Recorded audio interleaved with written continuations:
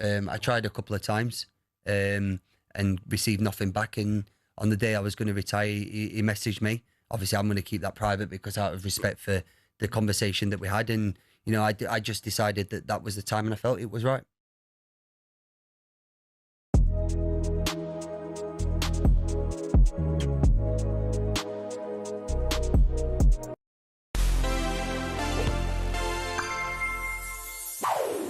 In the history of football, there may never have been a better player than Edson Arantes do Nascimento.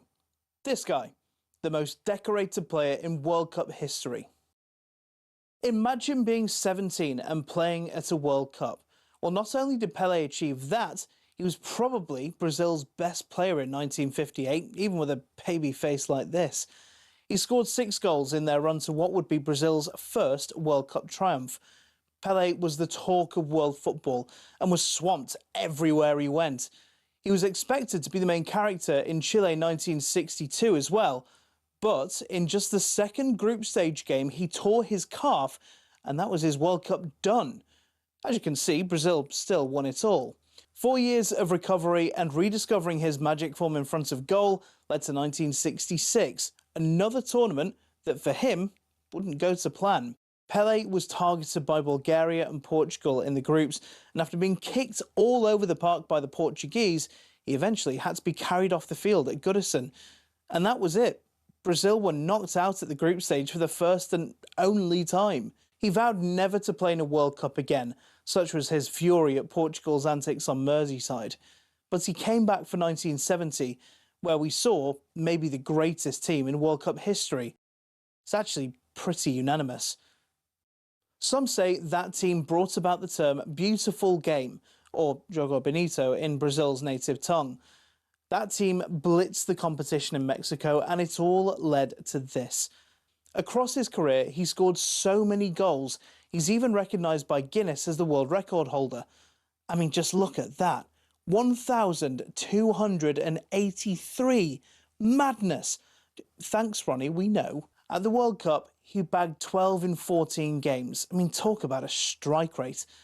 Around the world, we all debate our country's greatest player. In Brazil, they debate who's second, behind the only man to have won 3 World Cups, a man who they call O Rei, the king.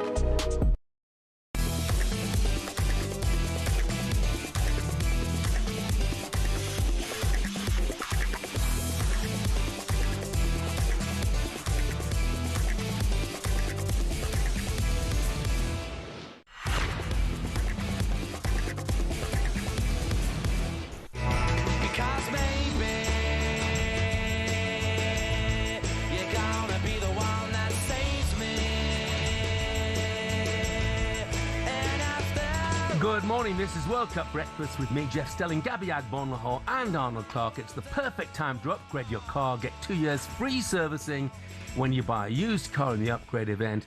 Check it out online. I'm sure if you're going to work this morning, you're going with a smile on your face. If you're not going to work, lucky you. If you're just waking up, you need reminding. It wasn't a dream. England down to 10. Overcame the altitude, they overcame the atmosphere, they overcame Mexico and reached a World Cup quarter-final against Norway with one of the most thrilling World Cup games that I can remember involving England in a long time. Wow. And teams don't go to the Azteca, do they? And win, generally speaking. But England did. And by the end, Mexico, you know, they just run out of ideas. And the 10 men, dare I say it, look pretty comfortable for the last 15 or 20 minutes. Gabby. Wow. What did you make of it? First of all, I'll say to anybody waking up, if you've seen the score and you've not watched the game, go back and watch it. Yeah, from the start. Yeah. Watch it from the start. Don't fast forward. Watch every single minute. The 11 minutes of extra time as well. That is a performance that will give everyone who's English across the world belief that we can win the World Cup. They fought like lions. They went to the Coliseum and they stood up against the intimidating fan base. 87,000 attendance, probably 82,000 Mexicans. The altitude, no problem. Yeah. Heroes, all of them, every single player. And I agree. You know, watch every minute of it. Of course, within that, you've got goals, penalties, woodwork being hit, red cards, all sorts of other things going on around the pitch. Incredible, Jeff. Well, I think at the end, I saw somebody tweet that it was a Tuchel tactical masterclass. Now, I disagree with that. Okay. Because I think that certainly second half, this was down to willpower, determination, and grit. Yes. And every single England player showed that. And I mean, I've got players that I want to single out, but what about you, Gabby? Who would you single out? I think Jordan Pickford was fantastic. Yeah, I mean, Troy Deeney saying that we can't win the World Cup with Pickford. I'm sure he'll take those comments back, knowing Troy is a good guy. I thought Anthony Gordon was fantastic. Did everything that was needed. And I thought Jude Bellingham was a standout player. 2 goals. He was the clearance off the line in the first half, near the end of the first half. The way he was running with the ball, he was like a man possessed. But it's hard to even give anyone a standout performance because they all fought like lions. Like you said, Jeff, maybe not a tactical masterclass, but the way he went to a 5, the way he brought Dan Burn on, do you know what I mean? I think that worked in our favour as well. And such a heroic performance. And I agree with you.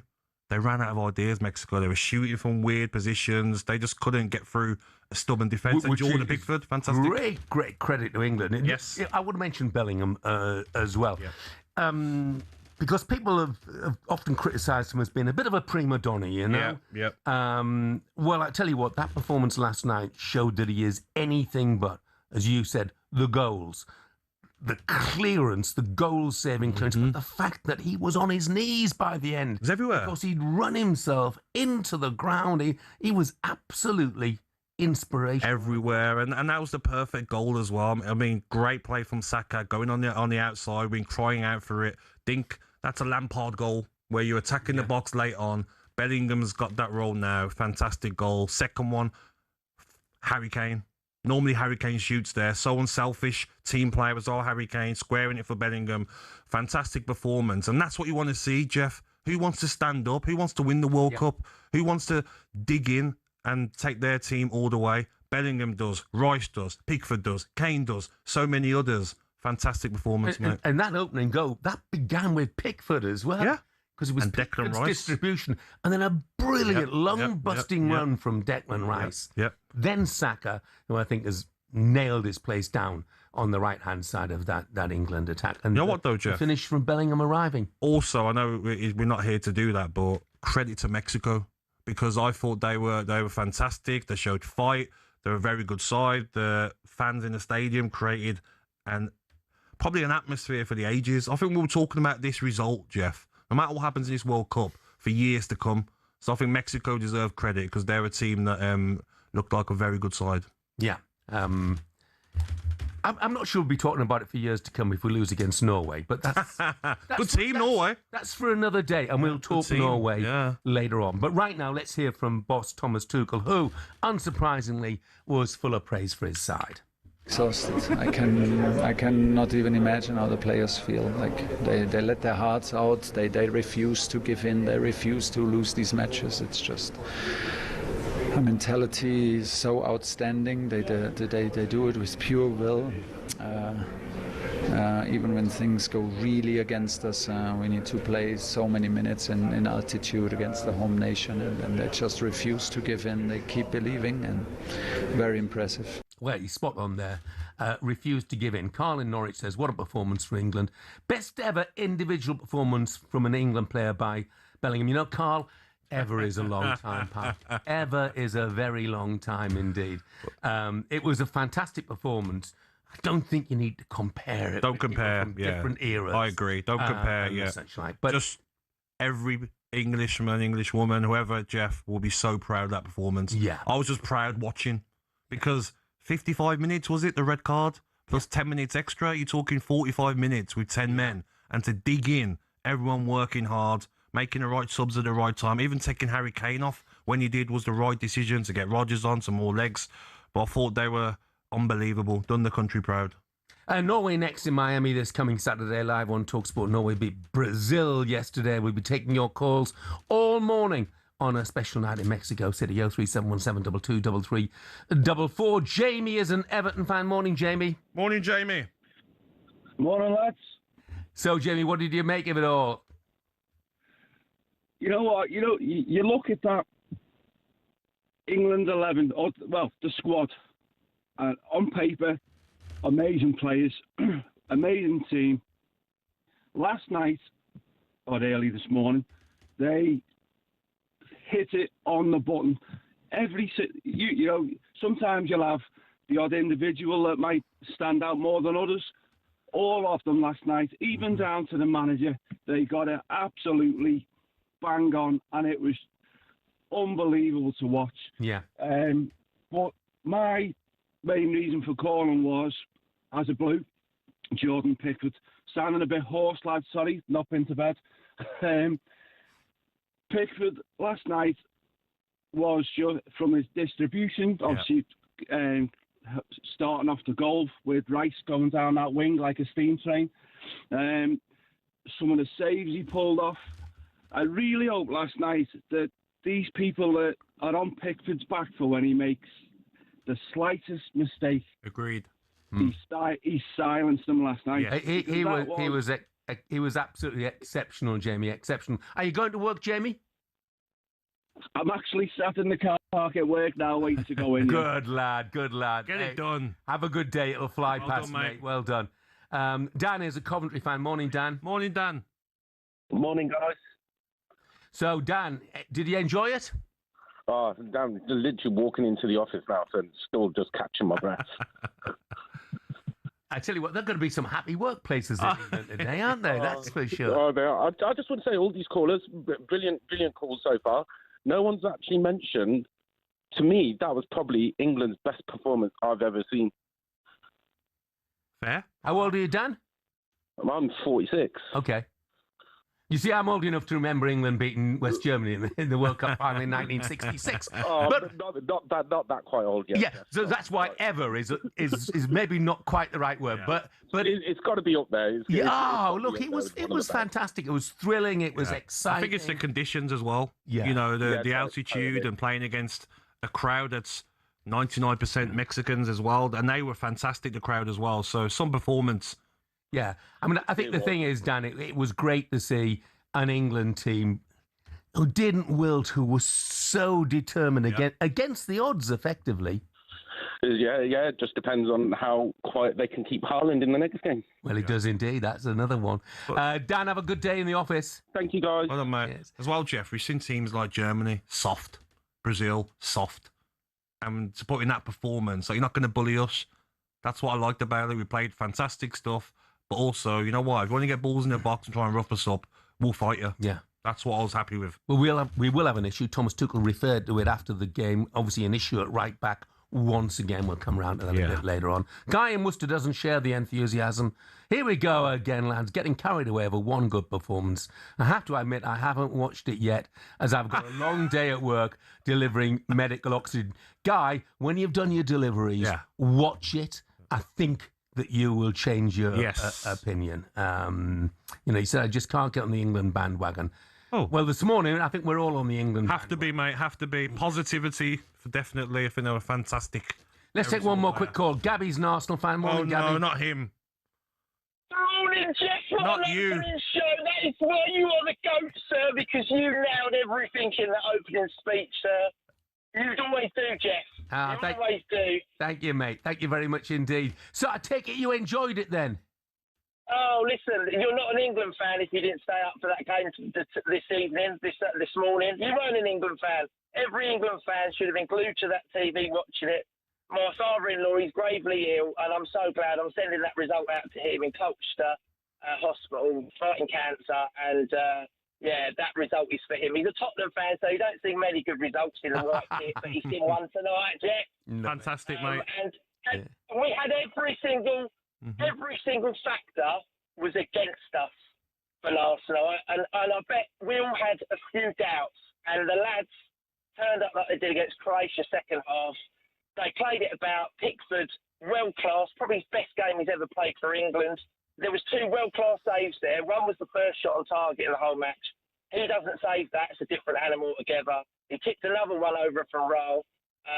And just every other player. Nobody left a stone unturned. Gabby, That's all we want. 2 things can happen in a game like that. You either crumble with the atmosphere and the occasion, or you meet your head on and you come out victorious. That's what our players did. Didn't affect them. The altitude, what everyone was going on about, didn't affect them. The 87,000 Mexican fans in the stadium didn't affect them. Proud of them. Gabby, thanks very much indeed, and our best wishes to your father, mate, as well. Just very briefly, Blairy says the England win 5-1 in Germany was better, boys. The only thing I would say about Blairy is I get that, but it's the significance of the game. That was a qualifying game, wasn't it? Whereas this was, knockout phase of the World Cup. I think as well, Jeff, if this game was in, America, it'd be different. Is it because of where it was? It was in their backyard. Exactly, mate. Absolutely. If you're just waking up, England through to the quarterfinals. They take on Norway. It's live on talkSPORT, of course. Bellingham with 2 goals in 2 minutes. A Harry Kane penalty sent Thomas Tuchel's 10 men through to the quarterfinals. Coming up across live to Mexico to continue reviewing what was an incredibly special night at the Azteca.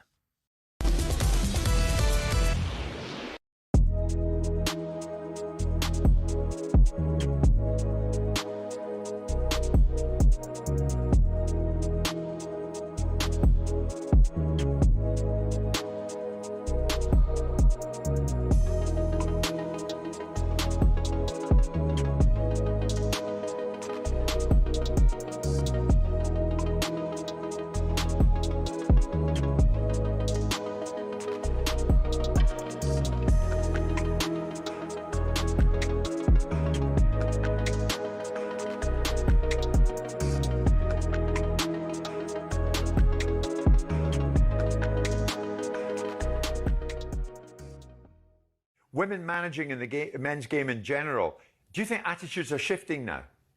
Well, I don't have any fundamental problem with anything as long as it's meritocratic and it's seeded in meritocracy. And so the idea that we have to have a woman in the men's game, we have to have a gay footballer coming out, we have to have these things, aren't necessarily part of my thinking. I look at it and go, I look past the person, I look past the sexuality, I look past the gender, and I look at the capabilities.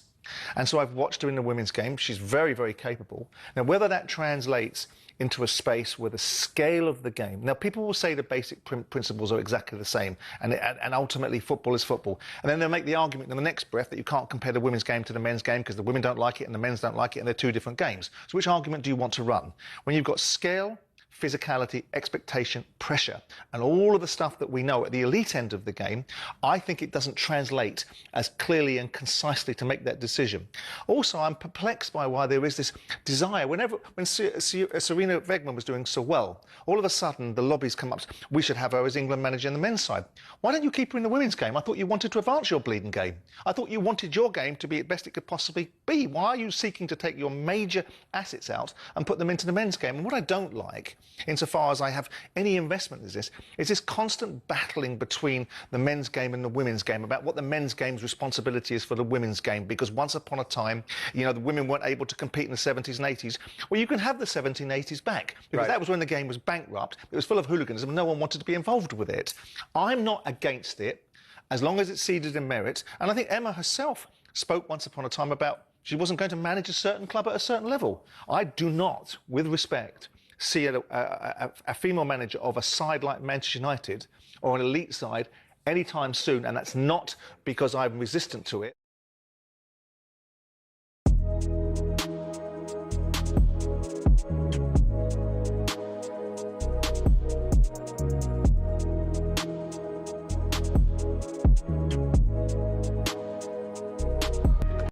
Hello, I'm Matt Forden from talkSPORT. This is How to Win the World Cup.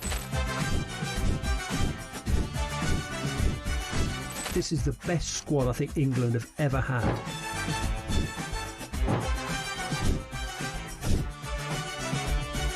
He used to love America, now he doesn't. It's very sad. It was so important to succeed because of all the pressure we received. Don't jump for this one, I'm going to knock his head off. Warning, this podcast does not guarantee England will actually win anything.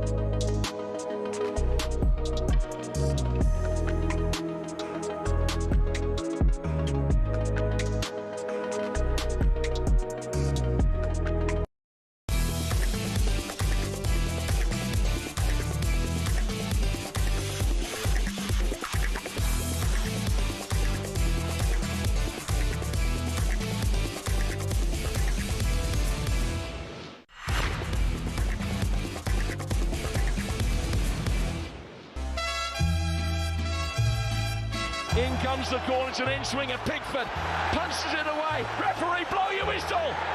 He has. England have won.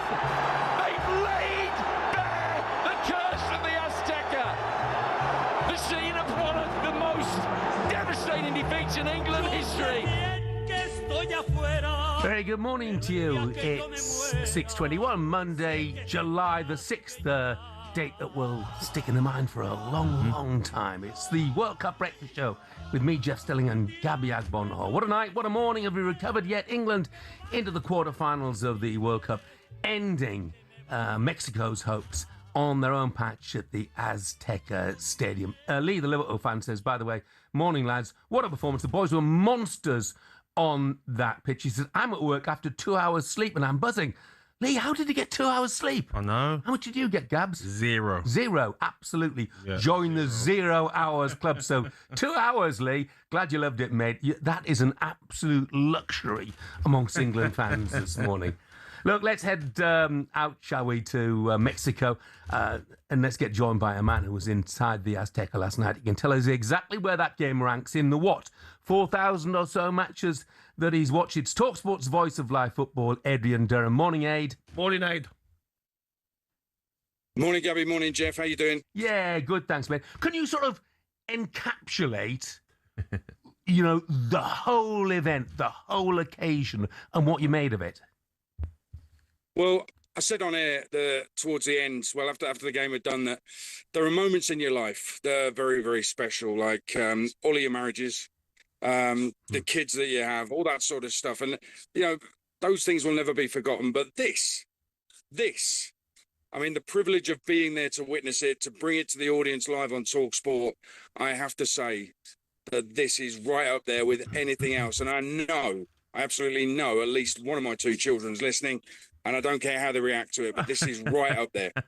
Adrian, I honestly, mate, watching the game, I was so jealous of you guys being there because the atmosphere, was it more electric than it sounded on our screens? Because they didn't stop all game, did they, the Mexican fans? Mate, the Mexican fans were absolutely sensational. And what you're saying there, Gabby, is right, because it's the whole package. The fact that it's a World Cup match, it's at a World Cup, so that's huge in itself. It's at the Azteca where we've got some history. That whole place just reeks of history. Their fans were magnificent. Their record at the Azteca is magnificent, and their record at this World Cup, Mexico, has been magnificent. So this was, I mean, in terms of the result and what it means, sensational. How they did it with some real quality, backed up towards the end of the game with a defensive block and wall that, it was never going to be beaten. And behind all of that, a guy who's had a load of criticism, Jordan Pickford, he puts in a stellar performance. He was absolutely stunning. He was Stuart Pearce's man of the match on talkSPORT. I just think the whole package together makes this, I mean, I know people will have a debate. This is the number one, certainly in my lifetime, England performance. I think one thing is for sure, it's the moment the World Cup really took off for England. Okay, second half against Croatia, we were terrific. But this is the game that sent out a message to all of those sides who are surviving. And by the way, a lot of the big boys are not there, are they now? Germany are not there, the Dutch are not there, Brazil are not there. This is the game that sent out a message to everyone else that we're the real deal, Aid. Yeah, I think so. Don't forget Scotland on there either. That's worth throwing in there, Jeff. So let's not forget that. I think no, you're right. And we have to be seen seriously as contenders. To do that with 10 men, to show two sides of the game, and they will all know that we have Harry Kane who's going to score goals. They'll all know that we've got Jude Bellingham.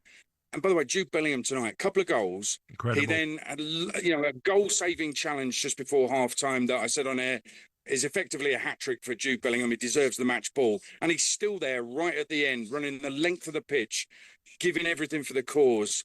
This is a proper national hero, a national treasure, Jude Bellingham. And all those other teams in there, the fancy teams like Argentina, who, by the way, weren't particularly great against Cape Verde the other night, got a little bit lucky. And France, who Paraguay got stuck into them. And listen, I don't think we like Paraguay's tactics, but it shows there's a potential fragility or some sort of flaw within that France side.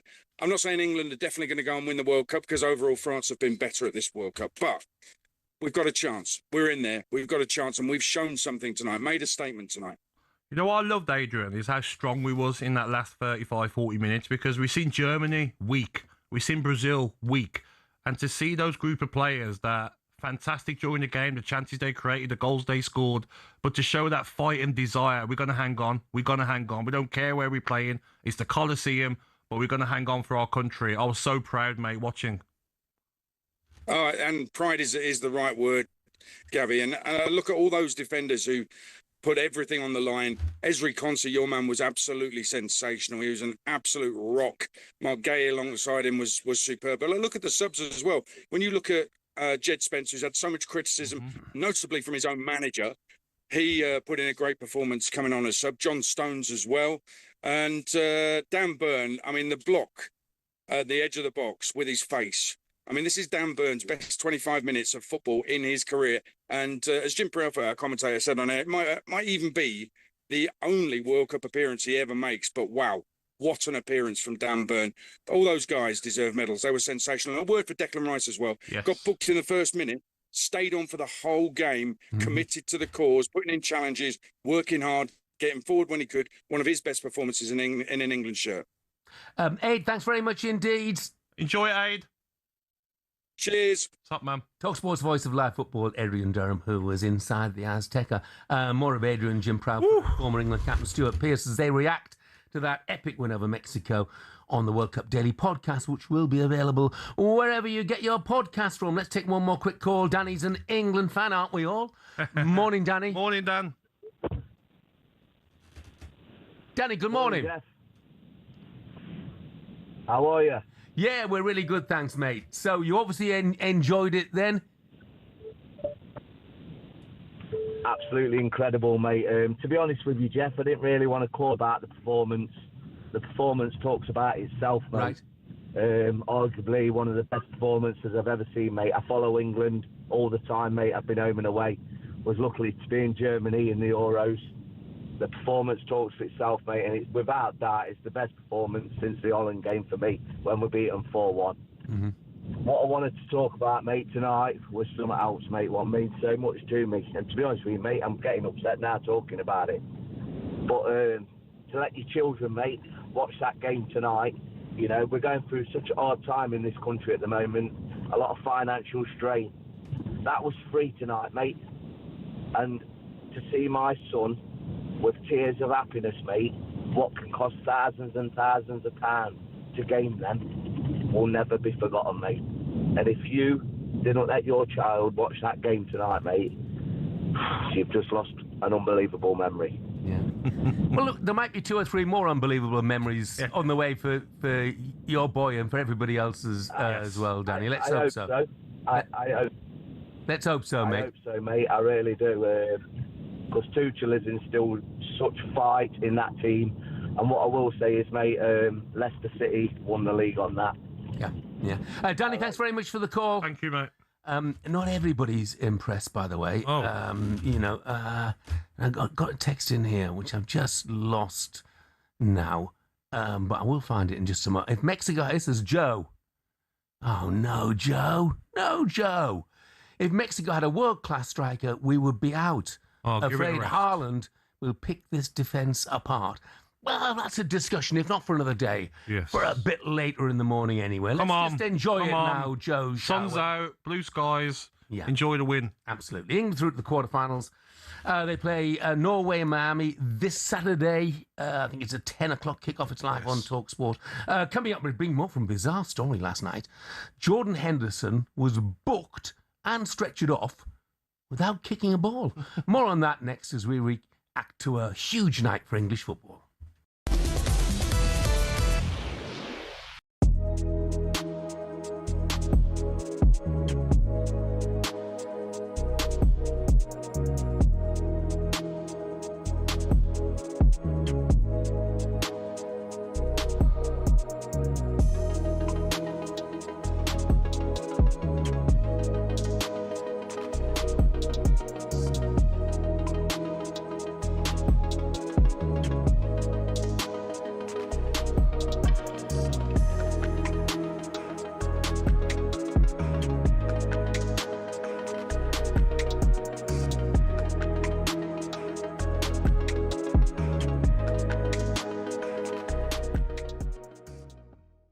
Tuchel won the Champions League with Chelsea on the back of not playing particularly attractive football, finding their way through games. So I don't think he really cares how England play as long as they win.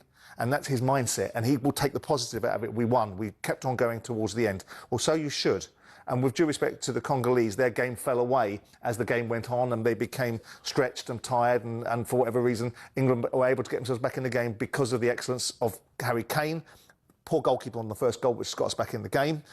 Brilliant second goal. But you look at it, you go, Declan Rice is like a machine hitting dead balls in there. Look at the first 3 or 4 corners that he hit in. Bang, first man, bang, first man, bang, first man. All of a sudden he starts changing his corners to balloons across the box because he seems to have his confidence gone. You look at Rice and you look at Saka when they come on, they look knackered.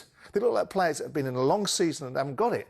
And ironically for England, Declan looked better at right back than what we've got, and that might be a conundrum for Thomas Tuchel that he changes that. But I look across the field, Rashford no end products. Madueke, no end products. You know, you look defensively, the goalkeeper doesn't worry me so much because goalkeepers make mistakes. That's what happens in games every now and again. And sometimes Pickford makes wonderful saves. But I look at it and say, that is not a team, in my mind, that has any chance of winning this World Cup when it comes up against serious opposition. What makes this remarkable is how differently you two see it. Well, I think if you're English, you're going to see it with emotion as well. And I don't have any emotion in this. Like the only person on the whole team that I played with and know is Harry Kane. I want him to do well, and he is doing well, and he's scoring loads of goals.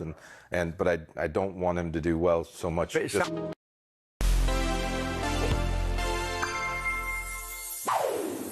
Ronaldo Nazario. Need I say more? He's won it twice, played in 3 finals, was once its all-time leading goal scorer. But let me tell you about a day that lives in infamy in World Cup and Brazilian history.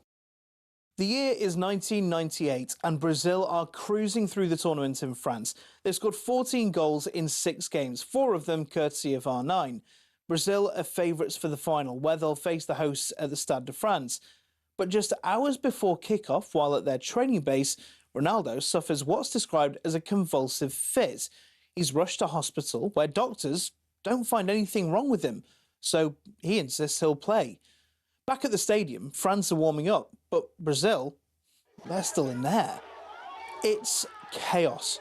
The Brazilian FA have just been given a team sheet without Ronaldo's name on it, but less than an hour before kickoff, a taxi arrives at the stadium, Ronaldo gets out and is shoved back into the 11.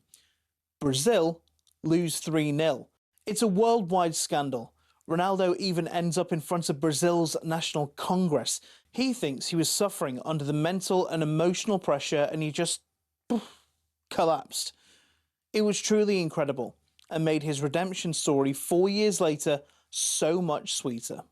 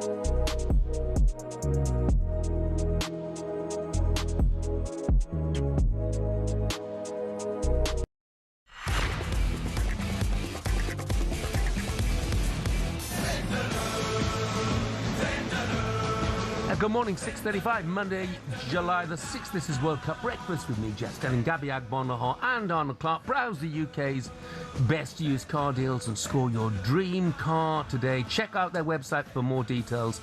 Anyone just waking up, England into the World Cup quarterfinals after a wonderful 10-man victory in the Azteca against Mexico, who became the second of 3 joint hosts to crash out. Just before we move on, but I thought I was bonkers. I thought I was going crazy. Because I had this theory, which we will talk about at some stage, that when we come around to playing Norway with the aerial threat of Erling Haaland, Dan Burn came on last night And everyone who watched the game will tell Dan Burn was fantastic when he came on. And Aid mentioned a minute or two ago, that might be the only 25 minutes of World Cup football that he might get in his career. Well, I think he might play against Norway because he has the physicality to play against Erling Haaland. And James has texted to say just the same thing. Haaland's nothing to worry about in the next round. Burn always pockets him and never scores against Newcastle. I bet Gabriel thought that yesterday as well. Yeah. Anyway, thanks, James, because you made me think that it's not just the lack of sleep, or it's not that I'm going crazy, that somebody else actually thinks I might be right. Anyway, look, wild celebrations at full time. Not just in England, by the way, but also in Mexico. And some news surrounding Jordan Henderson. talkSPORT's Max Scott is in the studio with more. Max? Yes, good morning, boys. As we know, Wonderwall's become the customary sort of anthem after the game for this World Cup. And in case you missed this, in case you had to rush home or rush to work, the players moved over the advertising boards to sing Wonderwall to get closer to the fans. At the end of the song, video footage shows that Dan Burn just skips back over the advertising boards with his long legs. And Jordan Henderson tries to do the same. He slips, falls, immediately writhes in pain. Dan Burn turns around to come to his aid. The medical staff are seen giving him oxygen, and Thomas Tuchel is concerned that he suffered a wrist injury.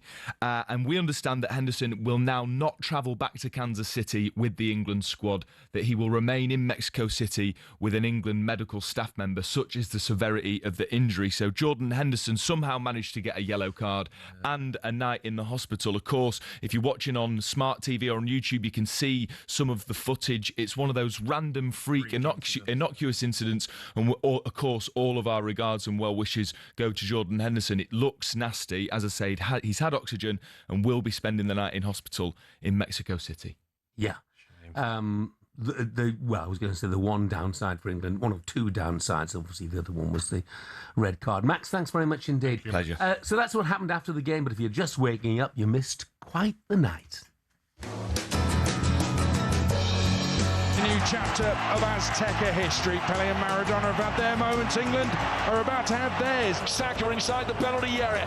Stands up a ball and a diving header is in. And England silence the Azteca with Jude Bellingham. And now England have robbed them of possession again. They'll try and bring it forward. It's Bellingham again. And he slipped it to his right-hand side. And he scored again. It's 2 in a minute. Oh, bring on the Norwegians in Miami. Jude Bellingham on the double. What an incredible minutes play that was for England. Free kick swung in, taking a touch, right footed volley in. And Mexico are back in it. Quinones, he's off. Once to dismiss. This game's have absolutely everything. That is the last thing England needed to go down to 10 men. How comes the goalkeeper? Could be a penalty to England. It is! Penalty to England. Harry, your country needs you here. You've got to put this away. Right footed, he has! England lead by 3-1. Penalty to Mexico. Jimenez with a curvy run. He's got to run up and hit it right footed. The crowd will tell you he scored. Tuchel's got to earn his money down there now. England have won! They've laid bare the curse of the Azteca. That is a massive step in this World Cup campaign. Yeah, it was Stuart Pearce saying that Tuchel's got to earn his money now. Peter in Newcastle said after everything went against us, what discipline by Rice after the first-minute yellow card. But those substitutions by Tuchel showed the difference between him and Southgate. When Gareth just sat, Thomas was active. I don't want to criticise Gareth Southgate in any way, shape or form, but for sure, Tuchel was decisive, wasn't he? Totally agree. I was quite shocked, to be honest, when you took Anderson off. And yeah. When he went to 4, I thought, has he done it too early? I did too. That's what I thought, but that's why we're not managers. Right, let's get the Mexico side of things for the final time in this tournament. We can bring in a good friend of the show, Mexican football expert Lalo Lopez. Morning, Lalo. Morning, Lalo. Morning, guys. Thank you so much for having me. Congratulations on a fantastic, massive victory at our fortress, the Azteca Stadium. What a thriller, what a game, a legendary game. I was writing in my article for Diario AS that it was like a game of the century 2.0, having this reference from Italy and Germany in the 70s. So it was a really fantastic game, and congratulations for you guys. Oh, well, thank you very much indeed, Lalo. Is that how it's being received in Mexico? A defeat, but, but people are just happy that it was a brilliant game? Well, people are kind of a little bit disappointed, but let's take it from where it goes. Mexico had an awful process. We have 3 managers in this whole process since Qatar. Javier Aguirre took the team when we were absolutely devastated. And we accomplished something that we couldn't imagine at the beginning of the year. This Mexican team reached its highest level at the World Cup. I think that Javier Aguirre took water out of stones. He had absolutely nothing. He built a strong team, a confident team that kind of overperformed in the World Cup and took England over to the ropes and to its limits. Lalo, after the game on the TV, it showed the fans. Some of the fans looked shocked. Some of the fans had tears coming out their face. But surely they've made their country proud, and the future of Mexican football is on the up. Yeah, I think so. We have 3-4 players, very young players that are meant to be our references for the future. I think Mexico has a pretty solid basis to come over, to overcome this defeat. Yeah. Javier Aguirre himself said that in the press conference, that he managed to build something out of nothing. And we have kind of strange basis to come over to the next World Cup. We have Gilberto Mora, which is a young star, which is a gem ready to take over the world. We have Eric Lira, which he will be joining maybe Serie A in Italy, maybe Spain. There are some teams interested in him. Brian Gutierrez, he also is put in some teams in Europe. So we have some expectations following the next World Cup. Rafael Marquez, the former Barcelona defender, will become our coach for the next World Cup. So we have some good positive qualifications after this big disappointment, but it wasn't so bad after all. Lalo, were people a shade surprised by a couple of the substitutions? I mean, you mentioned Mora. I was quite shocked when he was taken off after about an hour, and Canones as well, who, prolific goal scorer. Were people surprised by those substitutions? Yeah, Quiñones may be our best player in the World Cup. I don't understand why Aguirre did that. Aguirre has this awful kind of obscure story in the World Cups where when he has the neck over the water, he comes crazy, he suffocates himself, and he does these crazy, not understandable changes. In 2002, he took our best men over that World Cup towards a veteran that wasn't playing at that time. Again, in Argentina, in South Africa World Cup, he also suffocated with the changes. He managed to come over Chicharito Hernandez at the second half when he was the top scorer in the Mexican League at that time. And now this Quiñones change substitution is not quite understandable.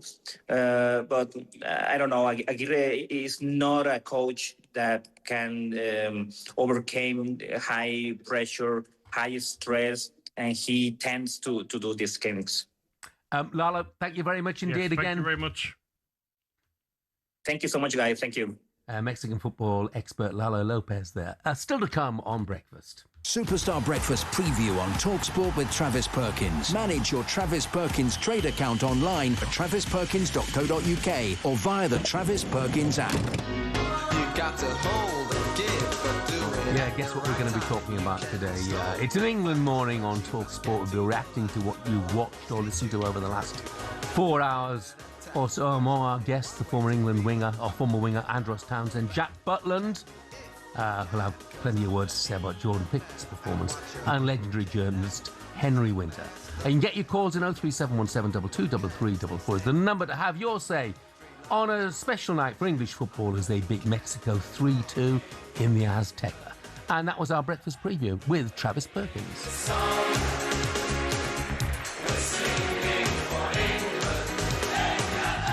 Superstar Breakfast preview on talkSPORT with Travis Perkins. Get free next day track delivery. Head to travisperkins.co.uk or download the app.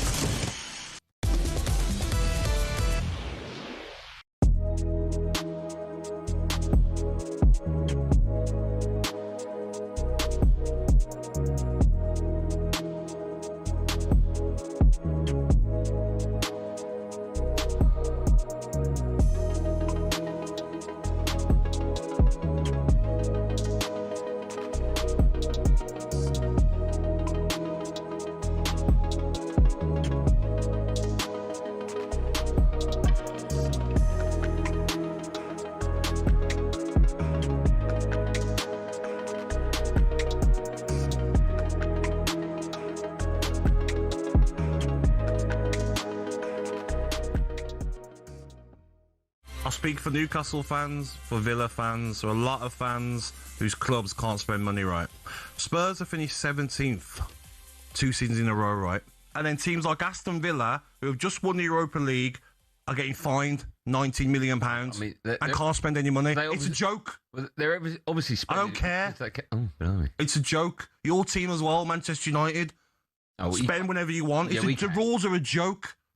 Just what's the point, mate? What's the point? The rules are terrible, though, Andy. Come on, mate. Be real now. It's that bias, mate. It's that so-called top six bias. Clubs like Aston Villa and Newcastle can't buy anyone. But Spurs finished 17th 2 seasons in a row and then go and spend. What's next? Who's going to go and get next? Just mad. Listen, I don't think he quite understands what FFP stands for because he's used Man United as an example. One of the biggest clubs in the world. No, but I think he has got a point. Yeah, no. I think he has got a point about the fact that, and I feel for Newcastle and Villa fans because they've got one hand tied behind their back. Yeah. And if they can't spend the money they've got, and now he's right. Villa are getting fined. What did they get fined? 90 mil. It was a lot. Yeah. But it's one of them where. But the only way that obviously the club can grow is they have to get in the Champions League every single season. Now, with Newcastle and Eddie Howe, I feel for him because what's he supposed to do? You look at the recruitment they've had over the last few seasons where he's bought players for less and sold them for a profit. And then all these best players, Tonali's now going to leave. Bruno Guimaraes is now Elliot Anderson's the one. Yeah, but I think back then they didn't quite know that he was going to but they had to sell him. Yeah, because of the financial fair play. Right, they had to sell him. Not they wanted to. Isak, gone. And you know they haven't even got a sell-on clause as well. I feel, Eddie Howe, the job he's done at Newcastle, I think has been phenomenal. But what is he supposed to do? Get ready to get that winning feeling with talkSPORT Win. This summer, talkSPORT is bringing you live and official coverage of every game of the FIFA World Cup 2026. And to celebrate, we're giving away £26,000 guaranteed. Go to win.talksport.com to enter now, and you could win 26 grand in your hand, tax-free. Enter now, and you could be the next to get that winning feeling, courtesy of talkSPORT Win. Find out how to enter now at win.talksport.com.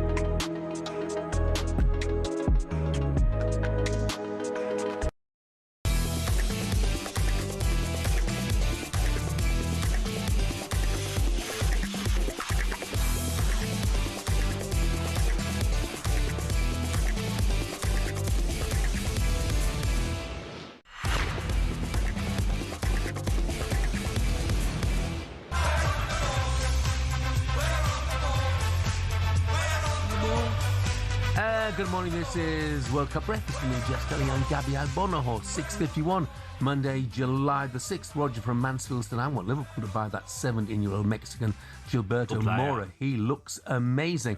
I completely concur, Roger, which is I was really surprised and relieved and happy that he was taken off when he was taken off. England overcoming, altitude, atmosphere, an hour's weather delay, and Jarrell Quance's 54th minute red card to beat Mexico 3-2 at the Azteca. So, what next? Well, Norway this Saturday at 10 p.m. They reached their first ever World Cup quarter-final courtesy of 2 Erling Haaland goals against Brazil. It finished 2-1 to Norway, and don't read too much into that scoreline. You know, Norway were very comfortable winners. Yes. Right, we can hear now from England's winning goal scorer, Harry Kane. He told talkSPORT that fear or pressure never really came into it when taking his penalty.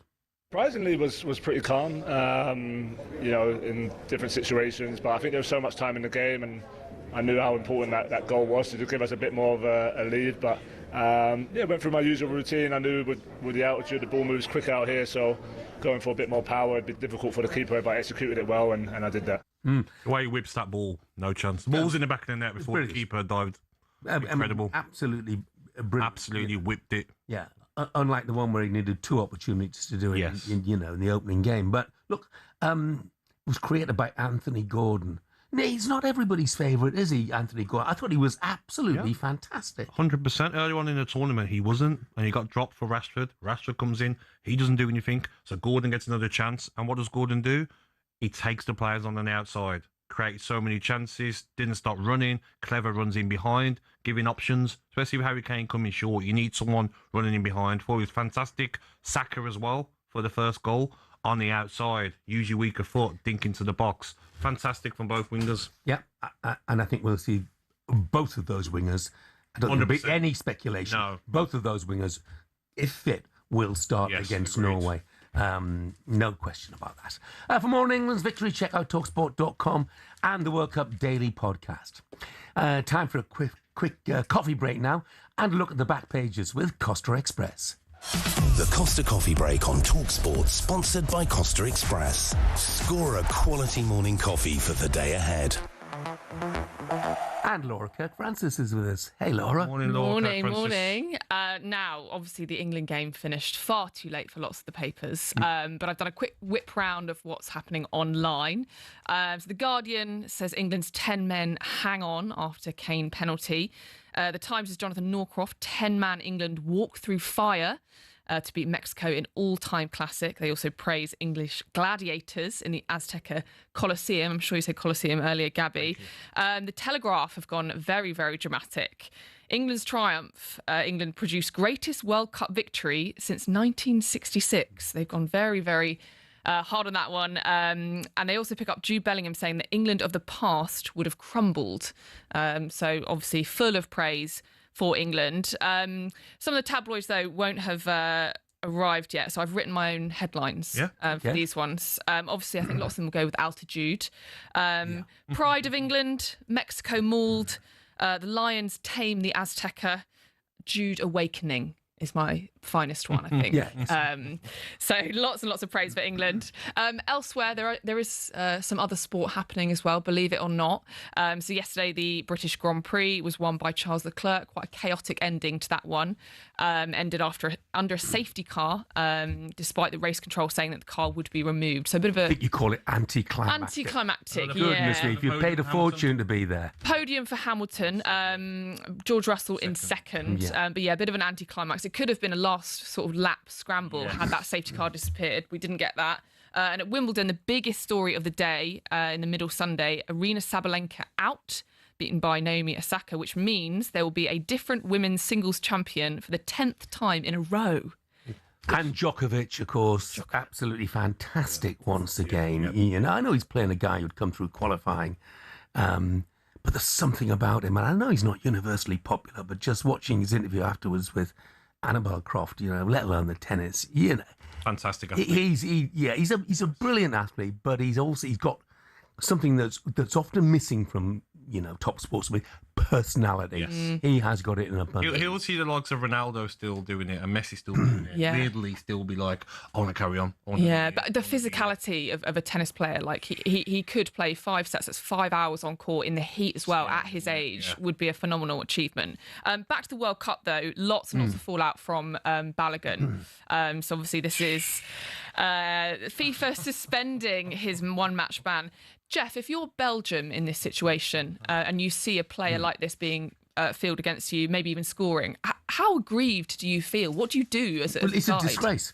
It's an absolute disgrace, and people are missing the point when they say, it may not have been a red card. That's It irrelevant, was an isn't it? accident. It's irrelevant. It's how the authorities have gone about this. And for me, Gianni Infantino needs to resign. He needs to resign today.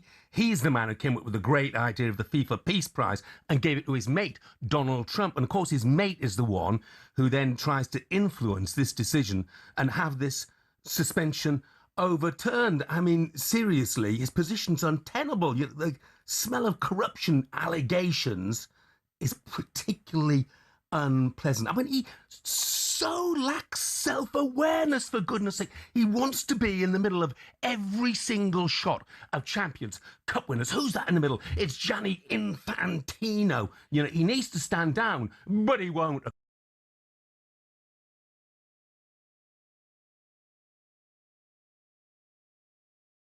You look at the Club World Cup and Donald Trump was there in front of the Chelsea players, like, get out the pizza, Donald. It just shows Trump has phoned him and he's probably said, Infantino, no problem, Donald, leave it with me. Suspended sentence. Like, it's basically a suspension of a suspended sentence. I will say Donald Trump has given some praise to England this morning. He says Harry Kane of England is a great player in the way that he can type. Of course. You know what he needs to do now? Can Keir Starmer phone Infantino and get Kwanzaa's red card rescinded? I think we're better than that, though. Do you think Donald Trump can recognise great footballers? I mean, look, he's probably thinks Kane's a defender. He has no idea, does he? But he's at the centre of attention, which is exactly as you said. What if this was us though, and Balogun scores or creates an assist or anything, like, you'd be losing your mind. If Belgium must be thinking, listen, we're going to win this because of this decision. Disgraceful. Couldn't believe it. Yeah, it's just shameless, isn't it? And nobody's having a go at Balogun. No, because I like a lot of people thought he was unlucky. I mean, there was no intent at all in the challenge, but that is not the point.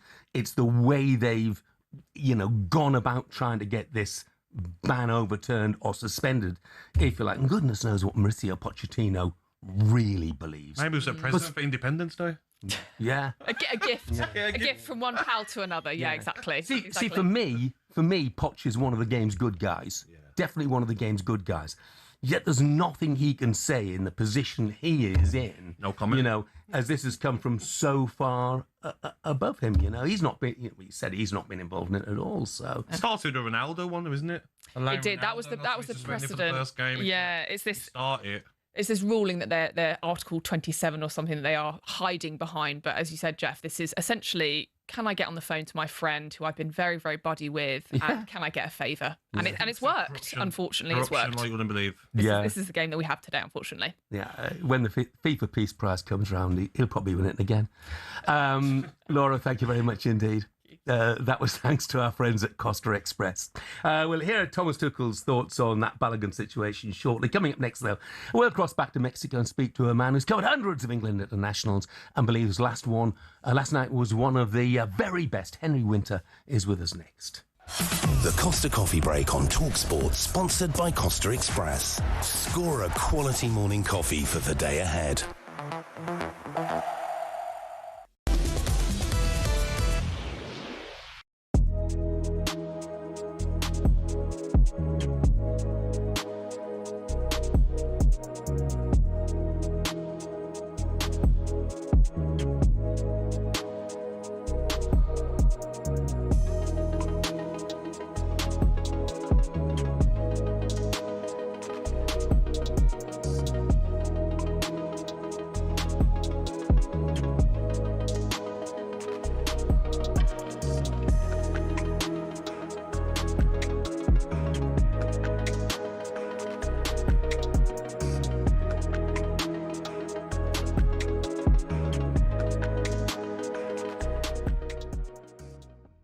The Triunda match ball, Martin, the Adidas match ball, made for this year's World Cup, was made specifically for moments like this, because it has a microchip in it that can detect when the ball has been touched. Now, that's hard if you're Croatian. Of course it is. But the decision's right. Yeah, we have to trust the technology. You know, the naked eye, though, might be telling you something else. It's very difficult to see any kind of touch on that. And this game, Jim, was giving everything. If you just sat and watched this game, amazing. One of the best games I've seen. I think Croatia, unrecognisable. Portugal don't look like they're going to go through, by the way, against Spain. They're just not going to happen now. But at the end of the day, I thought they were unlucky. But we trust the technology, but they were desperately painful to see that happen. We're surrounded by Croatian fans in the hotel that I was in last night, and they were consolate when it went against them. They were just gutted everywhere. Yeah, it doesn't feel fair, but obviously we trust the technology, and that's it. Well, that's it, man. I mean, Simon, a lot of people will say, and they are saying it here, surely it goes against the spirit of the game. The spirit of the game. It was the faintest of touches. The sensor picks it up, the sneakometer's onto it, no goal. Depends what you want, doesn't it? I mean, what is the spirit of the game? Is the spirit of the game simulation and diving and all kinds of things? Is that the spirit of the game? Is it constant griping and whining about referees' decisions? Is that the spirit of the game? I mean, I know that people say now, because they're entrenched in a position, and I think that people should always be prepared to change their mind when the information changes. When people have made their mind up, they've decided that VAR is not what they wanted, despite years and years and years of endless complaints about...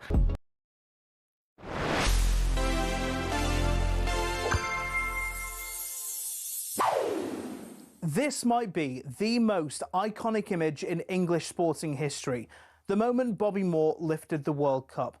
It meant the flag of St George could forever be draped on the Jules Rimet, and Moore would be a hero always, despite the twists and turns of his eventful World Cup career. Bobby Moore went to the World Cup in 1962, but didn't play a single game. A year later, though, he was made England captain, leading the side as they built up to 66.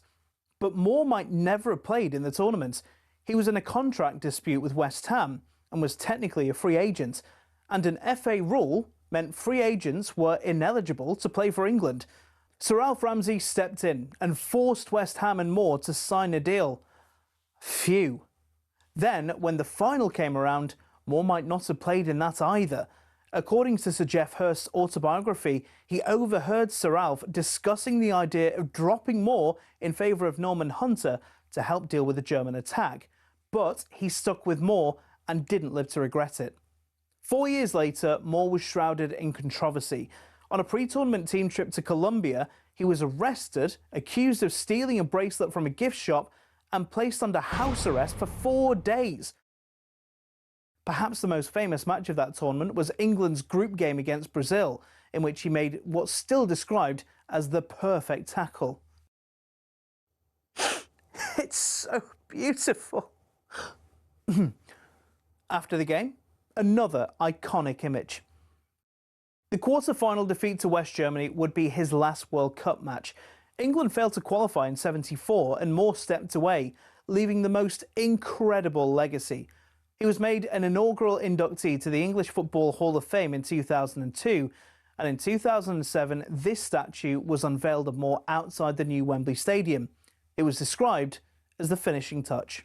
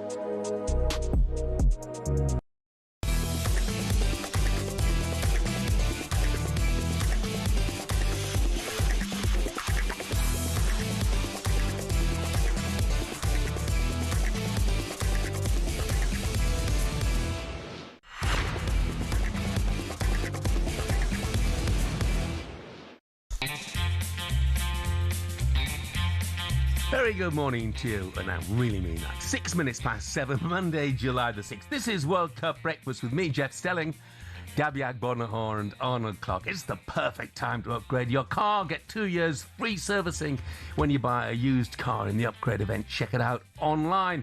On the way for you this morning, former England internationals Andros Townsend and Jack Butland will join us to break down an extraordinary night for the Three Lions at the Azteca as they banish the demons of 86. Well, after a fashion anyway, because it wasn't Mexico in 86, but there we go. Let's review it now in partnership with Burger King. The Breakfast Briefing on talkSPORT with Burger King Burger Buddies. Total tournament satisfaction delivered by the experts. Order now on the BK app. 5-goal thriller, red card, penalties, 10 men. What a night at the Azteca. England edging Mexico 3-2, and they were carried over the line by the brilliance of this man. Hey Jude. Saka inside the penalty area. Stands up a ball and a diving header is in. And England silence the Azteca with Jude Bellingham on the score sheet. And now England have robbed them of possession again. They'll try and bring it forward. It's Bellingham again. And he slipped into his right hand side. And he scored again. It's 2 in a minute. Oh, bring on the Norwegians in Miami. Jude Bellingham on the double. 90 seconds to go to half-time. A left-footed away swinger headed down to chance. And somehow Montez has missed it. It's come off his thigh. And Jude's come from nowhere. Stuck out a right foot and sent it behind for a corner. Well, that interaction was as good as any of the goals he scored in this game, without a doubt. And anytime you feel the pain.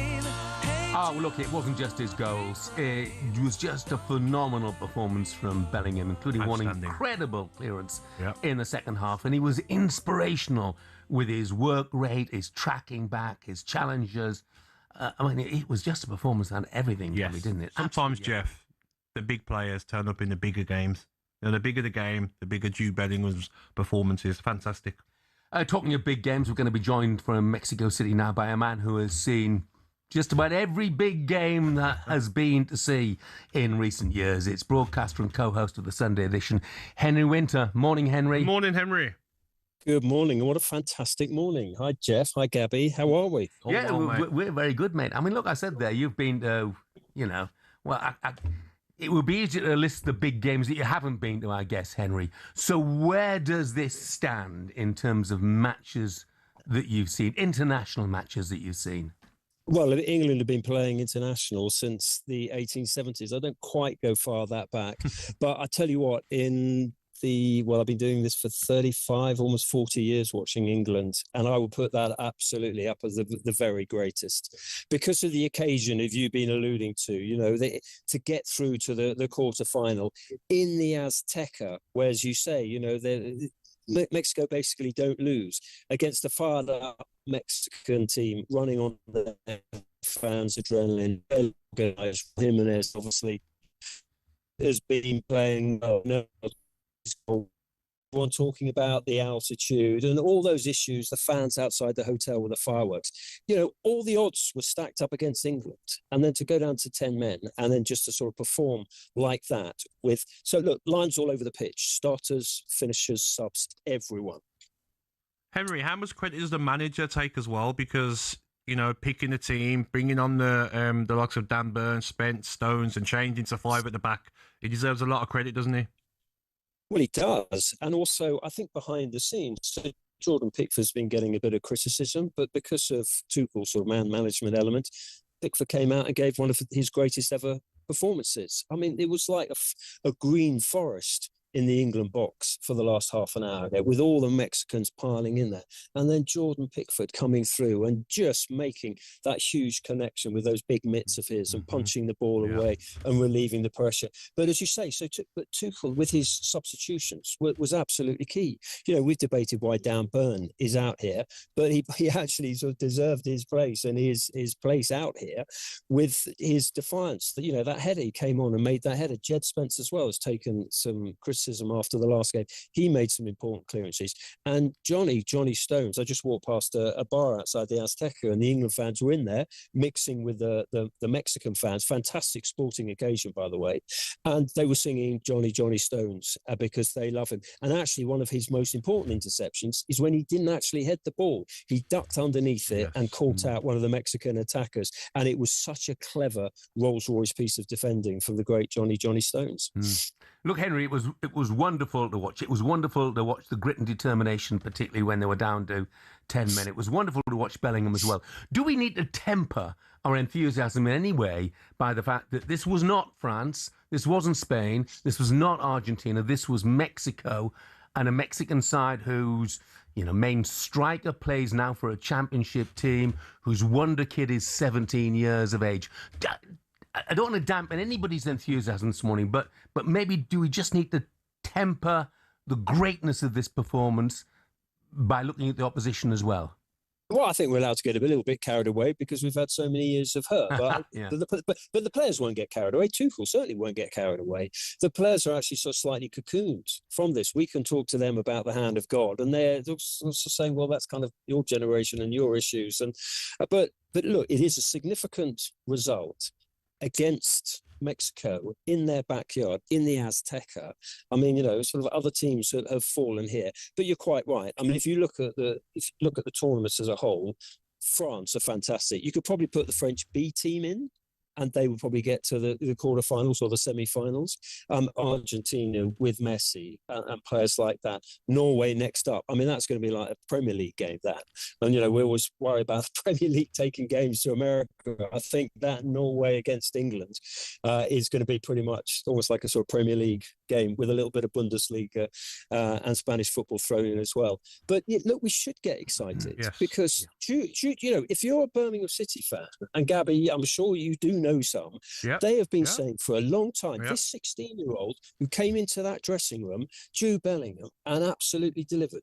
Borussia Dortmund fans, his first game for them was on tour in Switzerland, back heel to Erling Haaland, who scored. They saw there was a special player there. He went into the Real Madrid dressing room. This is Real Madrid, biggest club in the world. Lesser personalities that have been crushed by that club, and he has absolutely delivered there. So we should cherish him. Well, Henry, he's not for everyone, is he? Because there was one idiot journalist who said Thomas Tuchel believes squad harmony is crucial to England's World Cup chances, but starman Bellingham has proved he's divisive and petulant. The obvious solution: leave Jude at home. Interesting. Well, the important decision is made by Thomas Tuchel, who's made some comments about Jude Bellingham, and does he buy into, to use his phrase, the sort of the team ethos? I think Birmingham City fans, Borussia Dortmund fans, Real Madrid fans, and also England fans will say that absolutely that he does. Just he's got this winning mentality, and some people have an issue with that because they feel he's a little bit disrespectful to officials. But I like that winning mentality. I want more players in that England team to be inspired by that mentality. Can you imagine if Jude Bellingham was American? They would be celebrating mentality, So look, I don't know necessarily the piece that you're referring to. And to be fair, Tuchel has encouraged some of the sort of the narrative on this. But what a player. He's one of the best players I've ever seen play for England. He's got that Brian Robson getting into the box. He can do the sort of pull ints in front of the back line and nick the ball. He can dribble like a Chris Waddle. There's so many elements to this fabulous player. And absolutely, you're so right, Gabby. We should cherish him. Henry, he was absolutely inspirational. Inspirational. Henry, thanks very much. Top man, Henry. My pleasure. Take care. Writer, broadcaster, co-host of the Sunday edition, Henry Winter with us there live from Mexico City. And that was a roundup of all the latest action thanks to Burger King. Just before we leave it, Matt Law in the Daily Telegraph has tweeted, a word on the Mexicans too. I've only seen people be friendly and welcoming. On my way out, I saw England fans at a bar singing Hey Jude with Mexico fans. Lovely. That's how you should be. That's what a World Cup should be about. Exactly. Coming up, we've taken your calls on that incredible night for England and also try and help you get through work today with minimal, or in some cases, no sleep. That's next. The Breakfast Briefing on talkSPORT with Burger King Burger Buddies. Iconic winners delivered in the box every time. Order now on the BK app.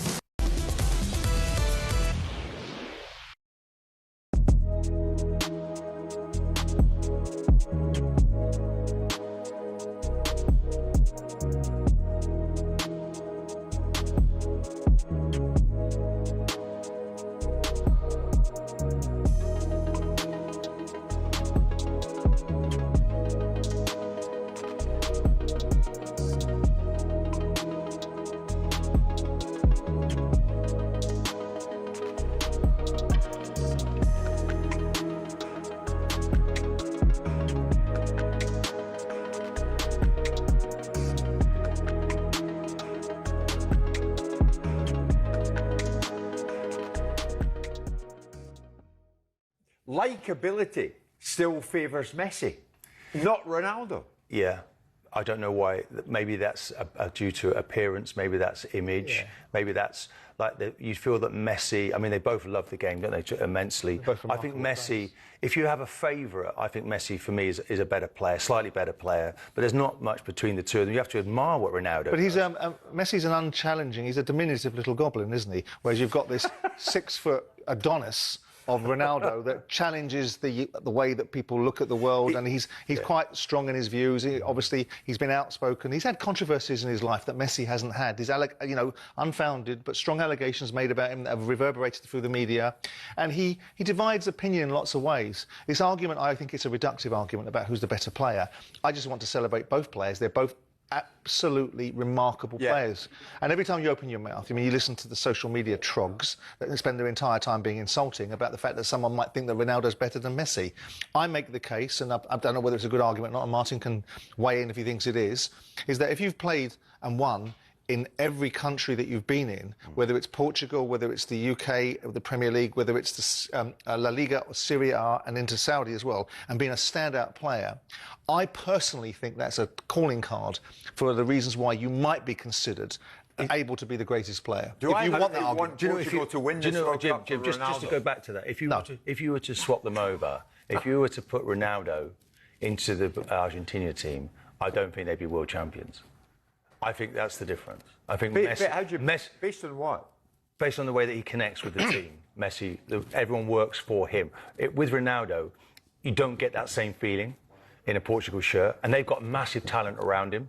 You know, look at the number of the players that are in there. Yeah. Great players. Oh, yeah. But Ronaldo, I think, he's older as well. He's 3 years older. Messi's still got that.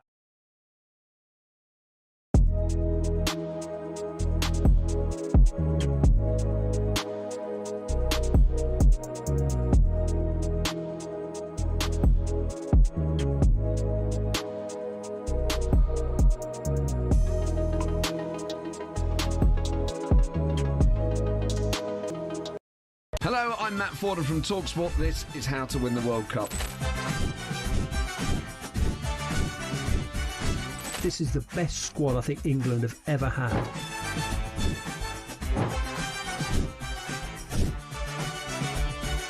He used to love America, now he doesn't. It's very sad. It was so important to succeed because of all the pressure we received. Don't jump for this one, I'm going to knock his head off.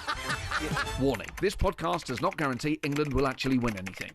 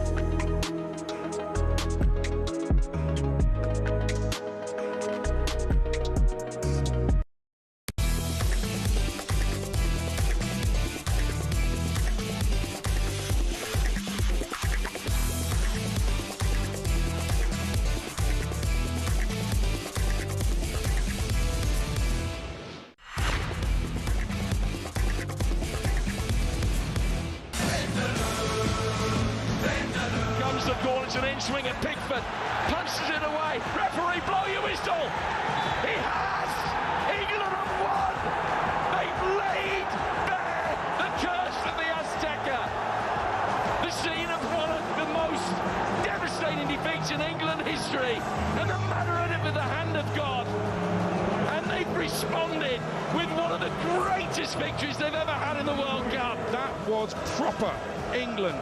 Quality football and goals. Patriotic passion. Graft. Hard work. You've earned your money. Fantastic. You've filled your nation with pride. You are all heroes. They certainly filled the nation with pride, that is for sure. There'll be some sore heads this morning. Because if you're just getting up, this is World Cup Breakfast, by the way, on talkSPORT with me, Jeff Stelling and Gabby Agbonlahor. You're just getting up. The action actually finished at, around 4 a.m.? Yes. Because kickoff was delayed by an hour. If you didn't stay up to watch it, well, you missed one heck of a night. England into the quarterfinals of the World Cup. Jude Bellingham scoring twice in 90 seconds midway through the first half. England go 2-0 up. Quinones pulled one back just before half-time for Mexico. Had other chances. Jordan Pickford made a couple of sensational saves. Jarrell Quansah was sent off for a tackle early in the second half. Anthony Gordon then won a penalty for England, which Harry Kane converted to make it 3-1. Raul Jimenez scored from the spot as well after Harry Kane was judged to have fouled Mexican. But England held on pretty comfortably in the end for a 3-2 win. Let's head to the phone line, shall we? 03717 223344 is the number. Let's speak to Sam. Morning, Sam. Morning, Sam. Morning, Jeff. Morning, Gabby. How are you feeling, Sam? Oh, do you know what, Jeff? From the 4:30 time going to bed to the 6 a.m. alarm call this morning to my poor wife Jenny telling me off during that added time, which was absolutely torturous. It was all worth it, mate. Yeah. Were you shouting at the telly? Were you keeping her awake with your shouting? I was bringing the house down, mate. It was horrific, wasn't it? That 11 minutes. It seems to just go on forever. I said to Jeff, anybody who's woken up this morning and hasn't watched it, watch it from start to finish. We've got the replay on here in front of us as well. Some game it was. 100%, it was so good. And do you know what, guys? How often, because I tell you what, I was worried at that red card for Quansah, because how often has an England World Cup game decided on a penalty shootout, a red card? And I was thinking this is happening all over again. So for the boys to stand up like that and dig deep like they have to, yeah, excellent. Hey, have a great day, Sam. Yes, well done, mate. Thanks so much, guys. See you later. Let's take another quick one. Kai is an England fan. Morning, Kai. Morning, Kai. Morning. How are you guys? Yeah, well, we're very good. You sound very bright and breezy. Did you stay up and watch it? It's the start of my birthday week, so now I've got something to look forward to over the weekend. Brilliant. So I just can't believe it. When you're a massive football supporter and your birthday's in July, you really rarely get yourself your game. So hopefully we'll win to the semi-finals by 20 minutes into my birthday day. So I'm just buzzing now. All right. Who did you think were the standout performers, I'm not going to lie. I've been alive since the Argentina in 1998, and it literally was heartbreaking. I think they all were just bloody brilliant tonight. I'm not going to lie. Excuse if I said the wrong word there. I've just not been able to sleep. I've had too much caffeine due to the whole extra hour. I planned the whole alcohol consumption and the caffeine prescription down to a T. No, Kai, brilliant was exactly the right word to use. Well done, mate. Have a good day. And I just can't wait for my birthday. But boys, enjoy the rest of your week and come on England for the quarterfinals. And we've got it, and it's coming home. Hey, first person to say it this morning, Kai. Well done, mate. I've got a text here, and it hasn't got a name on it, but I know it's you, Greeno. I know it's Greeno. Greeno the postie says, "Hello lads, alarm set for 12:45 last night, game delayed, so went back to sleep until 1:45 to watch the game and then straight to work. That's the life of a postie." What a game. So it makes it worse when you're driving to work and you see the pub clearing out. Yeah, I know the feeling very much, Greeno. Hope you're well, mate. Right, now it's time for a bit of this. The Costa Coffee Break on talkSPORT, sponsored by Costa Express. Score a quality morning coffee for the day ahead. I'm delighted to say Laura Kirk-Francis is back. Morning, Laura Kirk-Francis. Morning. Just on that note, I've never felt more national pride than as I was coming in to watch the game at the pub. And I was going through London and it was buzzing. At 1 o'clock in the morning, I thought, yes, everyone's got the right idea for this. Even after the game, I was coming from Bond Street in a car and rammed everywhere still. People on line bikes, there's traffic. Just people didn't want the night to end. Yes. That's very, very la-di-da coming from Bond Street. You were at somewhere nice, weren't you? I was at a nice hotel doing a bit of work, Jeff. Oh, right. Splendid. Okay. Fair enough. Because you need to do more work, Gabby, don't you? I need it. It's paid for my ticket to the final. Well, if you are one of those people who was in the pubs, I've done a whip round of the press's guide to coping with today. So how you're going to get through today if you haven't had any sleep. Quickly, though, the Sun reckoned that 6,000 of England's 30,000 pubs stayed open last night, which makes me think, what were the other 24,000 doing? That's not high enough. And that today, 20% of the workforce have booked today off. But that's not us. And if it's not you, here are some of the top tips. None of them are groundbreaking. Get outside, get some sunlight. Again, super helpful, groundbreaking, that one. Get your boss to let you nap. 20 to 30 minutes is sufficient. No more, you'll feel groggy. Treat today like you've got jet lag, so try and stay awake as long as you can. Yep. Have a bath. Oh. I can't think of anything worse than having a bath when I'm hungover, but apparently Doesn't your husband? My husband likes a bath when he's hungover. He says it rehydrates him, which I think is rubbish. You know what? 4:15 this morning when the game had finished, and I thought I've got about 45 minutes before I need to leave to work. I got a bath. Did you have a bath? Lovely. Did you? So Did it that- wake you up or make you a bit relaxed? Bit of both. Well, yeah. Bit of Look, both. I was pretty a bit hot and sticky and sweaty, having been shouting at the Did you have TV. England songs on while you were in the bath? No, no, Vindaloo. It's coming home. Other tips, have a coffee as well. Have a lovely Costa coffee if you're out and about, of course. This one I absolutely hate. Swap your hash brown for broccoli. So if you are going to have a greasy fry up, eggs, bacon and broccoli will do you nicely. That's an abomination. Have a hash brown and enjoy your life. But one I think that is definitely worth it, get an electrolyte. So something with salt in it, just to keep you going through the rest of the day. But personally, just enjoy the fact that you're tired because you watched England go through. It's one day, suck it up. You're going to get there. Some poor service though, isn't it, today? People that have been up. Yeah. Go to a restaurant. I was going to say, be nice to serving staff today because they were pulling pints all night for the nation. Excuse me, I ordered food 2 hours ago. I'm sorry, I forgot to put it Sorry, through. I haven't slept. Exactly. I do hope some of those staff got big tips last night, staying on till 5 o'clock or later in the morning. But it's the exhilaration will take you through the day, won't it? And by the way, a couple of people I know should mention them. Sophie Ridge, Sky News presenter, she posted a photo on X last night. It's probably about 4:15 in the morning, was it, Sophie, of you in your England shirt? and said you were going to present Sky News this morning in her England shirt. Now, we haven't got a feed of it on here, so I couldn't tell you whether she I don't know is. if she is, actually. Or I think whether we've got it she's- or outside. whether I'm not she sure bottled she's... it or not. But she has had no sleep. And Dan Walker, who's presenting Classic FM this morning, he said he managed to get an hour's sleep. I was lucky, Dan. That's I'll an take hour more than some of us. I'd love an hour all day. Yeah. I'm taking it, Laura. You've had none, have you? I've had none, but I feel fantastic. I'll power through the rest of today. I'll probably watch a full match replay, like we've got on here. I'll then watch the highlights. I'll then go through the press. It'll just keep me going. Laura, what our players went through a few hours ago. Well, we don't need sleep, do we? Look what they've been through. And the altitude. Well, all things. And what they put us through, to be fair, in that last half an hour. I'm one of them. I felt pretty comfortable. I honestly the last didn't think 15, I thought Mexico ran out of ideas. They got the ball wide to a couple of players who couldn't cross it.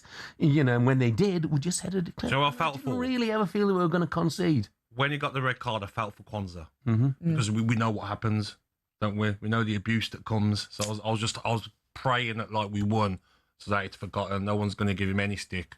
So felt for him with that red card because he's trying to get in there, isn't he, for a saving tackle, but he didn't need I thought it was a great tackle when I first saw it, and I was, we were up in the pub, clapping, and then we saw the still and thought we're in trouble here. But get yourself an electrolyte, everyone, and enjoy your day. On the commentary, though, all I heard was they're fighting on the bench and there's punches thrown. I was like, cameraman, show it. Yeah, show us. I thought, I want to see the scrap. Yeah. Show us the scrap. Who's fighting? Yeah. Obviously, you must have been a message saying you're not allowed to see that. Just in the same way, you're not allowed to see streakers anymore, are you, at sporting events? Things we don't like to see, but things we want Who's to throwing see, punches? please. Is it Thomas? Who is it? Exactly. Brilliant. Exactly. Laura, thanks very much indeed. Thank you, Laura. You done for the day? I am done for today. Nice. All right. Off to bed? No, let's go in sunlight. I've had too much caffeine now. I'm buzzing. Yeah. I'm just going to go and watch the full match replay. Thanks very much indeed, Laura. And that was all thanks to Costa Express. Coming up, we'll continue to celebrate England's performance last night. We've made it to the quarterfinals. Norway next. It's live on talkSPORT this Saturday evening, and we'll bring you more on Norway in a moment or two. The Costa Coffee Break on talkSPORT, sponsored by Costa Express. Score a quality morning coffee for the day ahead.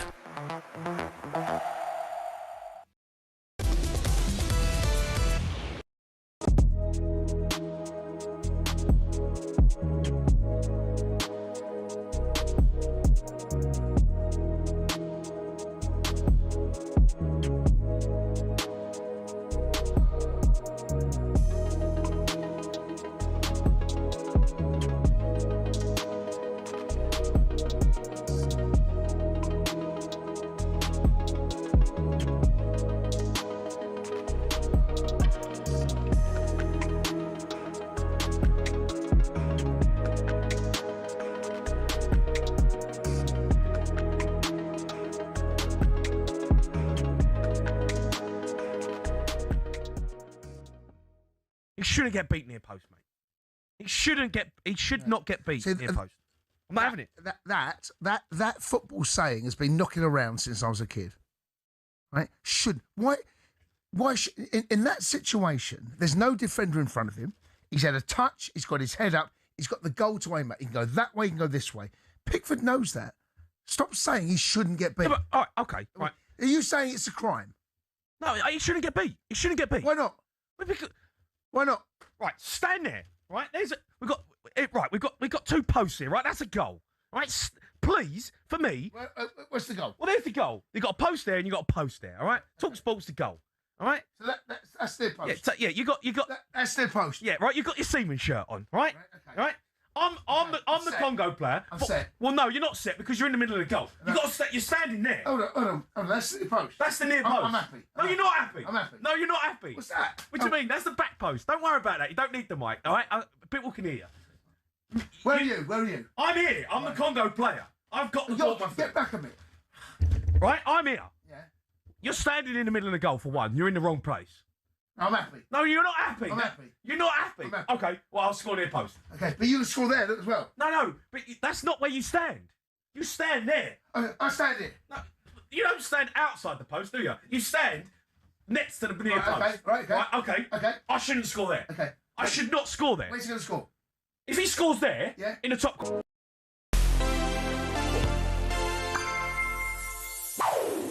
So Jeff Hurst is a name that's synonymous with the World Cup, especially in England. That hat-trick at Wembley in 1966, the stuff of legend. But did you know the tables turned 4 years later when a dodgy goal decision cost him and England another shot at glory? After 66, Jeff Hurst is a household name. England's main striker, a goal every other game for his country, and even a spot singing on Top of the Pops. It looked a bit different, didn't it? But the 1970 World Cup wouldn't be a cakewalk. Hurst only scores 1 in 3 in the groups, and England finished second, meaning they get a tougher draw for the knockouts. And who's waiting for them in the quarterfinals? West Germany. It's a physical game, and as you can see, Hurst wasn't given much time on the ball. England go 2 up, but the Germans come back, and we're going to extra time. Gerd Müller scores, and seemingly puts Germany in the last 4. Just moments from time, though, Jeff Hurst has the ball in the back of the net. But the referees decided that when Francis Lee cuts in from the right, despite his cross clearly deflecting off a German boot, Hurst is offside, so he disallows it. After that decision went in England's favour 4 years earlier, suddenly they're on the receiving end of a controversial call. England had been one of the favourites, and Hurst never played at the World Cup again. If only we'd had VAR.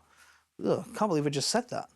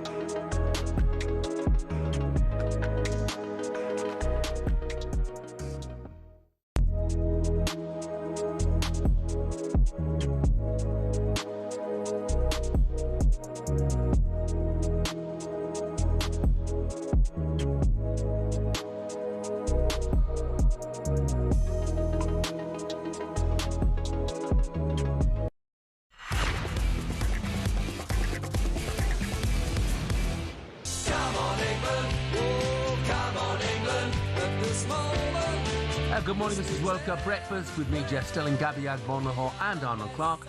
Browse the UK's best used car deals and score your dream car. Today, check out their website for more details. England 3 wins from World Cup glory after a 3-2 victory over Mexico City. It sounds very straightforward when you put it that way, doesn't it? Oh, just 3 wins and we're world champions. They beat Mexico despite the fact we were down to 10 men. There was 11 minutes of second half stoppage time, but England got it done. Let's cross over to the Mexican capital and get some fan reaction. talkSPORT's Angelina Kelly has been speaking to the jubilant travelling fans. Hey talkSPORT, Angelina Kelly here in Mexico City, reacting with England fans to their 3-2 victory over Mexico, which puts them into the quarter-finals where they will be facing Norway. Talk to me about Wonderwall playing, or the players running over. Look, obviously, I knew Wonderwall before I could speak, and to look down at them players who I'm so proud of and to sing that song back to them is like one of the greatest moments of my life. Yeah. And I mean that. Yeah. I love you. No, but you're emotional talking about that. I know, it resonates with me with so many people. Like my best, okay.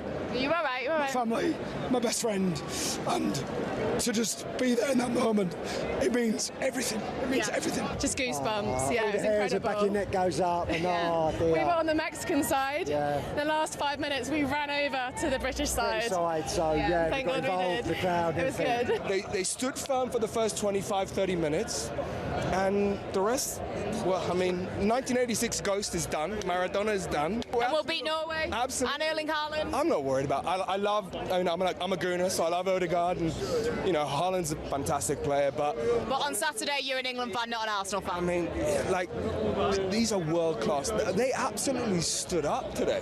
Yeah. We were all over the place in the first 25 minutes, and these guys stood up. Yeah. Fair play to them. It's my first ever World Cup game, and wow. I mean, just wow. England fans with Angelina Kelly there outside the Azteca Stadium.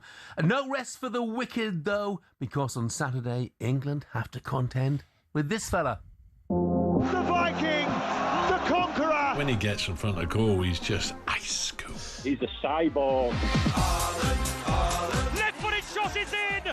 That's the one he wanted. A top-flight Centurion and the quickest player to have scored 100 Premier League goals. He is the best in the business. Into the path of Erling Haaland, who finds the top corner. Erling Haaland with another goal at the World Cup. Come on, with all the respect I have for Norway, they will need more than that, more than Haaland, to do something, Swept in towards Haaland. That is the moment he was waiting for. I feel quite good after scoring 2 goals against Brazil and winning 2-1 against them. Left-footed shot. He's picked up the corner. Erling Haaland, you beauty. Brazil 0, Norway 2. 2 more for Erling Haaland. It means he is on 7 World Cup goals this tournament, level with Kylian Mbappe and Lionel Messi. Are Norway fearing England as much as England are fearing their star striker? I'm not so sure. Let's ask someone who's worked with Erling close up. Norwegian football coach Alf Ingvar Bertsen. Good morning to you. Morning, Alf. Good morning from Norway. Which you must be very happy, Norway, because that was probably the greatest result in Norwegian football history, I would imagine, in many respects, Alf. But look, let's talk about Erling for a moment. He seems to revel in playing against Gabriel. Yeah, he's doing what he's done the last years. He's scoring a lot of goals. He's waiting for his possibilities, and he is really. The first one was power and determination, and the second was smartness. So I think I'm now in here where he trained all the years. So we are proud of Erling and the team. We know how Haaland can be in and out of games, and I thought yesterday he wasn't really getting the service until he has his 2 chances. But I've just seen a stat about Haaland that he scored in 14 straight games for Norway, and in those games he scored 27 goals. He's actually a phenomenon, isn't he?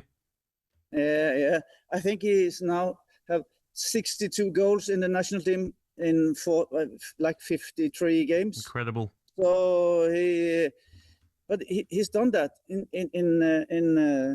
Salzburg, in Dortmund, and in City. So he just keep doing what he normally does, and we are glad to have Erling in Norway squad. I bet you're glad to have him, and of course, Erling gets all the headlines. But I watched the game yesterday, and Norway I thought thoroughly deserved to win. And then it's a proper team, not just individuals. I looked through the players who I thought the goalkeeper was excellent, Odegaard was excellent, Berg, Schaldrup when he came on, I thought it was a fantastic team performance. I think what you tell is quite important, because one of the main strengths for a team is not just the goalkeeper, Odegaard and Haaland, is the team spirit. They really, it's 28 years since Norway was in the World Cup. So the coach Solbakken and his team has created a really good atmosphere, and the whole group of 26 players are at least one big group that are doing this together. No fears, no bad feelings. They all want to do the best for the country. We said earlier off air that when we play Norway now on Saturday, we have to stop Odegaard. We have to find a solution. If it's Declan Rice, to stop him. Because yesterday I thought he ran the game. He ran the game that much that Neymar wanted to fight him. Gabriel was pointing at him, his teammate at Arsenal. I thought he was outstanding. Yeah, sorry, I didn't. Was it Schildrup or? No, Odegaard. I said Odegaard was that good that when we play Norway on Saturday, we have to find a solution to stop him playing. Yeah, remember, Odegaard is a very good player, but he has suffered many injuries. Now he's back on top. So him and Erling, that's is a quite good combination for Norway. So if they will find each other, it will be hard for England. Alf, thanks very much indeed. Thank you, mate. Thank you. See you on Saturday. Thank you very much. Erling Haaland's former coach, Alf Ingebergsen, there. Ben from Birmingham says, we got the advantage over Norway with our defenders knowing the likes of Haaland and Odegaard. I'm not sure about that because, Brazil had Gabriel, so on that theory, they couldn't stop them. If you get the right cross in, yeah, and if you're not tight enough to him, we see what happens. Yeah, he's got to unstoppable. stop the service. Unstoppable. Yeah. So, like yesterday as well, there were times where we don't stop the cross, and that was what Martin O'Neill hated the most, Jeff. Yeah. Fullbacks were his players that he probably picked on the most. Stop the cross. Stop the cross. So when we play Norway, whoever's playing that on that wing, we seen last night, Schaldrup getting 2 assists. Yeah, if it's Oscar Barb, whoever it is, Jeff, stop the cross. Yeah. Odegaard, get tight, stop the cross. Odegaard was absolutely fantastic. I mean, he was everywhere. He ran that midfield. Jeff, he was everywhere, like he says. It didn't matter if the left-hand centre-half had the ball, he went and got it off him. Yeah. The right-back had the ball, he went and got it off him. He was outstanding. He really was. Yeah. So all eyes and ears this Saturday for Norway and England fans. World Cup quarter-final in Miami. Coverage begins at 8. Kick-off is at 10. Before that, of course, 4 more last 16 ties to play, starting with a fantastic contest. Oh. Iberian Derby, Portugal and Spain. It's tonight. It's live on Yes, talkSPORT. please. Kick-off at 8 o'clock. Ooh. Yeah. Yes, please. And the trucker from Hull, Morning Ant, says, morning, fellas, what an emotional night. I nearly didn't stay up to watch it, but my 8-year-old talked me into it. And what an honour to experience that game with him. We set the alarm for 12:45, watched the game. It finished at 4.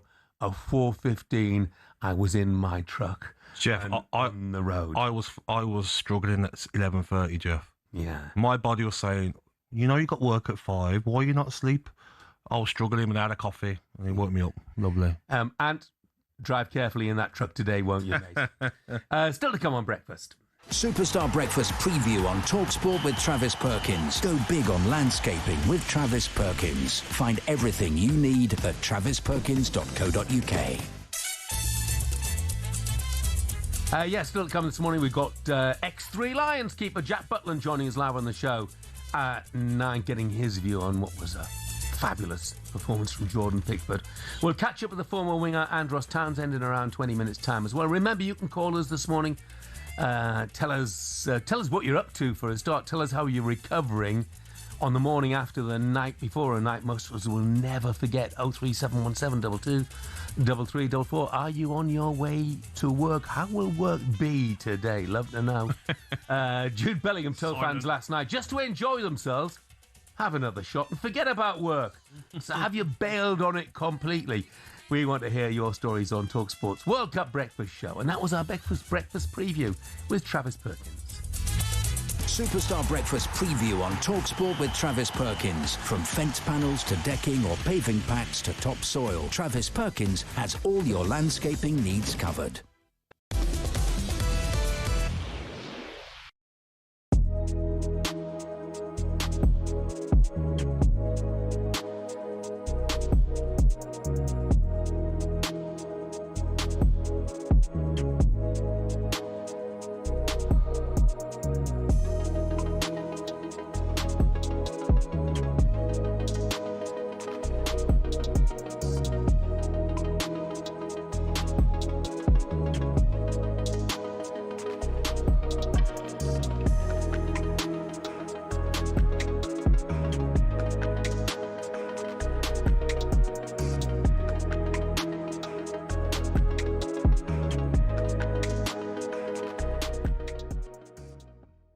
Quick one on Portugal against Croatia. Portugal won 2-1 in the end. Ronaldo, of course, getting his first knockout goal with a penalty straight down the middle.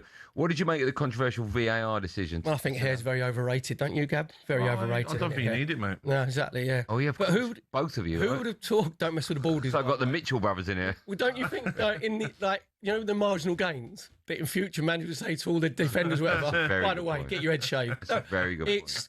It's nonsensical. Honestly, it is so ridiculous that we're talking about a hair follicle and you're talking about Snicko, right? VAR wasn't brought in for that. And when I don't know, you've probably seen it. When you're looking at it, right? Hard to tell. The ball doesn't change flight. The spin of the ball doesn't change whatsoever. Okay, I'm going to play devil's advocate. I agree with everything you've said. I agree with you. But here's my question: was it offside? What, according to Snicko? Well, according to the laws of football, was it offside? Not really. No, because we're not 100% sure that it's actually touched.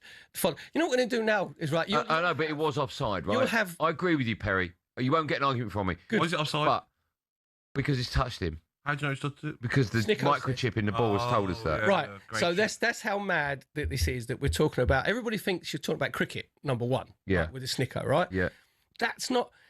Football is about emotions and losing your mind and celebrations and exalted moments with your friends, your family, aunties, and on the pitch as well. VAR was brought in for Thierry Henry's handball for France against Ireland. That is it.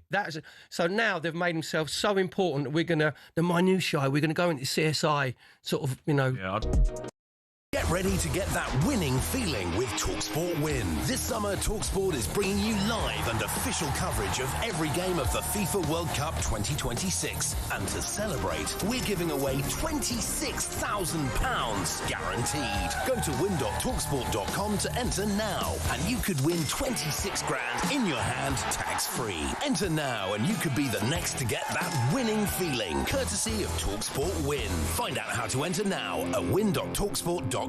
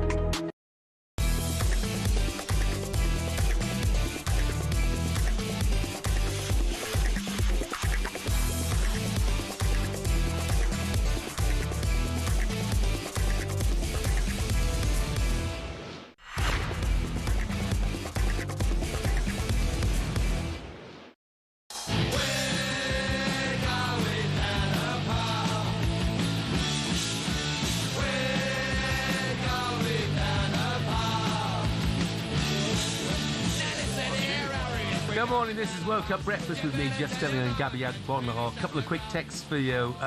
Chris says, morning boys, spare a thought for teachers and teaching assistants who don't get the chance of a day off today. We'll be tired and grumpy, and we'll be dealing with tired and grumpy students all day as well, though some holidays seem a long way off. Craig goes, QPR fan says, I've given work the elbow. I'm currently making spag bol. Spag bol. what, 8 minutes to 8 on a... Voice of scrambled eggs. Yeah, on a Monday morning. Oh, look, John from Deb's Ironing Shop in Wakefield says, Chef Gabby stayed up all night watching the match, fell asleep before it ended, didn't go to bed. Deb's, my wife, said, don't you dare moan about being tired, or you're in for it. We work together. It's going to be a long day. Make sure those creases are right in that ironing shop today, won't you, Johnny? You'll be in big trouble otherwise. And Charlie says, I got my 6-year-old boy up at 2 o'clock this morning, watched the whole game. What an experience, what a memory. He'll remember it forever, as will I. Not what he would normally be doing in school on a random Monday. They get 5 minutes extra playtime for every goal England scored. And they're re-watching the game in school this morning while I'm on my way to the office.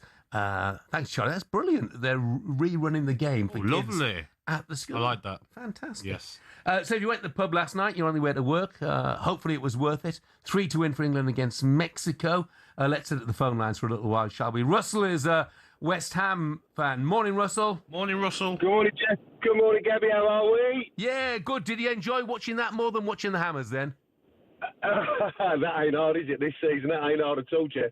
I chucked in a cheeky little hour, turned the clock on for 1:45, saw that it postponed, so I went back for another hour. But all I was going to say was I had to jump up and down. Wife's in bed, dogs are in bed. I had to jump up and down, not making a noise, screaming inside. The first goal went in. I thought, here we go. The second one goes in about 90 seconds later. I am jumping absolutely everywhere. And then and then the third one, the penalty, again, jumping all over the place. I couldn't, it was like one of them silent discos where inside my head, I'm screaming and shouting. But I tell you what, across the pitch, all leaders, absolutely, to a man, to a T. And I think the bloke who got sent off was really unlucky because I think his kneecap hit the ball and it was a red card. Penalty, 50-50, but you know what? 16, 18 leaders on that pitch, Jeff, and if we, Gabby, if we do that on Saturday, do you know what? I'm not saying he's coming home, but it's lifted everybody. Yep. It's needed that. This country's needed that, and that's a performance and a half last night. Yes. So well done to everybody. And did you see the Harry Kane interview after where he couldn't talk? Yeah, brilliant. Absolutely brilliant. Absolutely, Harry. Gentlemen, have a great day. Have a great day. Thanks, Russell. Great call, mate. I know that feeling. You're bursting to let it all out. You just daren't. Dino's an England fan. Morning, Dino. Morning, Dino. Morning, talkSPORT. How you doing, boys? Yeah, we're doing good. How are you? Can you hear me? Yeah. So how are you doing this morning, more importantly? I am buzzing. I am absolutely buzzing. I've had no sleep. I'm on my way into work, so I've got no choice. I'm stuck in traffic. Most mornings I'll be upset about that, but this morning I'm buzzing. I'm happy. I'll take this traffic all day long. It's what football does to people, mate. Your last caller said, I ain't going to say it's coming home. Well, I'm going to tell you now it's coming home. We're in that final. We're going to be in that final. You think we can win it, Dino? I think we can win it. Yeah, definitely. Why not? I mean, why not? That fight they showed last night, that's been a long time coming. I mean, I was full of doubt, don't get me wrong, and I'm sure everybody else was full of doubt over the last couple of games. But honestly, last night, they turned up. I was just saying to you guys who took my call initially, Pickford, he's a frog. You know, he's doing a bit of showboating, but he deserves it. He deserved to do that last night. You know, his little T-Rex arms, he was getting up there. He's amazing. I love him. He was brilliant, mate. It was brilliant. You know, I'm buzzing, lads. I cannot wait for Saturday. We're going back to Norway. Haaland ain't going to get a chance. We're going to move on to the semis, and that's it. We're going to win it all. Thanks, Dino. We're going to win it all.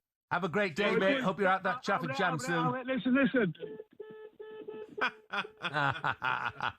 Good stuff. Come on, England!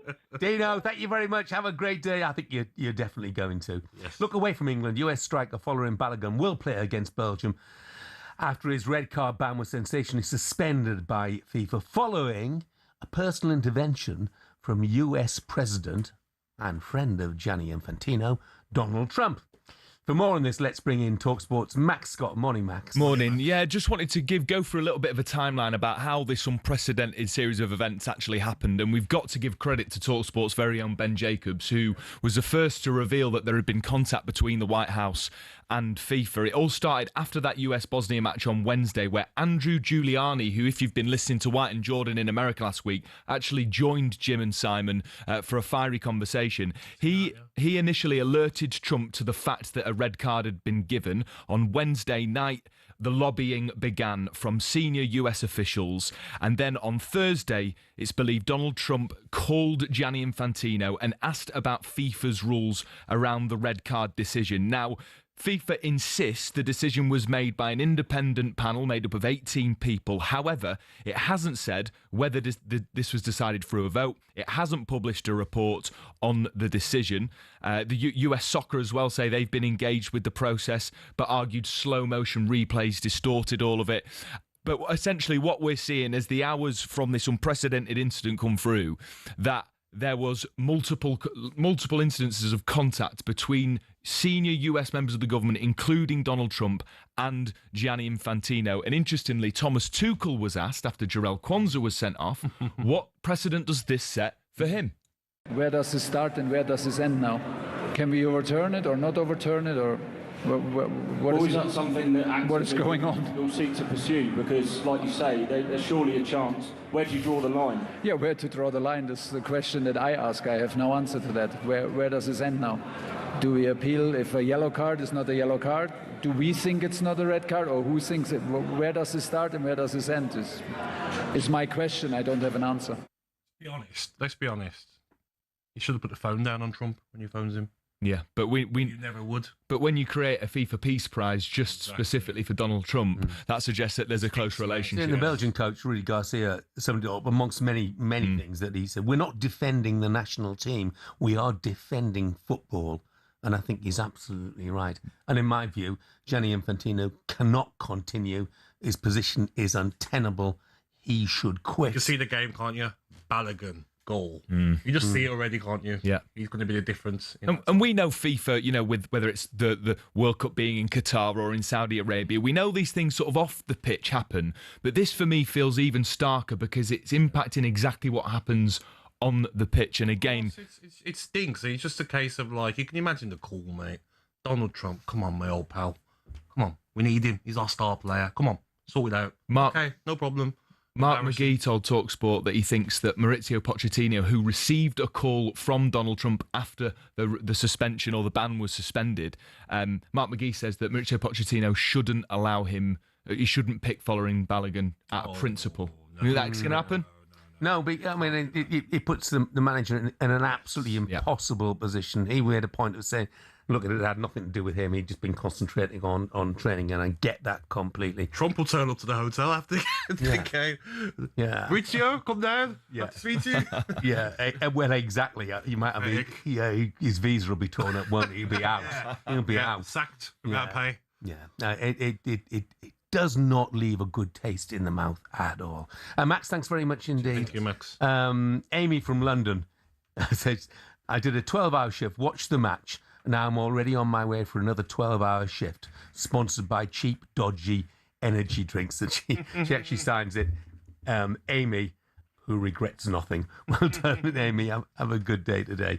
Coming up, Harry Kane scores the crucial penalty last night as England beat Mexico 3-2 to seal a quarter-final against Norway. We're joined live by a man who's played over 50 times with Kane. Andros Townsend is with us next.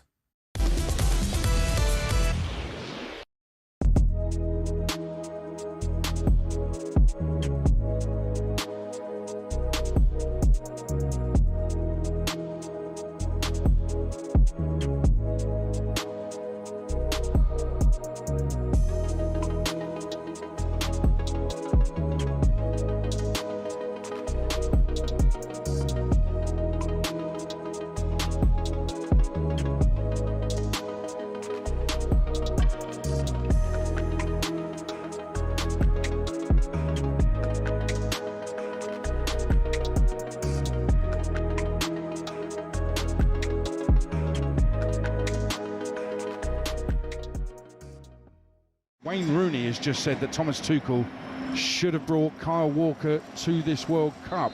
That experience and the ability to play it right back rather than have to take Declan Rice out of midfield could have been useful. I think a Kyle Walker and his pomp would drastically improve this team. I really do. 100%. Stuart Pearce there and Adrian talking about Wayne Rooney's comments. Carl Walker's in the studio with us. Perfectly timed. What do you make of Wayne Rooney's comments there? No, I think for for Wayne to say that, it's flattering. I think a legend like that to say that about you, it obviously gives you a little bit of a pat on the back. But I still go back to the Trent scenario that, Trent is still out there and available, and I think maybe he should have got the nod. The comments itself, you've retired from international football. I didn't know this, but you told us in the gallery back in April. I think it was around about April, March. You regret that a little bit? No, I think I do regret it looking in hindsight now that there's a potential place for me in this World Cup. Did you feel that place had gone now? That just wasn't going to happen again, that your England career had come to an end? Is that... I look at it now and I think that obviously with Reece and Tino's recent injuries, maybe I could have got the shout. But when I had the conversation eventually with them at England, that was not an opportunity that I was going to get. Obviously not playing the couple of friendlies that they had prior to the tournament. I knew that from that moment on that they was taking that set of lads to the World Cup. So I kind of just rested on it on that. Did you have a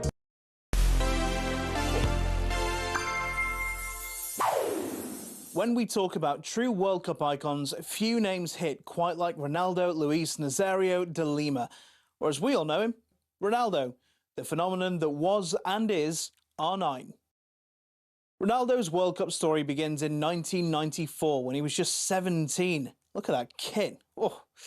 Sadly, his wasn't put to much use. He didn't play a single minute, but he was part of the squad that lifted the trophy in the USA. Fast forward to France, 98, and everything has changed. Ronaldo is now the best player in the world, a Ballon d'Or winner, and Brazil's main man. He scores 4 goals in the tournament and carries them to the final. Then comes one of the most infamous days in World Cup history. Hours before kickoff, Ronaldo suffers a convulsive fit, but doctors find nothing out of the ordinary. He insists on playing, but he's clearly not himself. Brazil lose 3-0. To this day, we still don't know what happened, and neither does he. Had the football gods begun to turn against him? Just look at the effect 2 major knee injuries had on his career. 53 appearances in 4 years. But then came 2002, and one of the greatest comebacks in football. By the time Brazil had reached the semis, he'd scored 5 in 5, but he was fed up with injuries being the main talking point. So while ritualistically shaving his head before the semi with Turkey, he left the front to create a talking point, and maybe the most iconic World Cup trim was born. He scored against Turkey and then got 2 in the final to help Brazil to win a 5th World Cup, secure the Golden Boot, and later on another Ballon d'Or. Now, by Germany in 2006, a 29-year-old Ronaldo was no longer the explosive phenomenon of his youth, the scars of his past there for all to see. But he still scored 3 and became, at the time, the tournament's all-time top scorer. In total, Ronaldo played in 4 World Cups, scored 15 goals, reached 3 finals, and lifted the trophy twice. That is legendary stuff.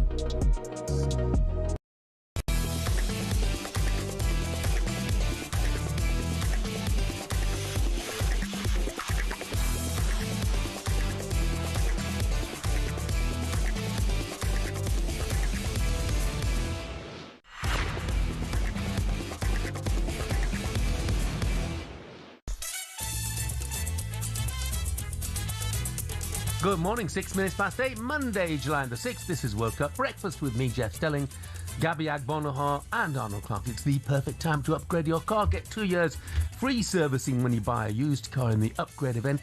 Check it out online. Ian, who's a plasterer in Hemel Hempstead, says, morning, lads. It's my wedding reception on Saturday night, so fingers crossed we can get some big screens up and have a night to remember, and the nation can celebrate with us. Ian, just have a word with your bride. Yeah. Just before you organise those big screens, mate. Might not even have to watch it. Yeah. And Gavin in Musselburgh says, the Scottish branch of the Mexican Supporters Association was disappointed with last night's result.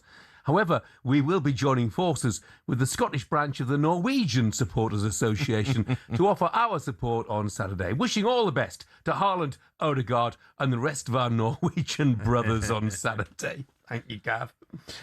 I know you don't mean it, but actually I know you do. So anyway, the last 8 for England, thanks to a performance from the ages. I can't get no sleep. Well, at a time when you're normally in the land of Nod, welcome back to the scene of the hand of God. Unreal. You won't get much better than that. Togetherness, determination. Saka inside the penalty area, stands up a ball and a diving header is in, and England silence Azteca with Jude Bellingham on the score sheet. That's really a big one. That's an extraordinary night. And he scored again.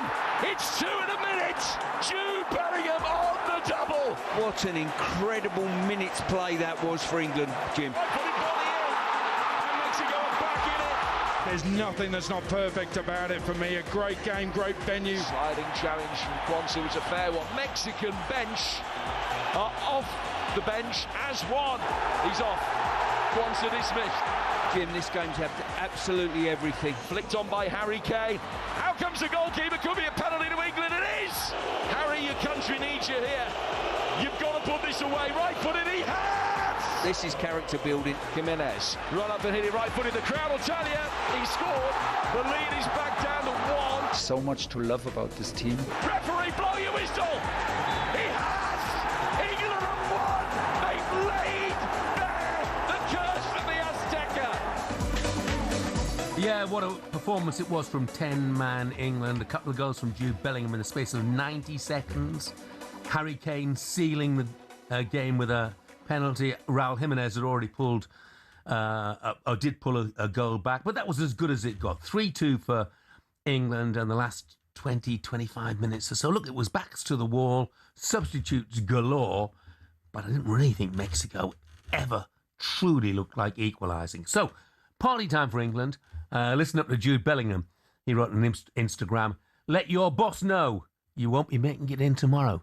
I tell you what, a lot of people, judging by our texts here, have made it in today and are looking forward to going in because they want to celebrate with their mates. Exactly. Get yourself to work. Get yourself an early night tonight. Yeah. Let's get more on England's performance now then. Say a very good morning to former England winger Andros Townsend. Morning, Andros. Morning, Andros. Good morning. How are we? Yeah, we're great, mate. I'm sure you are as well. What an amazing attitude. What an amazing sort of work ethic England had last night. Yeah, I think it was a different sort of win, and those wins where you really have to suffer as a group, as a unit, they mean so much more. And everyone was talking about the first 15 minutes and have to quieten the Mexicans and the crowd and the altitude. And I think England won it in those first 15 minutes because Mexico started on fire. They were on the front foot. They were looking to press England. And England, I think the 6th minute, England won a couple of free kicks, and then they got into their shape, they settled down, they started playing out from the back. And I think from the 6th minute to the 11th minute, Mexico didn't touch the ball. And after that, they didn't really have the same intensity with their press because they knew England had the quality to play out of it. So I think those 5 minutes were the moment that England really won that game last night. Andros, there was a lot of standout performances, wasn't there? You know, look at Gordon, I thought it was fantastic. I thought Saka done well for the first goal. Pickford, outstanding saves as well. But Jude Bellingham, I mean, 4 goals, 1 assist, 3 man of the matches so far in this World Cup. How good is he, mate? I think so far this tournament we've seen an energetic Jude Bellingham. He hasn't been at his majestic best with the ball, but this morning, last night, he was amazing. The way he was jinking past defenders with his trickery, wiggling out of 2 or 3 players, it really was one of the best players in Europe. It really was a really top performance. But For me, the man of the match was Anthony Gordon. I know he's had his criticism, but that energy and intensity he brought in and out of possession, I don't think England really needed it, because we didn't have it with the altitude. Not many players had that energy. So to see Anthony Gordon closing down people, especially for the second goal, when he got England up the pitch, his 1v1s, he was dominating them. His delivery was good. It was really pleasing to see. Yeah, look, he was absolutely brilliant. I mean, you mentioned it there, Andros, with the altitude and the huge effort that went in, particularly with 10 men. Are you concerned at all about how much is left in the tank for Norway? To be honest, I think we need to just enjoy this. Let us enjoy this for 24 hours. Let the boys rest and recover, and then we can start thinking about Norway. But they also had a tough game against Brazil a few hours before, so it's not like they had 24 hours or 48 hours longer to rest like Mexico did coming into this game. So I think both teams will be feeling it. It's been a long old tournament, an extra game added as well. So yeah, let the boys recover, and then we can start thinking about Norway in the next 24 hours or so. Andros, you played with Jordan Pickford, didn't you, at Everton? Is that right? Yes. Is a few people that have been given a bit of stick recently, and I don't get it, mate. I think he's never let his country down, never let his club down. But some of his saves last night and the way he was coming for the balls in the last 20 minutes and punching them away and catching them, it was a top performance, wasn't it? Those two saves from Raul Jimenez's headers, they were world class. Yeah. But you said that he's never let his country down. For some reason, people think that Jordan Pickford is terrible at club level and then pulls on an England shirt and turns into Superman. That's not the case. I played with him for 2 years. I watched him from afar for another 3 years after that.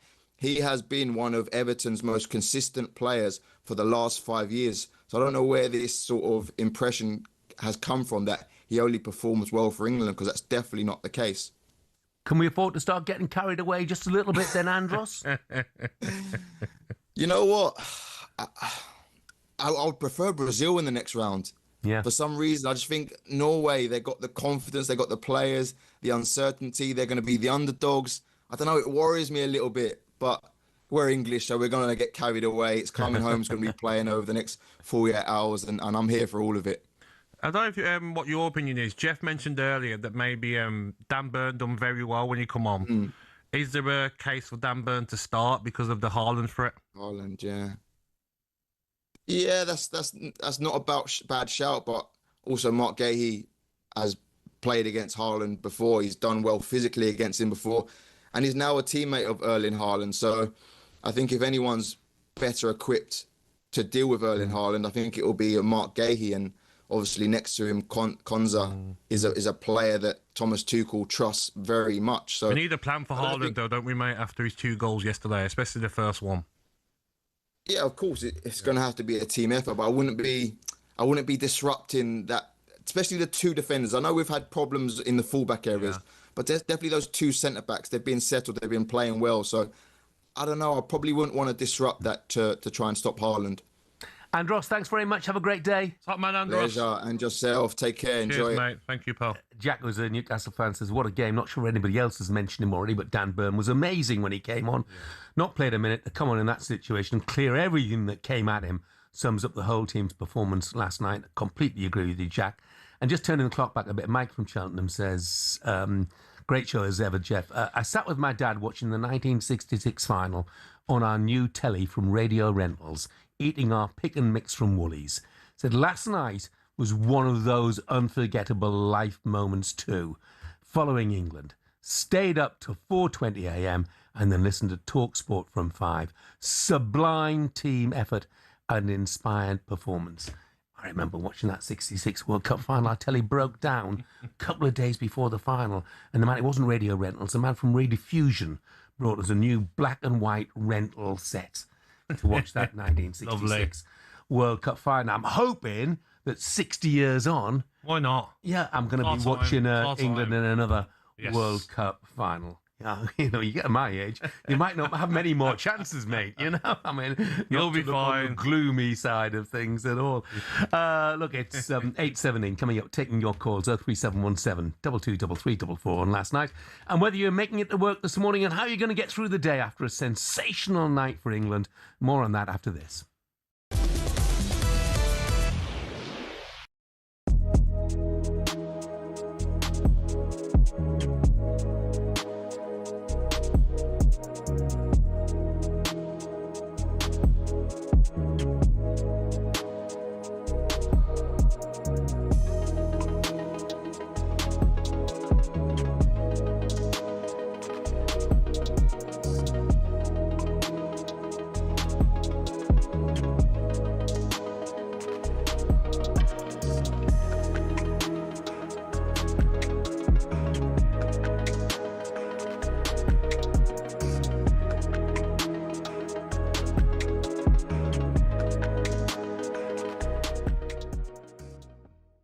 women managing in the men's game in general.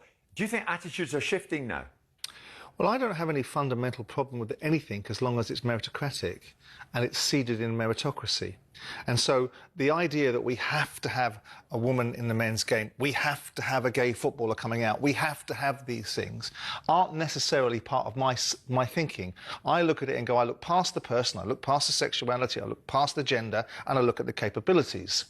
And so I've watched her in the women's game. She's very, very capable. Now, whether that translates into a space where the scale of the game... Now, people will say the basic principles are exactly the same, and ultimately football is football. And then they'll make the argument in the next breath that you can't compare the women's game to the men's game because the women don't like it and the men's don't like it, and they're two different games. So which argument do you want to run?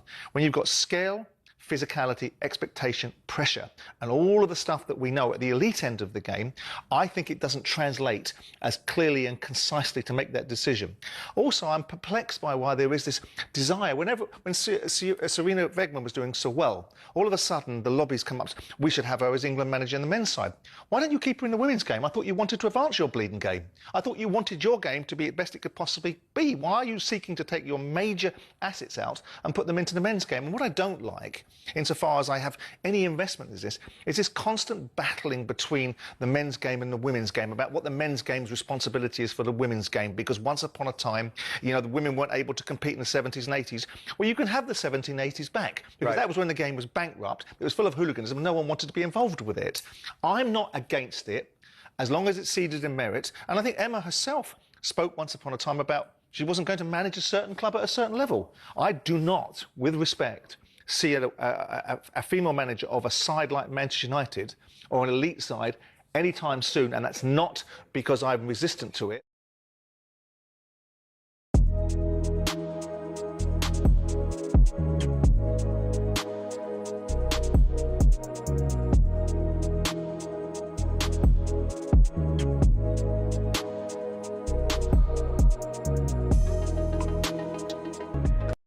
Hello, I'm Matt Forder from talkSPORT. This is How to Win the World Cup.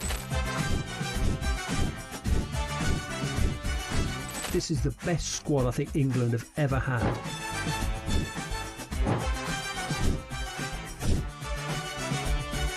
He used to love America, now he doesn't. It's very sad. It was so important to succeed because of all the pressure we received. Don't jump for this one, I'm going to knock his head off. Warning, this podcast does not guarantee England will actually win anything.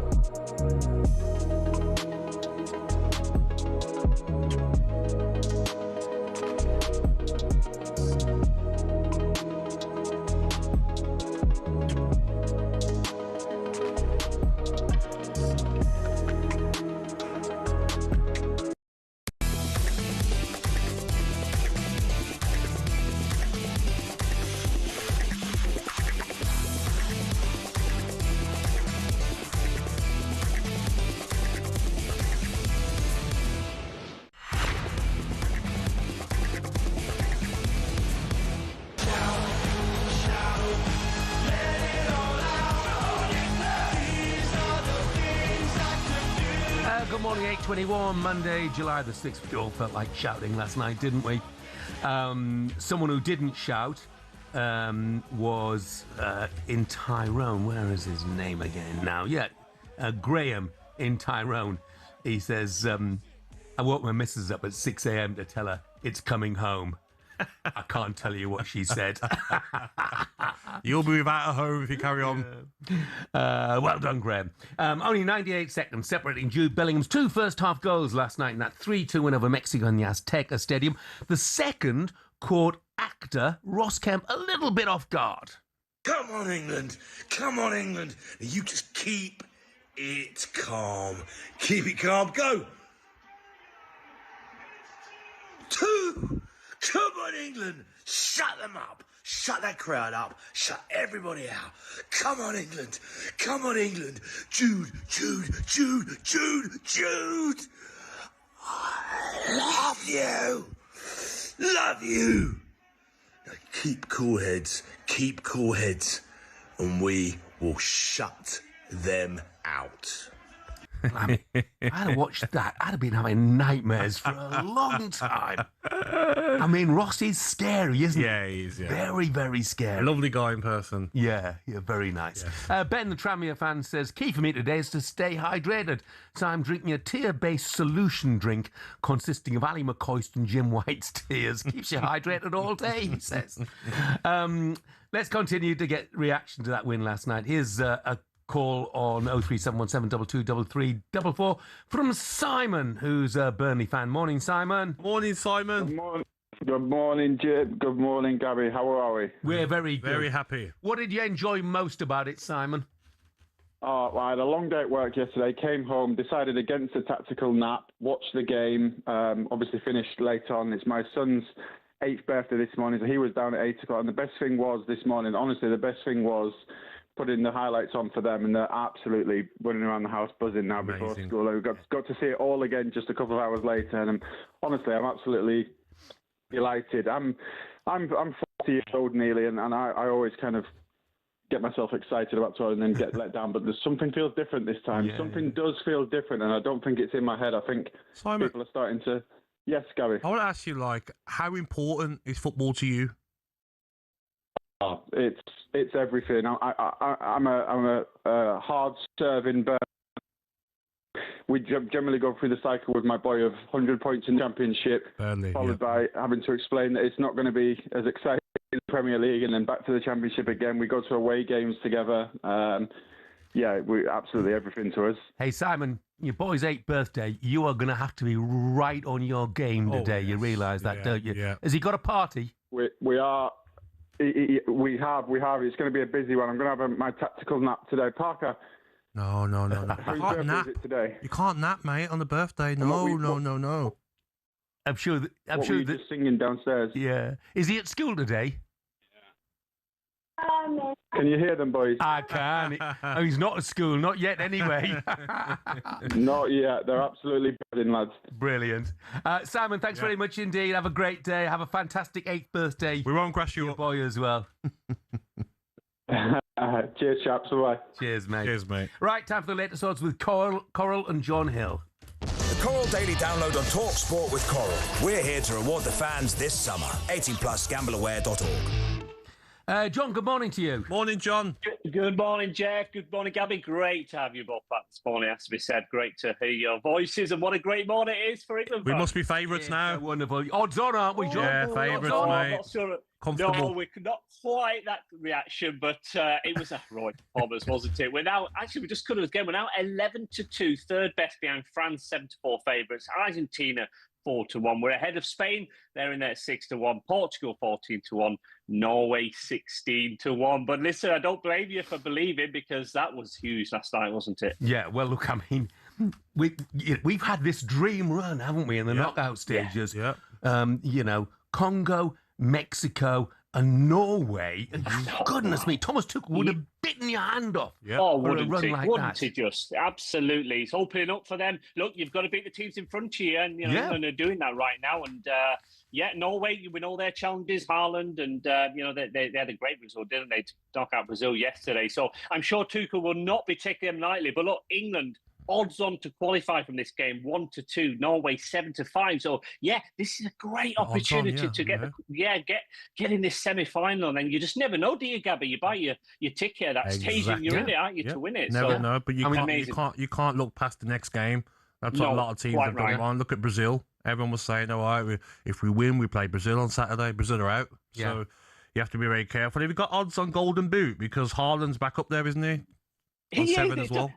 It's one for the ages, isn't it? But, at the start of the tournament, we're all saying, who's it going to be? We didn't expect all the big names to be in there. And Mbappe's the favourite at the moment. He's just odds on at 10-11. And you know what he's like. He could rack up a few of the next 3 games. And we've got Messi in there, 6-4. Kane's in there, 7-2. Haaland at 4-1. So it's all the big names we want to see, one for the ages, and you may need to get to the final to win this one this year, and you may need double digits. It looks like 10 minimum is going to be needed. Which is incredible, isn't it? I mean, I mentioned, England's run through the knockout stages, but how's your luck if you're Spain or Portugal? Meeting in the last 16. I find this really hard to call, John. How do they bet on this?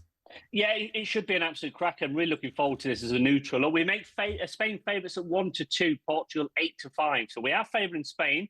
Who'd have thought that after that opening performance against Cape Verde for Spain? But I thought they've got better. It is hard to choose. They've both got match winners, haven't they, Gabby? The one player that Lamine Yamal struggled against is who?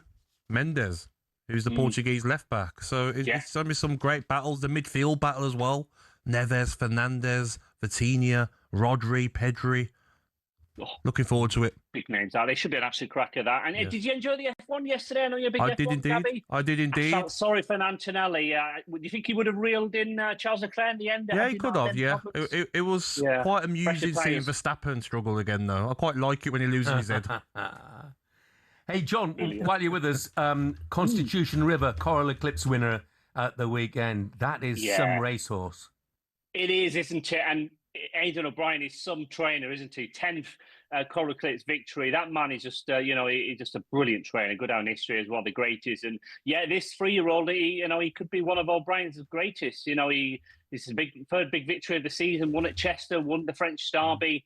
And then, under Ryan Moore yesterday, on Saturday, I should say, picking up the Coral Eclipse. So really excited to see where they go next with him, actually. I think it could be, quite a lot of options for him, over 10 furlongs or possibly even 12 furlongs. So, really looking forward to it. It's a great day, actually, for Coral, the sponsors. With the sun shining, which always helps for these big events, doesn't it? There was a cracking crowd there at Sandown, Jeff. So, certain people got invited. I was going to say my invite went missing. And Jason Cundy was there, was he? Is that right? Oh, that's disgraceful. We'll have certain people get invites. That's how it is. That is disgraceful, Gabby. It really is. I mean, Jeff, the breakfast show guys don't get invited for these. It's all noted, mate. We do all the work with the Coral boys. Yeah. There we are. Great day, lovely sunny day. And Costa look after I'll invite you to a Rochdale game next season, chaps. How about that?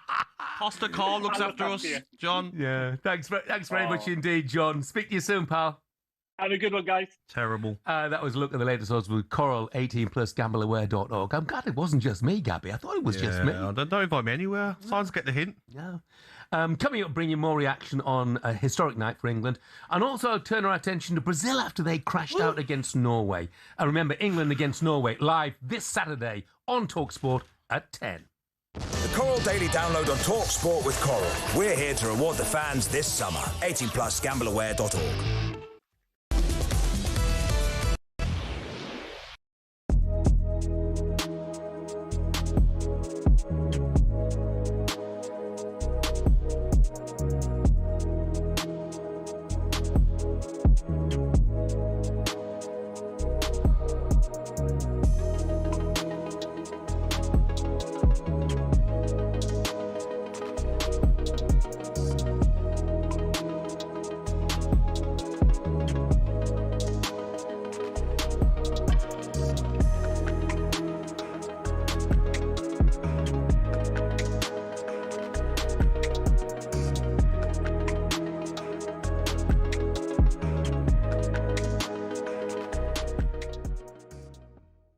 Tuchel won the Champions League with Chelsea on the back of not playing particularly attractive football, finding their way through games. So I don't think he really cares how England play as long as they win.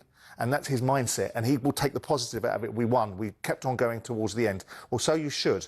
And with due respect to the Congolese, their game fell away as the game went on and they became stretched and tired. And for whatever reason, England were able to get themselves back in the game because of the excellence of Harry Kane. Poor goalkeeper on the first goal, which got us back in the game. Brilliant second goal. But you look at it, you go, Declan Rice is like a machine hitting dead balls in there. Look at the first 3 or 4 corners that he hit in. Bang, first man, bang, first man, bang, first man. All of a sudden he starts changing his corners to balloons across the box because he seems to have his confidence gone. You look at Rice and you look at Saka when they come on, they look knackered. They look like players that have been in a long season and haven't got it. And ironically for England, Declan looked better at right back than what we've got, and that might be a conundrum for Thomas Tuchel, that he changes that. But I look across the field, Rashford, no end products. Madueke, no end products. You know, you look defensively, the goalkeeper doesn't worry me so much because goalkeepers make mistakes. That's what happens in games every now and again. And sometimes Pickford makes wonderful saves. But I look at it and say, that is not a team, in my mind, that has any chance of winning this World Cup when it comes up against serious opposition. What makes this remarkable is how differently you two see it. Well, I think if you're if you're English, you're going to see it with emotion as well. And I don't have any emotion in this. Like the only person on the whole team that I played with and know is Harry Kane. And I want him to do well, and he is doing well, and he's scoring loads of goals. But I don't want him to do well so much. But Simon's assessment, it's not just emotional, Brad. No, it's kind of on the money, isn't it? Well, his assessment is his assessment. It's his opinion, and he's right about a lot of the Do you not think there feels things. an awful lot more wrong than right about this England?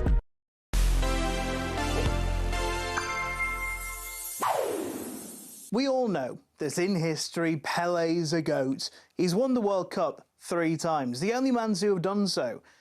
But let me tell you about the one he didn't win, and that made him quit World Cups for good. Ahead of the 1966 World Cup in England, Brazil were favourites again. They won in both 58 and 62, meaning a historic three-peat was on.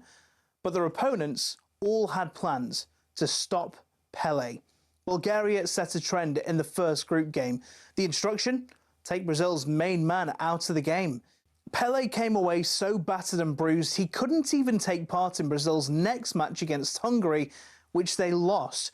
He returned for the next one against Portugal, but they channeled their inner Bulgaria. This is one of numerous brutal challenges throughout the 90s. Remember, this was pre-substitution, so Pele had to hobble on before being carried off at the end. It's even tough to look at now. Brazil lost and were out in the group stage. Speaking years later, Pele still had sore memories. At the time, he said he'd never play at the World Cup again. FIFA responded by introducing subs and red and yellow cards. Pele did come back in 1970 as part of the greatest team in World Cup history.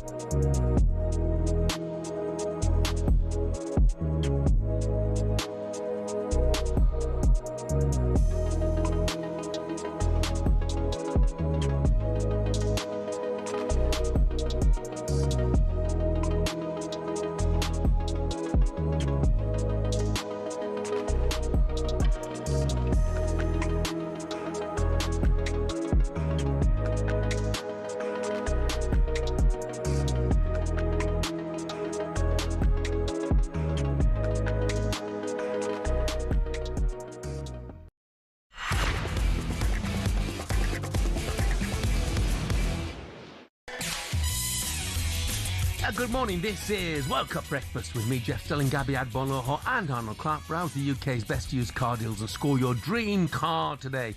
Check out their website for more details. Of course, today all about England's titanic win in Mexico City. And you know, sometimes it's about more than just football. And I'll give you a couple of examples of that on the text. Tony from Horwich says, good morning, Jeff. Morning, Gabby. Buzzing this morning, making the trip from Horwich to London on the M6 a little more palatable. I was 12 when I watched us get robbed with the Hand of God goal, but also watched one of the best goals ever in the same match with my dad. We got redemption last night. My dad passed away 5 years ago, but he would have been so proud as I watched it with my boy, aged 10. And Griff from Kings Lynn is a regular contributor, similar things. And hi, lads. Quick thought for those not with us. Lost my dad at Christmas. He's a blue nose and he loved Jude Bellingham. Yes, football just impacts people's lives 100%. Totally. And that performance last night has really stirred and kindled some memories. I think as well, Jeff, like especially like the British media, we're quick to, get on the players when they don't perform, which they haven't so far. But performances like that last night, everyone should be full of praise. The players will check social media. The players will check everything, and they'll be seeing praise this morning. Yeah, when they which is up. great. Yes. It's great. So look, after that win in Mexico City, Adrian Durham, Stuart Pearce, Jim Proudfoot, they'll be bringing even more reaction in the latest episode of talkSPORT's World Cup Daily podcast, available on all your favourite podcast platforms now. But Jim explains just how special this win is. Can't think of many better. I don't know that I can think of any better, truth be told. It was just extraordinary. The way that the game panned out, it wasn't just that you win 3-2 away to Mexico, but it's how you go about getting there. And the perceived weakness of this England team is defensively, and they have produced the kind of performance that you just... I didn't think they had that in them. switching to a back five after going down to 10 men. Then after the penalty was conceded, they only allowed Mexico one more shot on target in another 32 minutes of action. Just unbelievable. And it's one of those nights where you can't help but being passionate about it as an England supporter, and maybe a little bit too passionate at times. And you run out of words, you run out of superlatives, because there isn't another England win like that. There are other good England wins. There's not another England win like that one. Yeah, some night, eh? If you want to hear more, tune into the latest episode of the talkSPORT Daily Podcast, available on all your favourite podcast platforms now. Five-time winners Brazil are out of the tournament thanks to a brilliant double from Erling Haaland in New York. Here's how that sounded live on talkSPORT. For the round of 16, it is a titanic clash. The World Cup's most successful ever nation meets the bright new golden generation here to make history. Stelling square, Hug launching in with Zaire on Cunha, and Brazil will have a penalty kick. Bruno Guimaraes. Here he goes, stuttered run up, right-footed, saved! Turned away to his left-hand side. What a save by Neeland! Chipped it to the back post, headed down! What a save!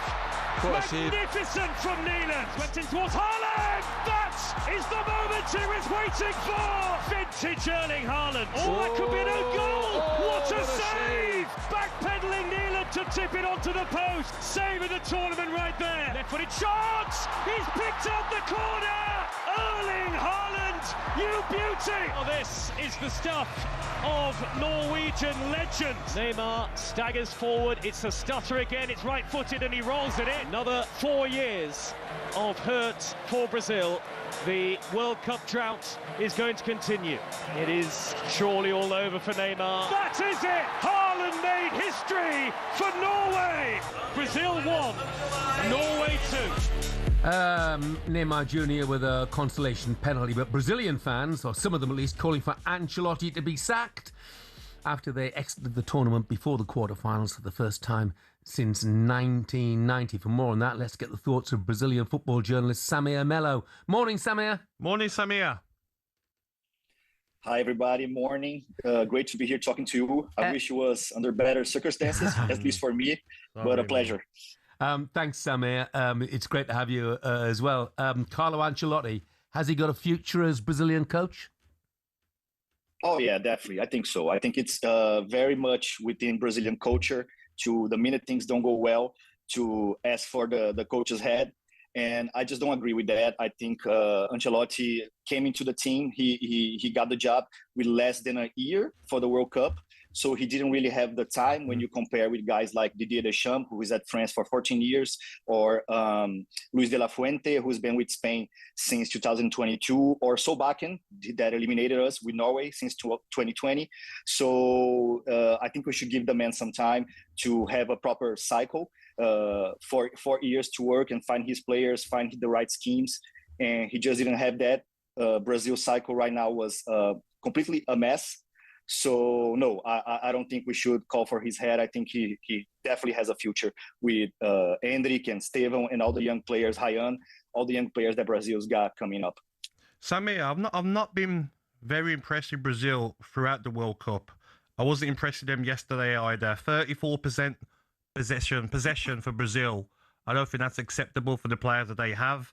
And how can Brazil be playing a 34-year-old Danilo at right back out of all the talent that they've got in that country? Yeah, I agree with you on both ends. I think 34% for Brazil, it's weird, especially when you consider Brazilian history. It's a team that likes to have the ball, that knows what to do with the ball. So when you see Brazil giving the other team, with all respect to Norway, hovering around 70% of the ball possession, yes, it's definitely weird. I think if it's a strategy, like it was Ancelotti's strategy, because up until a certain point in the game, Brazil wasn't being dominated by Norway, right? It wasn't a balanced game. And then came the substitutions with Neymar, and then everything fell apart. But yeah, it's definitely weird. And about Danilo, let's not forget that he was like a fourth option, because we had Eder Militão, right, was the first option. He got injured. We had Wesley that was cut right before the World Cup, also an injured. And we started the World Cup with Ibanez at right fullback. So Danilo was like more of a leader, more of an experienced voice, because Ancelotti likes to have a well-balanced environment, right? He likes to have his leaders like Casemiro, like Rafinha before getting injured. Vinicius is one of his guys, and Danilo was one. So it turned out that he had to play a much bigger role than foreseen.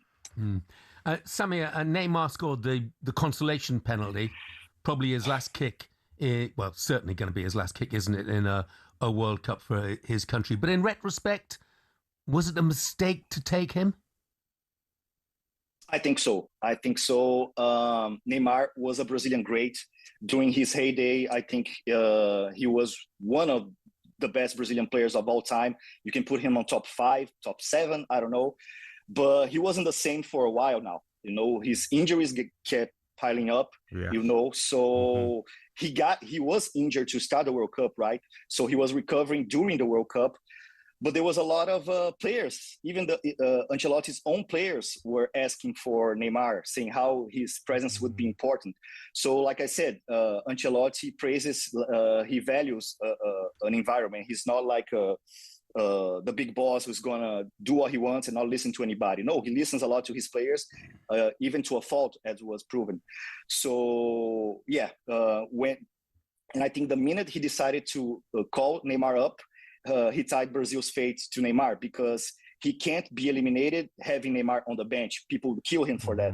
So he had to use Neymar at some point. And when he used it, we saw what we saw. Apart from the penalty, apart from the goal, Neymar wasn't fit to play a high-level, high-stakes games against a physical team like Norway. And I think we saw a little bit of that on the 20 minutes he was on the pitch today. Samir, I think the fact that he didn't take João Pedro was a mistake. Thiago, starting the first game, hasn't played much. Even yesterday, needed a goal, maybe needed a physical presence, didn't bring him on. I thought Ryan, young player, very good player. I don't think he got past the player much during this World Cup. I think Vinny Jr. was poor yesterday. And I just look at this Brazil team and I'm like, where's your Ronaldinho? Cunha was quiet. Where's your player that's going to get on the ball and make something happen? I just didn't see it. It just wasn't like watching Brazil. We ask ourselves the same questions. Where are the Romarios? Where are the Ronaldinhos, the Ronaldos, the Rivaldos? Yeah, exactly. But it's just not the reality anymore. Those are the players we have, and world football is very well balanced. There's no more easy games. So we got to be smart. We got to work smart. And I think that's lacking for Brazil. Ryan, I think it's a great talent. Endrick is a great talent. But, we got to give those players times. They're all pretty much teenagers, right? Yeah. So in a grown man's tournament. So, those players are going to develop, and we got to believe in them. I think we have to still keep believing in Ancelotti because of his resume, his aura. I think I still have faith in him for 2030. So even though we don't have the great talent on the pitch, maybe we have this great talent on the bench. Tonight, it wasn't a great day for him, but I still think that if you give him 4 years, he can make something. He can produce something special with those players that are coming up. Samir, thanks so much. Thank you, Samir. Thank you, guys, and good luck on the rest of the tournament with England. Thank you, mate. Thank you so much, Samir. Thank you. Brazilian football journalist Samir Melo with us there. Just quickly, a text saying, I'm sorry, did I miss something? England were run ragged by a team that collectively cost less than Elliot Anderson. Utterly delusional. That's from Derek in Glasgow. Still to come on Breakfast. Superstar Breakfast preview on talkSPORT with Benchmarks Kitchens and Joinery. Get trade prices on kitchens to suit all styles and budgets at Benchmarks. I'm a man who was part of England's 2018 World Cup squad. Jack Butland will be with us to reflect on Jordan Pickford's stellar performance at the Azteca. And England fans, we want to hear from you heading to work. Have you got the day off? You're still buzzing? 03717 223344. We'll speak to you next. And that's our breakfast preview with Travis Perkins. Superstar Breakfast preview on talkSPORT with Travis Perkins. With pay-as-you-go hire from Travis Perkins, you can get straight on with the job. Available nationwide at all hire branches.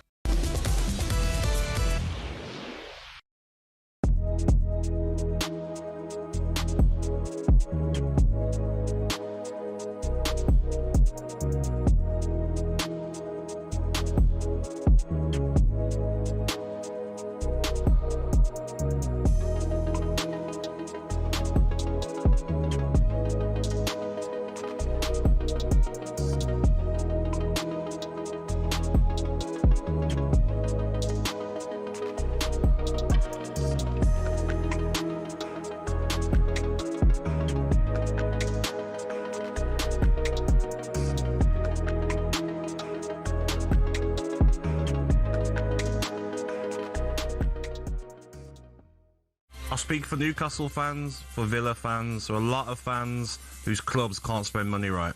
Spurs have finished 17th 2 seasons in a row, right?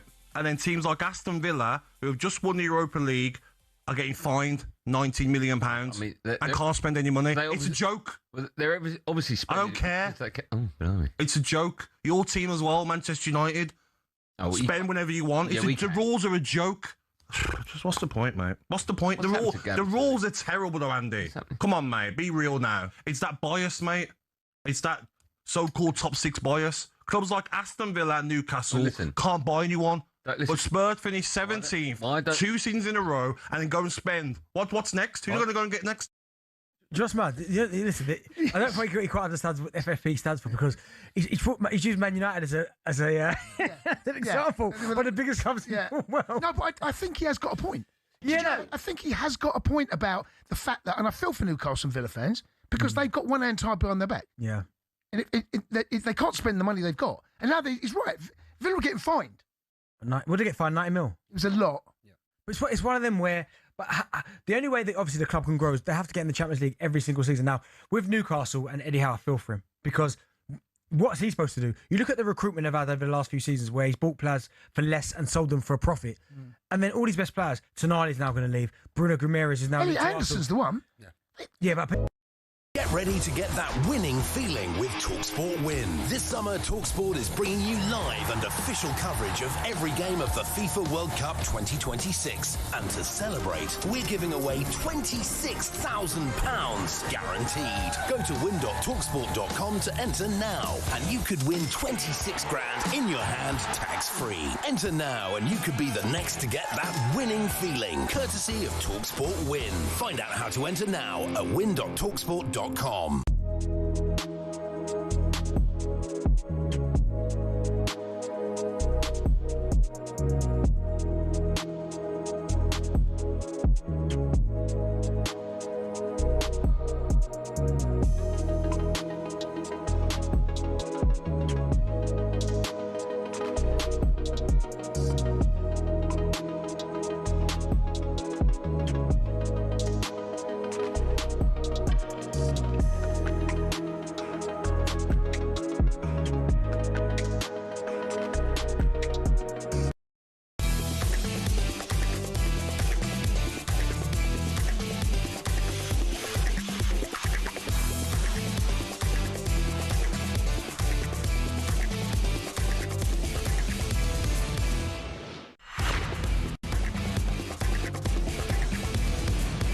Hey Jude, don't make it bad. Yeah, some night for England, some night for Jude Bellingham as well.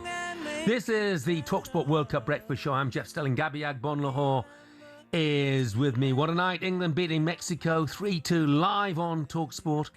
The second half saw a red card and 2 penalties, but the first half had 3 minutes of pure magic if you're an England fan, as Bellingham scored 2 goals in that space of time.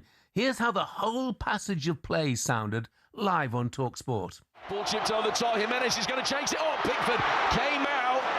And if Jimenez had been able to get a little flick, it was past Pickford. But Pickford saw the ball drop into his hands and bowls it out quickly. And here come England with Declan Rice gallivanting forward. His club teammate Bukayo Saka to his right. Saka inside the penalty area. Stands up a ball and a diving header is in. And England silence the Azteca with Jude Bellingham on the score sheet. 9 minutes before half-time. England breaking so quickly. And that is what they can do. In games where they don't have as much possession, they can hit the opposition brutally. Great interplay between Rice and Saka. Delicious ball in. Bellingham's diving header. He stands, hands outstretched, takes the acclaim of a pocket of England fans. And England in the Azteca, in the goal where the hand of God did for them 40 years ago, lead by a goal to 0. Well, I've got to say, there was a situation in our box. Mark Gahey got caught out by the movement of Rahul, but I'll tell you what, you've got to give Pickford credit. He's picked the ball up nice and early, got Rice on his way. Rice has gone sort of acres with the ball, driving into the opposition's half. And then Saka, some great wing play, and stood one up to the far post. And the easiest of tasks for Bellingham.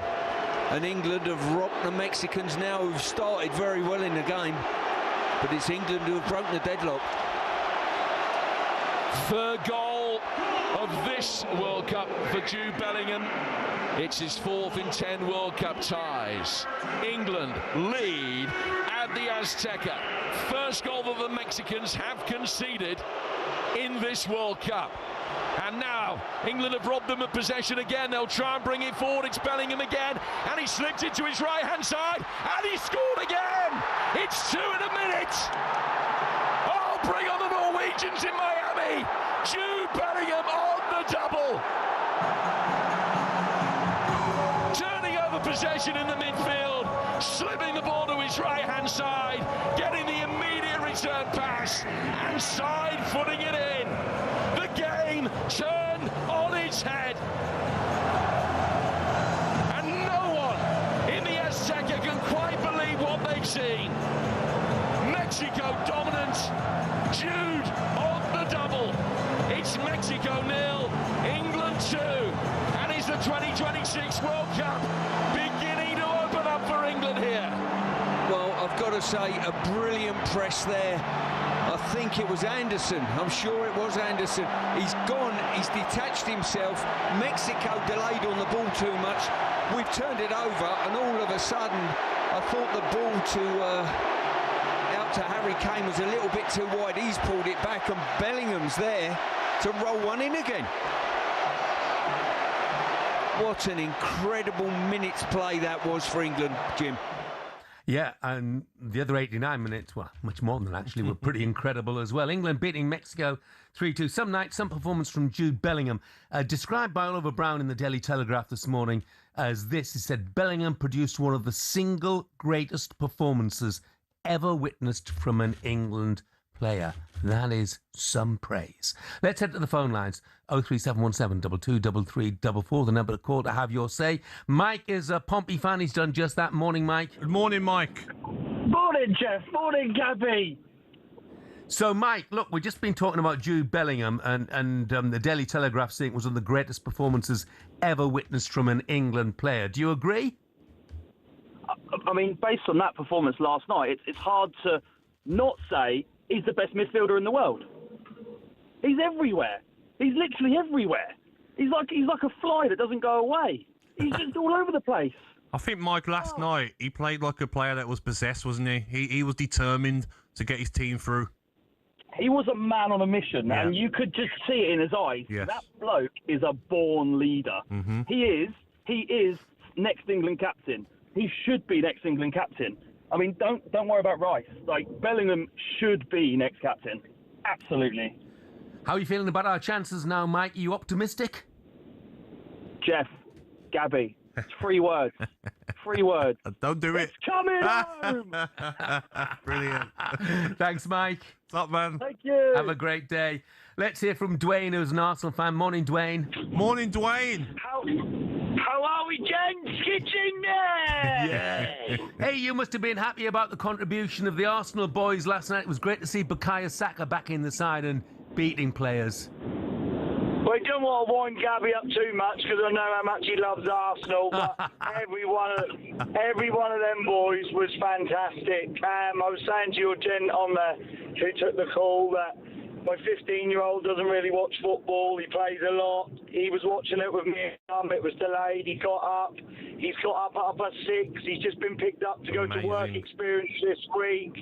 And then my 18-year-old strolls in at 5. You don't get no sleep because you're waiting for him to come in. Dad, what a game. And that's just memories, and that's what it's all about, gents. And on to the next round. And, yeah, who knows? Game at a time. Who knows? Dwayne, what did you think of Gabriel's performance? Gabriel, shocking. I did see some of that, and let's be honest, mate, Haaland got the better of him, didn't he? But our boys aren't going to let that happen, hopefully. Yes. Brilliant. Great call, mate. Yeah, thanks very much indeed, Dwayne. Top man, Dwayne. Cheers, boys. Have a great day. Thank you. A lot of texts inevitably. Hey, Jeff. Hey, Gabby. I'm on cloud 9 right now. I'm listening to the game on Talk. I was listening to the game on talkSPORT while driving around North London. Shout out to the commentary team. Amazing. Did a banging job. It's my birthday tomorrow, so I'm counting that as an early birthday present. If we go all the way, I'm getting Thomas Tuchel tattooed on me. Abby, who's an England fan in Glasgow, I don't know, one or two of them, says, morning, Jeff. Morning, Gabby. There were elements of Jude last night where he reminded me of Zidane, where 3 players were around him. Yeah, he did. And he left them wondering. And that's what he can do, isn't it? Yeah, that's what it was. It wasn't just his goals and his defending, his clearance. I remember that exact run that he had done. He was dazzling around midfielders. They maybe should have passed it afterwards, but outstanding performance. But let's not forget the other players, special mentions as well for like Jordan Pickford. Because when there's so many crosses coming into your box, Jeff, what did your centre-halves want? A keeper who's going to come. Not just be scared to come and flap like some keepers do. Come, punched a lot of them, caught a lot of them. One here now, we're just still on the TV again, replay. I thought he was fantastic, Pickford. And he had the dark arts as well, didn't he, Pickford? He was diving on the ball after he catches it, and he was time-wasting when he could. Yeah. Experienced performance from experienced group of players. He was brilliant. Yep. He was absolutely brilliant. Silenced his critics, that is for sure. Yep. Harrison, who's a Stevenage fan, says, haven't celebrated like that since Stevenage beat Villa in the FA Cup. When was that? 1922? Don't remember. It was 2 years ago, wasn't it? What a performance from England. Thanks very much indeed for that, Harrison. Almost 9 o'clock. Coming up, we turn our attention to the other star performer last night. Well, there were plenty of them. Yes. One of the other star performers, Jordan Pickford, was magnificent. Yep. We're joined by his former England teammate, Jack Butland. That's next.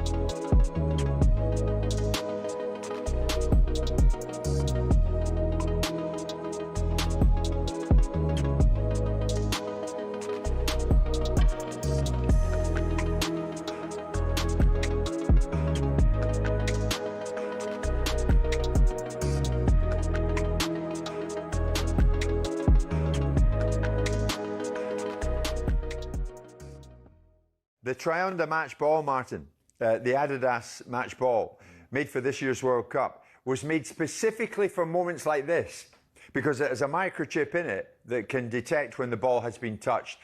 Now, that's hard if you're Croatian. Of course it is. But the decision's right. Yeah, we have to trust the technology. You know, the naked eye, though, might be telling you something else. It's very difficult to see any kind of touch on that.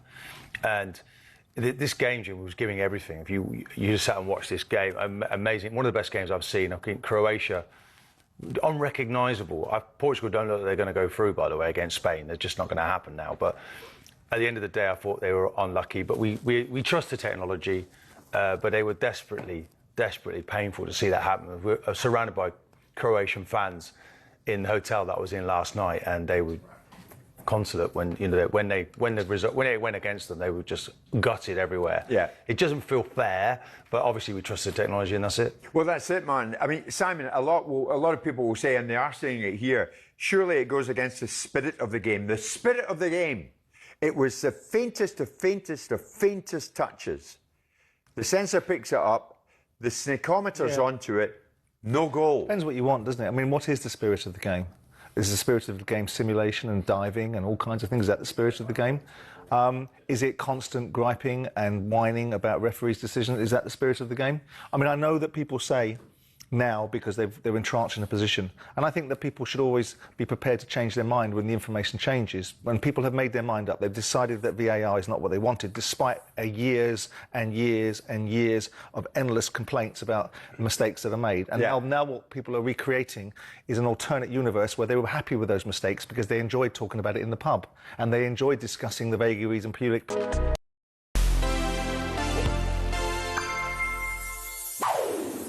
The story of England's World Cup win in 1966 is the stuff of legend. Pickles and a lost trophy, World Cup Willie, they think it's all over. They couldn't have done it without the skills and goals of Sir Geoff Hurst. but his World Cup journey wasn't always plain sailing. But for a freak injury in the group stages in 1966, we may have never been speaking about Sir Geoff Hurst in the same way. He got the call after Jimmy Greaves had his leg sliced open against France in the final group match. Hurst got off to a flying start in the knockouts, literally, scoring the winner against Argentina 12 minutes from time in the quarter-final.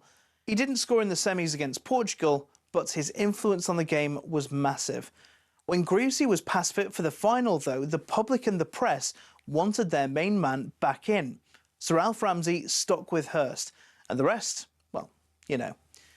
His heroics prompted parties on the streets. Once the celebrations had died down, England started preparing to defend the trophy. And just look at their record between 66 and 70. Only 4 losses in 36 games. But when 70 came around, fate played a mean trick on Hurst. In the quarter-final against the Germans, Hurst scored a legitimate goal in extra time that was disallowed, and England lost. Basically the exact opposite of the 1966 World Cup final. With that, Sir Geoff's pretty short World Cup career came to an end. When you look at his stats, they aren't massively impressive. But when you consider 3 of his 5 goals came on that glorious afternoon at Wembley, it's not a bad trade-off. What you might not know about Sir Geoff, though, is that after retiring, he didn't stay in football. I mean, he tried, oh yes, but he packed in management after 2 years and later worked in insurance because he couldn't afford his mortgage. I mean, can you imagine Harry Kane in insurance nowadays? Yes, Sir Geoff may have only played in 2 World Cups, but crucially, he helped bring one of them home. Jules Rimet, still gleaming.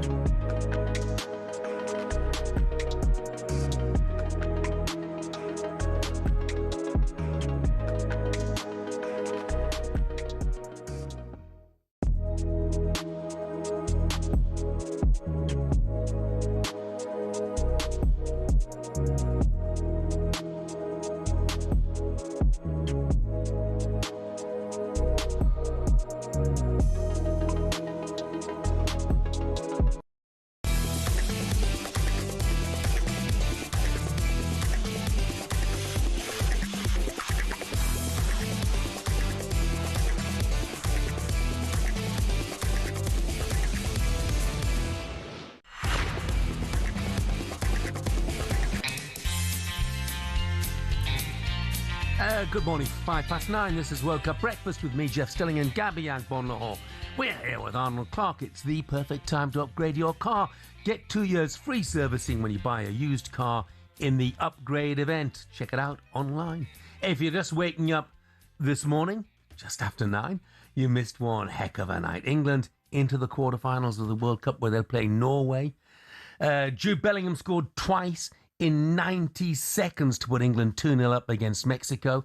Quinones pulled one back just before half-time for the hosts. Jarrod Quansah saw red for a wild tackle early in the second half. Anthony Gordon then won a penalty, which Harry Kane dispatched to make it 3-1 to England.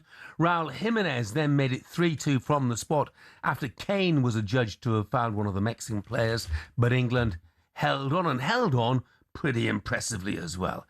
But the Three Lions progression wouldn't have been possible without the brilliance of this man between the sticks. Down towards Alvarado. That's a good ball in, Dani. Scooped away by Pickford. Fine stop to deny Raul Jimenez.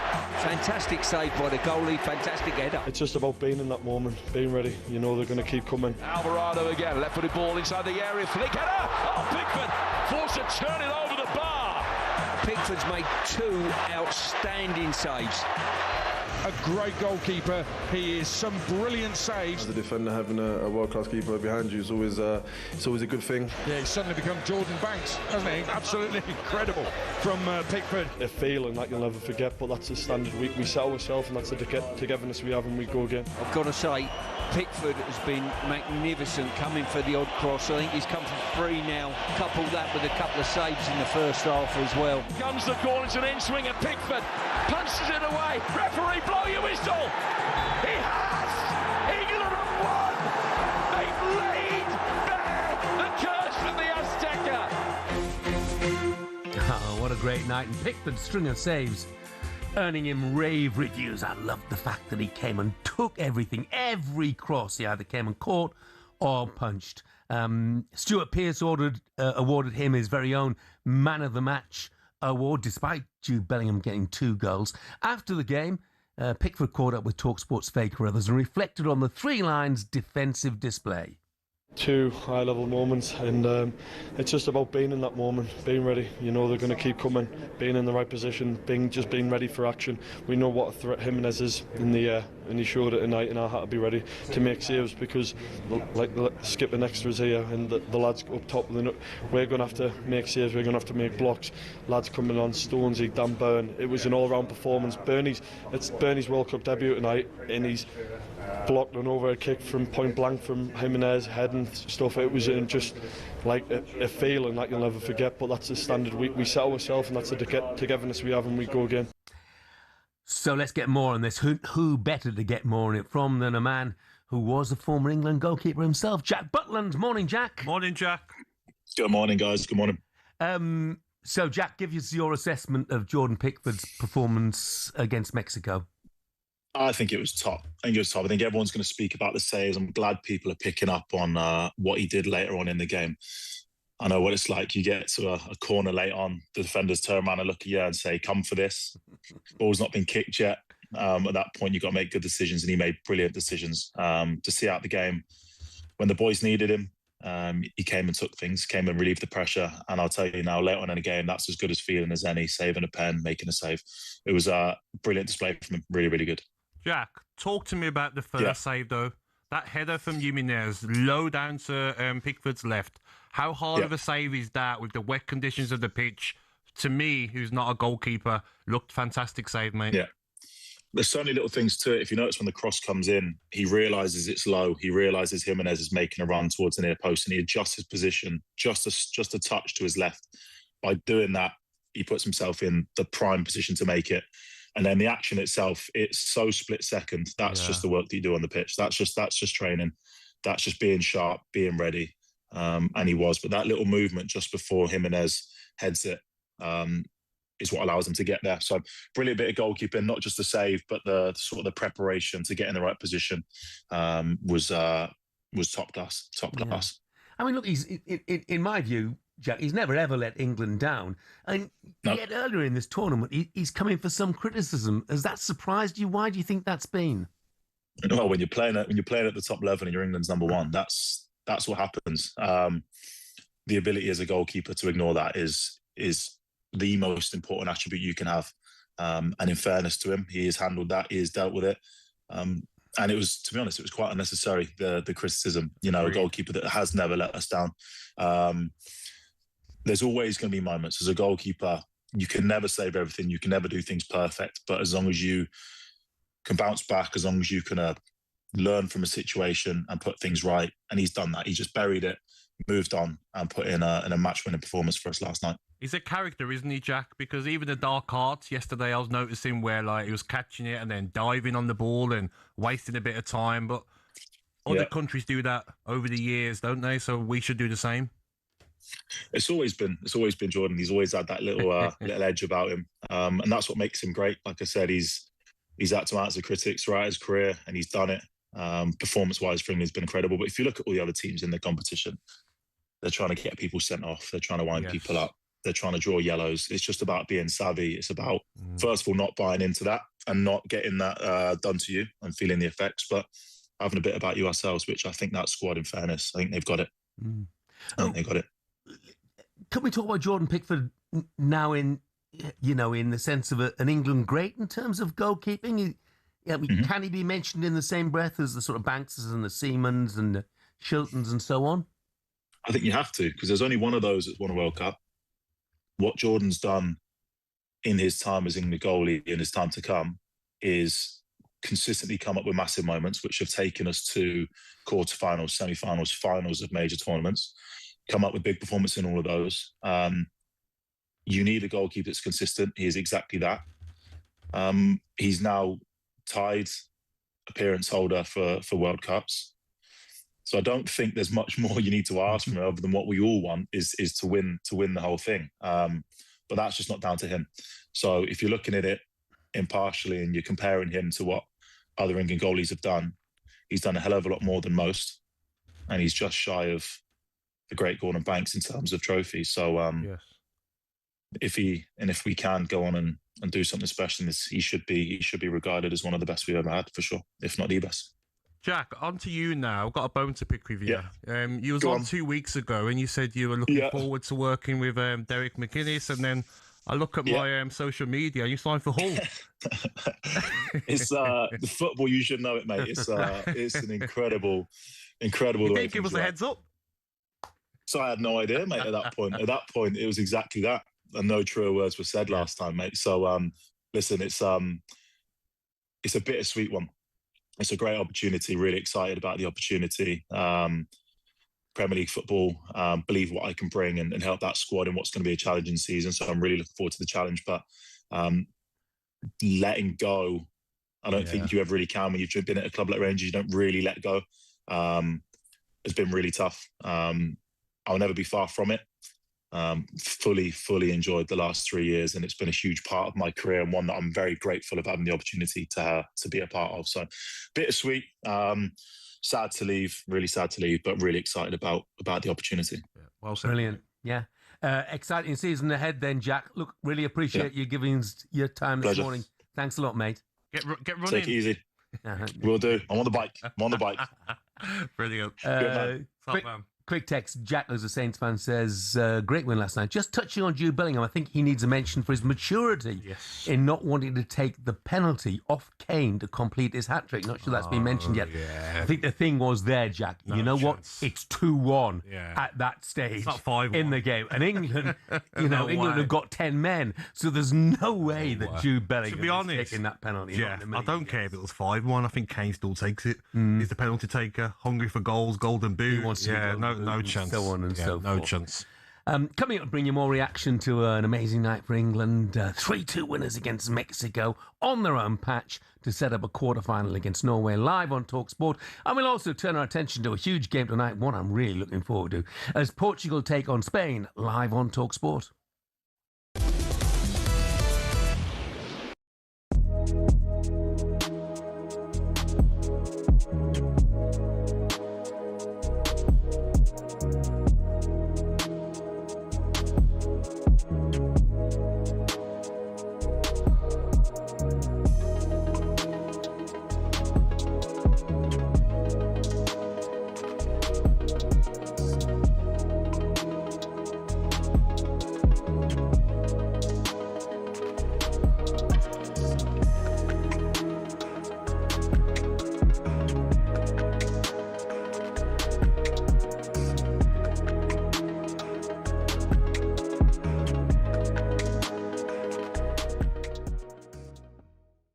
Likeability still favours Messi, not Ronaldo. Yeah. I don't know why. Maybe that's due to appearance. Maybe that's image. Maybe that's like you feel that Messi. I mean, they both love the game, don't they? Immensely. I think Messi. If you have a favourite, I think Messi for me is a better player, slightly better player. But there's not much between the two of them. You have to admire what Ronaldo. But he's Messi's an unchallenging. He's a diminutive little goblin, isn't he? Whereas you've got this 6 foot Adonis of Ronaldo that challenges the way that people look at the world, and he's quite strong in his views. Obviously, he's been outspoken. He's had controversies in his life that Messi hasn't had. These unfounded but strong allegations made about him that have reverberated through the media, and he divides opinion in lots of ways. This argument, I think, it's a reductive argument about who's the better player.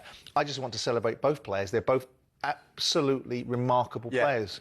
And every time you open your mouth, I mean, you listen to the social media trogs that spend their entire time being insulting about the fact that someone might think that Ronaldo's better than Messi. I make the case, and I don't know whether it's a good argument or not, and Martin can weigh in if he thinks it is that if you've played and won in every country that you've been in, whether it's Portugal, whether it's the UK, or the Premier League, whether it's the La Liga or Serie A and into Saudi as well, and being a standout player, I personally think that's a calling card for the reasons why you might be considered able to be the greatest player. Do you want that argument? Do you know, Jim, just to go back to that, if you were to swap them over, if you were to put Ronaldo into the Argentina team, I don't think they'd be world champions. I think that's the difference. I think Messi, based on what? Based on the way that he connects with the team. Messi, everyone works for him. With Ronaldo, you don't get that same feeling in a Portugal shirt, and they've got massive talent around him. You know, look at the number of the players that are in there. Yeah. Great players. Oh, yeah. But Ronaldo, I think, he's older as well. He's 3 years older. Messi's still got that.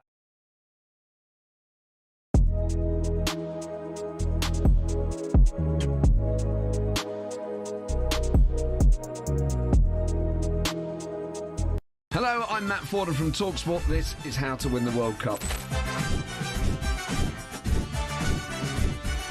This is the best squad I think England have ever had.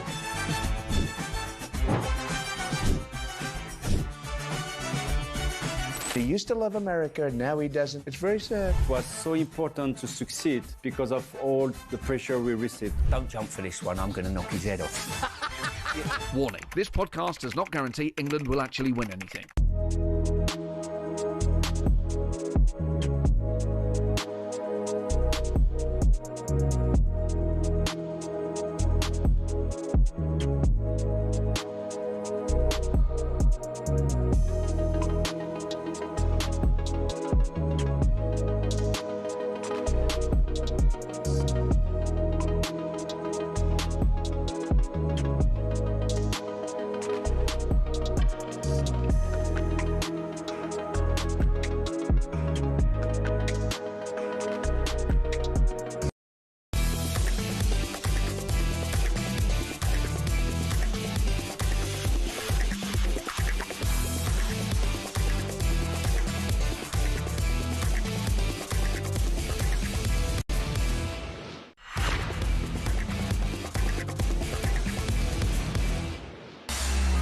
It's coming home, it's coming, football's coming home. We shall see. 9:20. Well, you can't be too premature. I agree. Stay humble. Quarter-final against Norway to come, and then the possibility of a semi-final, most likely against Argentina. And then a final, most likely against France. Or Spain. This is World Cup Breakfast with me, Jeff Stelling, and Gabby Agbonlahor. If you slept through your alarm and missed work, well, that's probably because we were watching or listening to 10-man England battle their way to a 3-2 win over Mexico. Eventually kicked off at 2 in the morning, finished at just after 4 a.m. Earlier in the show, we brought you the reaction of the England faithful over in Mexico City. Some of those fans in tears. You can catch up on all of those emotions on talkSPORT YouTube, TikTok and Instagram channels. But closer to home, our reporter Max Scott spoke to some in the Redwood pub in London Bridge. This is what they had to say. Describe that performance. What have you just seen? I'm actually speechless. That's what England does. We're a generational team, and I might say it's coming home. Oh, and unbelievable performance. Unbelievable. One of the best ones I've seen sort of since I've been an England fan. I think Tuchel's got a plan, and he played out the plan. And I think you have to sometimes play hard games. I think VAR and Mexico were probably given the decisions they maybe shouldn't have been given, but England, great, they just did it. Jude Bellingham, unbelievable, again. About a year ago, an article was written saying Jude Bellingham should be dropped. What do you make of that now? I mean, everyone was silly. He's the best! He's the best! Everyone was silly. He's the best! Come on! He's the best! Think he's the best, don't you? I think so, yeah. Probably the best, yeah. Game of water. Well, he was the best last night. Let's be brutally honest about it. He was utterly brilliant. He'll need to be brilliant again at the weekend, of course, as England take on Norway. It's live on talkSPORT at 10 this Saturday. Right now, let's take a look ahead to tonight's football with one absolutely brilliant contest. Some high-pressure picks with Sure. High pressure picks on talkSPORT with Sure. Non-stop protection deodorant that won't ever let you down. Yeah, the World Cup football just keeps on coming on the talkSPORT network. And this, for me, possibly the game of the tournament so far. Potentially, at least. Portugal take on Spain at 8 o'clock tonight. I'm delighted to say Spanish football writer for The Athletic. Dermot Corrigan joins us now. Morning, Dermot. Morning, Dermot. Hey, Jeff. Hey, Gabby. How's it going, guys? Yeah, it's going really well. Thanks, mate. Look, I look at the players on both sides tonight who are going to be on display. This has the makings of a fantastic, fantastic contest. I was reading Luis de la Fuente talking this week in insisting that Spain still have the best midfield in world football. Is that something you concur with? Yeah, I think it's definitely something that people here in Spain believe, and De La Fuente always defends his players and talks about them being great. But I think so. I think Rodri, was really good against Austria. Pedri, maybe a little bit subdued so far in the tournament, but when he's at his best, there's nobody like him to create spaces. And Dani Olmo's been really good, breaking forward. They complement each other really well. They know each other's games inside out. And yeah, I'd back De La Fuente in that one. He calls Pedri a genius. Yeah, Pedri is a genius. He's just this kind of a guy who understands the game. Opponents have been trying to kick him out of the game. Uruguay tried to kick him out of it. Austria tried to kick him out of it, and he was a little bit subdued. But when he's humming, when he's ticking, I don't think there's anybody. He's the heir. He's seen here as the heir to Iniesta, Xavi, those guys going back years. Dermot, I think as well, when you look at the bench of Spain, you see Ruiz, you see David Raya, you see Zubamendi, Gabby, Torres, and also Nico Williams, who I think he's nursed an injury. They've got such a strong bench of players that can influence a game, haven't they? Yeah, they have a really deep squad and a lot of players who can come in and out. Like Fabian, if he comes into the team, maybe comes on for Pedri or even starts in place of Pedri, you wouldn't notice a big drop off in the standard because they all know each other so well. A lot of them have played together for the underage teams with De La Fuente as well. They have that kind of idea of how Spanish teams like to play football, the possession style, the movement. They know what positions to take up on the pitch, where their teammates are going to be when moves break down as well. They've been really good at the counter press. So, yeah, they don't have maybe superstars. They don't have an Mbappe or a Messi or a Haaland, one guy that everything is funneled through. I guess Lamine Yamal is the closest to that, but he's still... he's pretty good, all right, but he's still only 18, and a lot of the play still goes through the midfield, and then the idea is that he can kind of build on top of the platform that they have put in place for him. And Mikel Oyarzabal amongst the goals as well at the moment. I mean, tell us, what's the rivalry like between Portugal and Spain? Everybody calls it the Iberian derby. Does it have a derby feel? Yeah, it's a funny one because Spain kind of feel like they're the big brother. Maybe it's similar to England, Scotland in a way that it means a little bit more to Portugal than it means to Spain, if I can say that about England, Scotland games of the past. Portugal are always really up for it. Spain, they don't like to lose to Portugal. It would be a problem for them. They've played, like, just looking over Ronaldo's career, they've played 10 times over Ronaldo's career, which is kind of says how far he goes, or how long he's been around for, going back to Euro 2004. But Spain have knocked Portugal out of big tournaments over the years. Portugal got their own back at the Nations League last year. So Spain see themselves as favourites, or they kind of believe that they should be beating Portugal. But then, and De La Fuente to be the first to say that they have a lot of respect for them as well, and Portugal have a pretty good midfield. So it'll be a tight game maybe, but there's a lot of confidence here that Spain will come out on top. I'm looking forward to the battles around the pitch. I mean, you look at Lamine Yamal and Mendes, you look at maybe Neto if he starts, and Cucurella, you look at Neves, Vitinha, Fernandez versus Pedri, Olmo and Rodri. There's going to be so many battles, isn't there, across the pitch? Yeah, for sure. And in that Nations League game, wasn't Lamine Yamal's best game for Spain. Nuno Mendes was fantastic in that game. He kind of... for a lot of people in Spain anyway, that was the day when he said, look, I'm the best left back in the world, and he was great going back, defending, he was great going forward as well. So I think Lamine will have taken that on board as well, because even it's funny how Spain, even just after the first game against Cape Verde, they kind of took some of the criticism personally. They have built a bit of a siege mentality, even though they've hasn't been so difficult for them so far in the tournament. They've managed to have that kind of feeling that people have doubted us and we're going to come back. and they're going to use that Portugal game that they lost last year in the Nations League, and maybe Lamine having a little bit of a subdued performance in that game to try and show people what they can do tonight. Yeah, we talking about the England route through the knockout stages with Congo and then last night Mexico and Norway coming up next. I mean, we're all looking forward to Spain and Portugal, of course, but it's a bit harsh, isn't it, for both countries to meet in the last 16? Yeah, for sure. Portugal haven't shown their best so far. If they had won the group, they'd be going down a different route, I guess, in the tournament.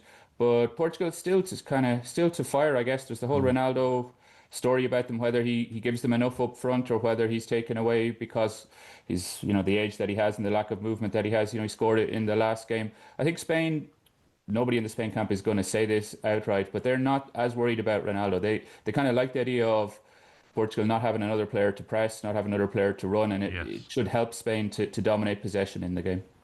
Spot on. Absolutely. Dermot, thank you so much. Thank you, mate.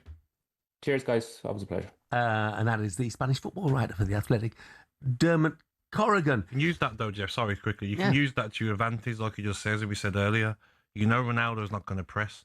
So the two centre-halves of Spain know that they can come out with the ball. Yeah. Then the midfielder's got to come out. Then Rodri becomes free, maybe, or Pedri. So that's going to be one of the problems tonight for Portugal. Yeah. The Ronaldo issue. And it's interesting, he's quite right by saying nobody in the Spanish camp is going to criticise Ronaldo because that is a red rag to a bull. Don't do it. Don't do it. Absolutely. Rob, who's a Man United fan, says, Jude Bellingham reminded me of when Gaza came of age in the 1990 World Cup. That was a look ahead with Sure, non-stop protection deodorant that won't ever let you down. High pressure picks on talkSPORT with Sure, official sponsor of FIFA World Cup 2026. And just a reminder to make this morning even better, if that's possible, if you want the chance to win £26,000 tax-free cash, head to talksportwin.com to enter, and for T's and C's. Coming up, we bring you more an incredible night for England and focus on the magic of Jude Bellingham and Harry Kane. That's next.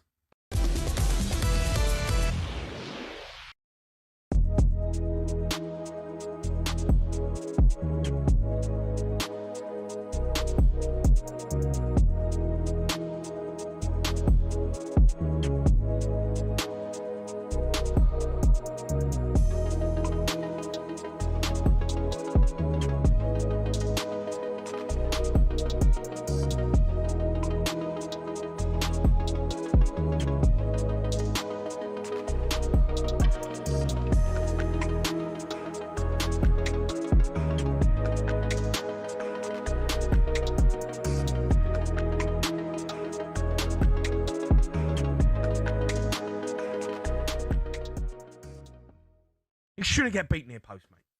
He should not get beat near post. I'm not having it. That football saying has been knocking around since I was a kid. Right? In that situation, there's no defender in front of him. He's had a touch, he's got his head up, he's got the goal to aim at. He can go that way, he can go this way. Pickford knows that. Stop saying he shouldn't get beat. Yeah, but, all right, okay, right. Are you saying it's a crime? No, he shouldn't get beat. He shouldn't get beat. Why not? Why not? Right, stand there. Right, we've got two posts here. Right, that's a goal. Right, please, for me. What's the goal? Well, there's the goal. You got a post there and you got a post there. All right, talkSPORT's the goal. All right. So that's their post. Yeah, you got. That's their post. Yeah, right. You got your Seaman shirt on. Right. Okay. Right. I'm the Congo player. I'm set. Well, no, you're not set because you're in the middle of the goal. You got to set. You're standing there. Hold on. That's the post. That's the near post. I'm happy. No, you're not happy. I'm happy. No, you're not happy. What's that? What do you mean? That's the back post. Don't worry about that. You don't need the mic. All right. People can hear you. Where are you? I'm here. I'm the Congo player. I've got the ball. Get back a bit. Right. I'm here. Yeah. You're standing in the middle of the goal for one. You're in the wrong place. I'm happy. No, you're not happy. I'm happy. You're not happy. I'm happy. Okay, well, I'll score near post. Okay, but you can score there as well. No, but that's not where you stand. You stand there. I stand here. No, you don't stand outside the post, do you? You stand next to the near post. Okay. I shouldn't score there. Okay. I should not score there. Where's he going to score? If he scores there, in the top corner. No, forget top corner. Where's some top corner? If he scores there, there's more space. It's a better strike. Yeah. It goes across the keeper. Yeah, okay. It's a good goal. So what's wrong with that? But that's not where Pickford's standing. Well, he is. He's not. That's exactly where he stood. He's not stood there. No, I'm not having it, mate. What do you mean having it. I'm not having it.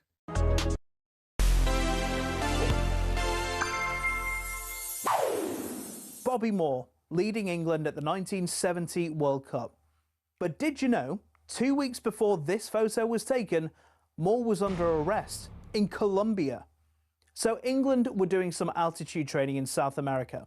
Moore and Bobby Charlton went to a gift shop in their hotel looking for a present for Charlton's wife, and they left when they found nothing of interest. But as they were standing in the hotel foyer, the shop assistant came out and accused Moore of stealing a gold bracelet. He denied wrongdoing and was let go. England jetted off for a quick friendly match, but returned to the same hotel a few days later. And there, Moore was detained and placed under house arrest.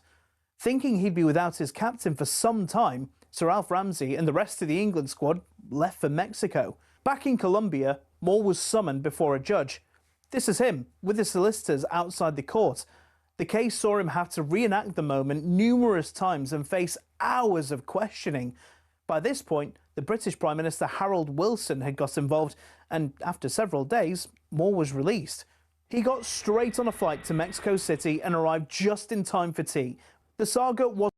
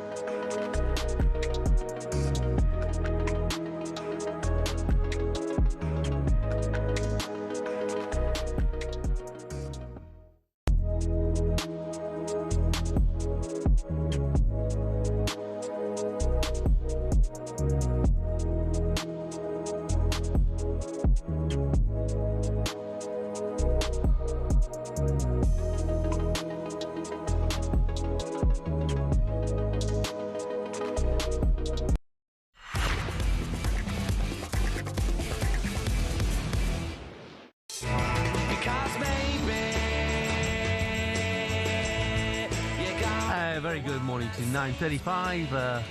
Special Monday morning. Monday, July the 6th, the morning after the night that England progressed into the quarterfinals of the World Cup with that wonderful win over Mexico in their own backyard. I'm Jeff Stelling, Gabby Agbonlahor's with me. We're with Arnold Clark. Browse the UK's best used car deals. Score your dream car today. Check out their website for more details. So, as I mentioned, England through to the quarterfinals after a 3-2 victory against Mexico. After the game, Thomas Tuchel couldn't quite believe what his team had achieved. Still now doesn't feel like a round of 16. It feels almost like we won a final or something. This last moment where the referee takes the whistle to his mouth and you know that you overcame it 40, 50 minutes with 10 men in the altitude against the home country, against a strong Mexican team. You just like, yeah, this is a moment of joy, and it is a heroic performance and a heroic result in the end. I'm so happy for the players. It ranks on the very, very highest level, of course, also for me, to be part of this, to live this experience, the last 2 days, to be in this country, to see the people on the side of the streets all the way to the stadium. Such special moment, and to overcome it against all adversity makes it very special, and it will have a very special place for all of us.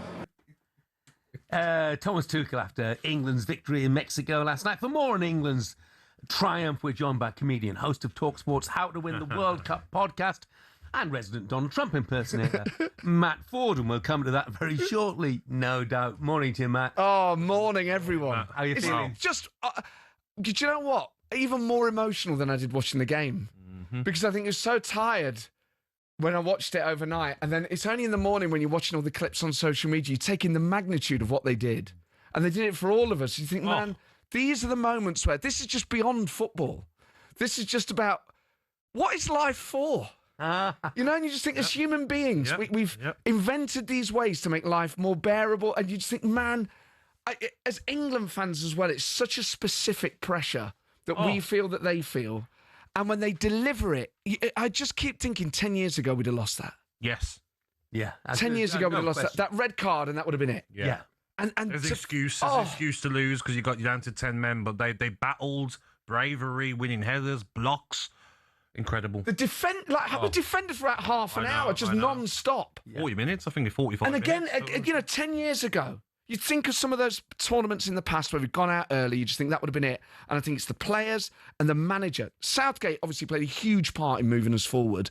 And I think Tuchel has just got us that extra bit. Yep. And you just feel just so overwhelmed. I can't imagine how they feel. He's got a special player as well, hasn't he, in Bellingham? I read this out earlier on. Oliver Brown in the Daily Telegraph said Bellingham produced one of the single greatest performances ever witnessed from an England player. Wow. And no question. And you know what's amazing is we know that he's capable of it. Yep. And you see flashes of it. You obviously see him do it more consistently for his club. You want great talent to express itself on the greatest stage. And so often, actually, that doesn't happen. And I think football fans around the world wanted to see Bellingham do that last night. And I think he's the sort of player that England have needed for so long. Not just technical ability, but his personality. That man is a winner in every single regard, and he will drive any team he plays for forward. And when that team also includes Gordon and Kane and Pickford and the other... The extra that he gives, the legs around him. We've seen it before last night. We've seen it like in previous games when everyone's maybe been don't give it me and who's going to step up? He's the guy. I will do it. I'll be the guy that steps up for this team. Done it again last night. I agree. One of the best performances I've seen him in his whole career. Do you know what? He is elite in every way. Yeah. In his ability, his will to win, scoring goals, just physically dominating teams, playing on the edge, just on the edge in the right way. But also, you see in his maturity in the post-match interviews, swapping shirts with that 17-year-old lad afterwards. He's a really class act in every way. And you just think, this is a guy that, obviously, football is just what we want him to do. You just think, this guy's life, people like that are just... I watch it as a fan, I just think, you're just completely different. Yeah. You are just an elite individual. Totally different gravy in every respect. Last night, somebody texted earlier on and said he was the only one of the England players who arrived not wearing headphones. He was just focused in his own zone. Yeah. Anyway, I haven't been allowed to mention, I've been barred from mention the fact that we've got to keep Erling Haaland quiet. Is that worrying you, Matt? No, they play against him all the time, don't they? I don't want to minimise it, and they've beaten Brazil, so they're serious. Yeah, they play against him all the time. He scores against them all the time. But I just think psychologically it's so much easier to face Norway than Brazil. I think England going into a quarter-final against Brazil would make us a bit nervous. Going in against Norway, and they're serious and they're good. I think what else is good is that, the game's not till Saturday, 10 p.m. They've got time now. Few beers between now and then. Yeah, a few swimming lessons, a few massages, but they've got time to rest now and be ready for that big game. I mean, away from England for a minute or two, look, outrage, obviously, at the decision of FIFA to overturn the ban for Flo Balogun for tonight's World Cup last 16 against Belgium. And reportedly, it was after phone calls directly from Donald Trump to Gianni Infantino. I mean... Could you imagine what those phone calls were like? It's fake news. It's fake news. I call Gianni all the time. We talk a lot. I said to him, Gianni, it's not a red. It's not a red. And I think he agreed. And actually, when you look at it, it's not a red. So maybe it's the referee that got it wrong. So that's the major problem. I think a lot of people don't understand. Maybe, Jim, you don't watch a lot of soccer. I think maybe you haven't seen enough. But if it's not a red, it's what we did. It's totally within the rules. In a way, it's fairer this way. What would you like us to do then, Donald? At FIFA, what would you like us to do? I don't understand what you mean. Would you like Balogun to play? He's got to play. Okay. He must play. It's done. I think he's going to play. I think the whole world wants him to play. But you want him not to play? Because I say to people, either he plays or he doesn't play. So if you want him to play, we got to make the call. But the call, I didn't say anything bad. We talked about many things. We talked about TV. We talked about food. Look, well, if that's the case, that's fine. But isn't there a case then, Keir Starmer, ringing Trump, ringing FIFA, and getting Jarrell Quansah's red card overturned? It'd be a slightly more bureaucratic phone call, wouldn't it? Mr. Infantino, firstly, I want to contribute to the way that the World Cup. Very important that the World Cup is running the way that it is. There has to be a process. All we bring stakeholders together, agree to a process and a timetable. Are you still the Prime Minister, Keir? Absolutely, I am. For now. Absolutely, I am. For now. How long? Look, the issue is that we need a process that all stakeholders can come around and agree to outcomes within a time frame. I think we can do that. And to not do that would be wrong. This is terrible news for you, isn't it? Can you do an Andy Burnham? I've got a prototype. You've got a prototype. You know, he asks himself a lot of. I don't know if you noticed that, but. You know, Jeff, I thought it was a good game, wasn't it? And, you know, I thought they played well. And but I think we could have done better, couldn't we? And, you know, when you ask yourself lots of questions like that, you know, it can become habit-forming, can't it? And, you know, it can sound quite unsure, you know, in a way, doesn't it? And, you know, you sort of carry on doing it, don't you? You know, it can be quite tricky. But, you know, one of the things he does, Burnham, I think lots of Labour politicians struggle with this, is they'll have a bit of a laugh, but they think, I can't get too serious because there's injustice in the world. So I better get, you know, I'm going to have to bring this back to being serious. And you get this really hard pivot from levity to, like, mad serious. You know, Jeff, I watched the game last night and, you know, I had a couple of beers with the lads and, you know, I had a curry afterwards and, I was really pleased. I think it's coming home. But, you know, in all seriousness, if the Iranians keep doing what they're doing, we will use nuclear force. But, Donald, I know you enjoyed the game because on your X account, you wrote that Harry Kane is a great player. Yes, he's a great player. And I said to Jenny, maybe he can play for America because one of the things we're looking at, he's now living in America. He's lived in America for about maybe 6 weeks. I think that makes him American. I said to Jenny, maybe he could play for America. And I think Harry, he's a winner. He would want to play for the United States. So we're looking at that. I think we could do it.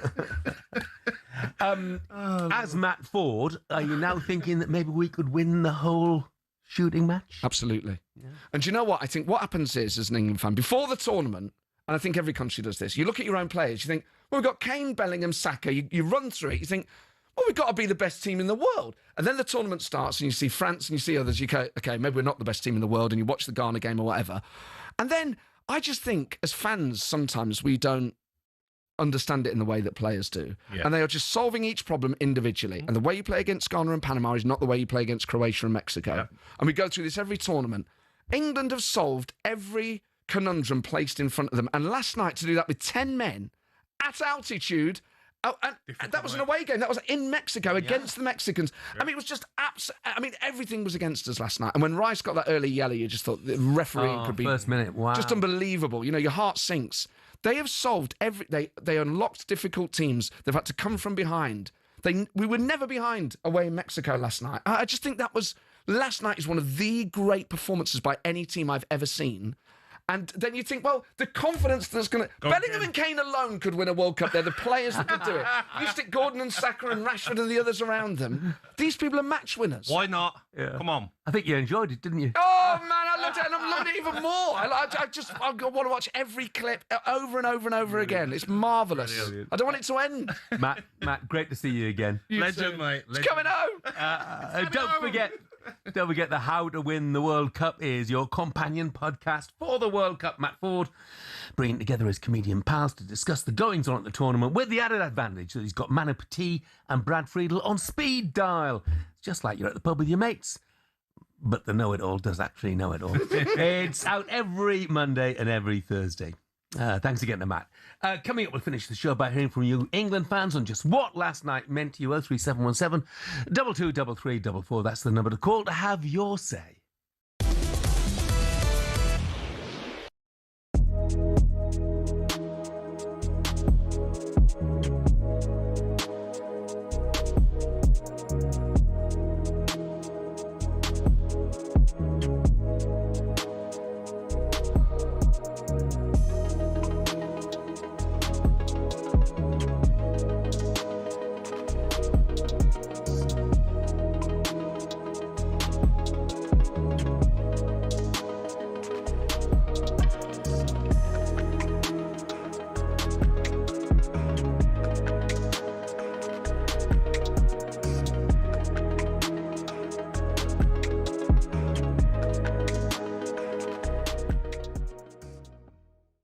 one on Portugal against Croatia. Portugal won 2-1 in the end. Ronaldo, of course, getting his first knockout goal with a penalty straight down the middle.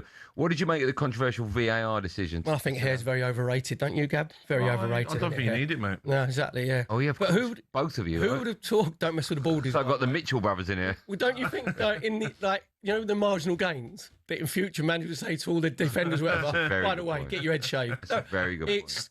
It's nonsensical. Honestly, it is so ridiculous that we're talking about a hair follicle and you're talking about Snicko, right? VAR wasn't brought in for that.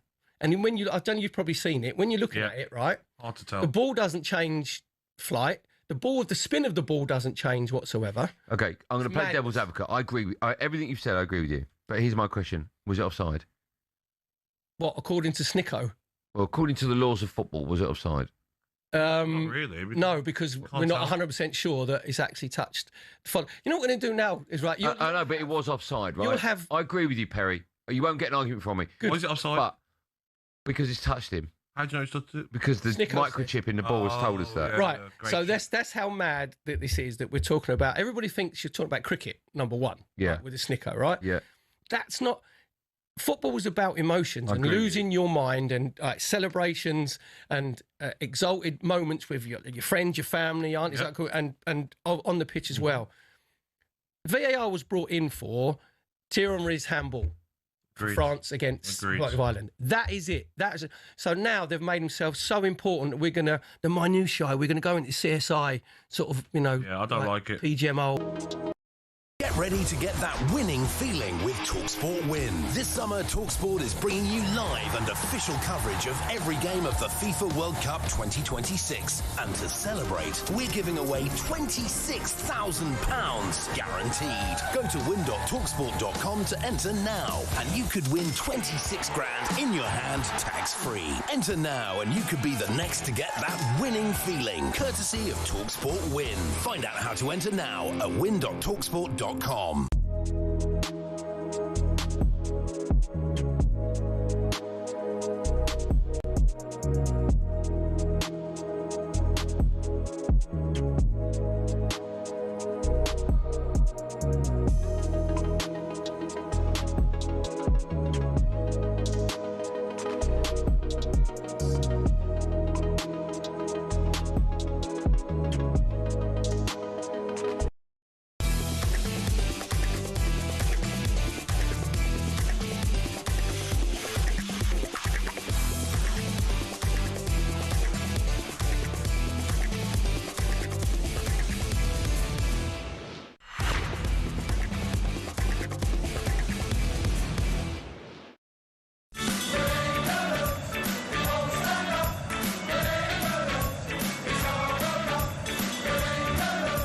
Good morning, this is World Cup Breakfast with me, Jeff Stelling and Gabby Agbonlahor. Gabby, you ready for another session tonight? Because you've got Spain, Portugal at 8. To it, yeah. And then USA, Belgium at 1. No, what I'm going to do is I've got an alert. If Balogun scores, it'll wake me up. What's the goal? They're both live on talkSPORT, so maybe you could listen to the second one while you're in bed. Definitely. Yeah. Why not? Who needs sleep? Yeah, well, I'm planning to try and watch them both, so...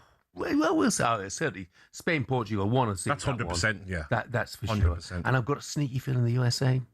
I fancy them to beat Belgium. Yeah, I do too. I'm not sure about Belgium one bit, mate. Neither am I. Neither am I. Well, it's been a brilliant show this morning. Hope you agree. Scott in Weybridge does. He says talkSPORT's priceless. Absolutely loved it this morning. Of course, it's all been reaction to England's dynamic 3-2 win over Mexico at the Azteca. Here's how it sounded on talkSPORT. That is a performance that will give everyone who's English across the world belief that we can win the World Cup. They fought like lions, they went to the Coliseum and they stood up. All of them last night, even down to the manager, they got it absolutely bang on and it was unbelievable to watch. There are moments in your life that are very, very special. I have to say that this is right up there with anything else, and I absolutely know at least one of my 2 children's listening, and I don't care how they react to it, but this is right up there. I mean, I know people will have a debate. This is the number one, certainly in my lifetime, England performance. When the boys needed him, he came and took things, came and relieved the pressure. And I'll tell you now, later on in the game, that's as good as feeling as any, saving a pen, making a save.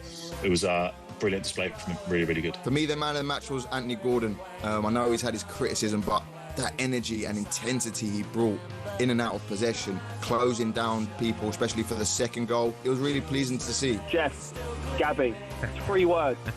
3 words. Don't do it. Coming home! Yeah, plenty of incredible reaction. What was a sensational night for England as they beat Mexico 3-2. Jack Butland, Edwin Durham, Andros Townsend, just a few of the voices you heard there, but it's all about you fans this morning, so let's head back to the phone lines for the last few minutes of the show. Simon's a Man City fan. Morning, Simon. Good morning, Simon. Good morning, gentlemen. Jeff, absolute legend. And Gabby, wow, your reverse psychology on the show of the day worked a treat. Same as Tunde. England, this rubbish, absolute worked a treat, didn't it? Never in doubt. It was never in doubt. But last night, wow, what a game. Yeah. That's the best England performance Yes. behind Germany in the backyard and Owen, Argentina, I think, in my top 3. But that tops it. Yeah, I mean, it was absolutely blinded. Did you stay up and watch it live? Of course it is, yes, along with all the office boys, Ashes, Flat Roof, and big shout out to Paul, Cam, Chris.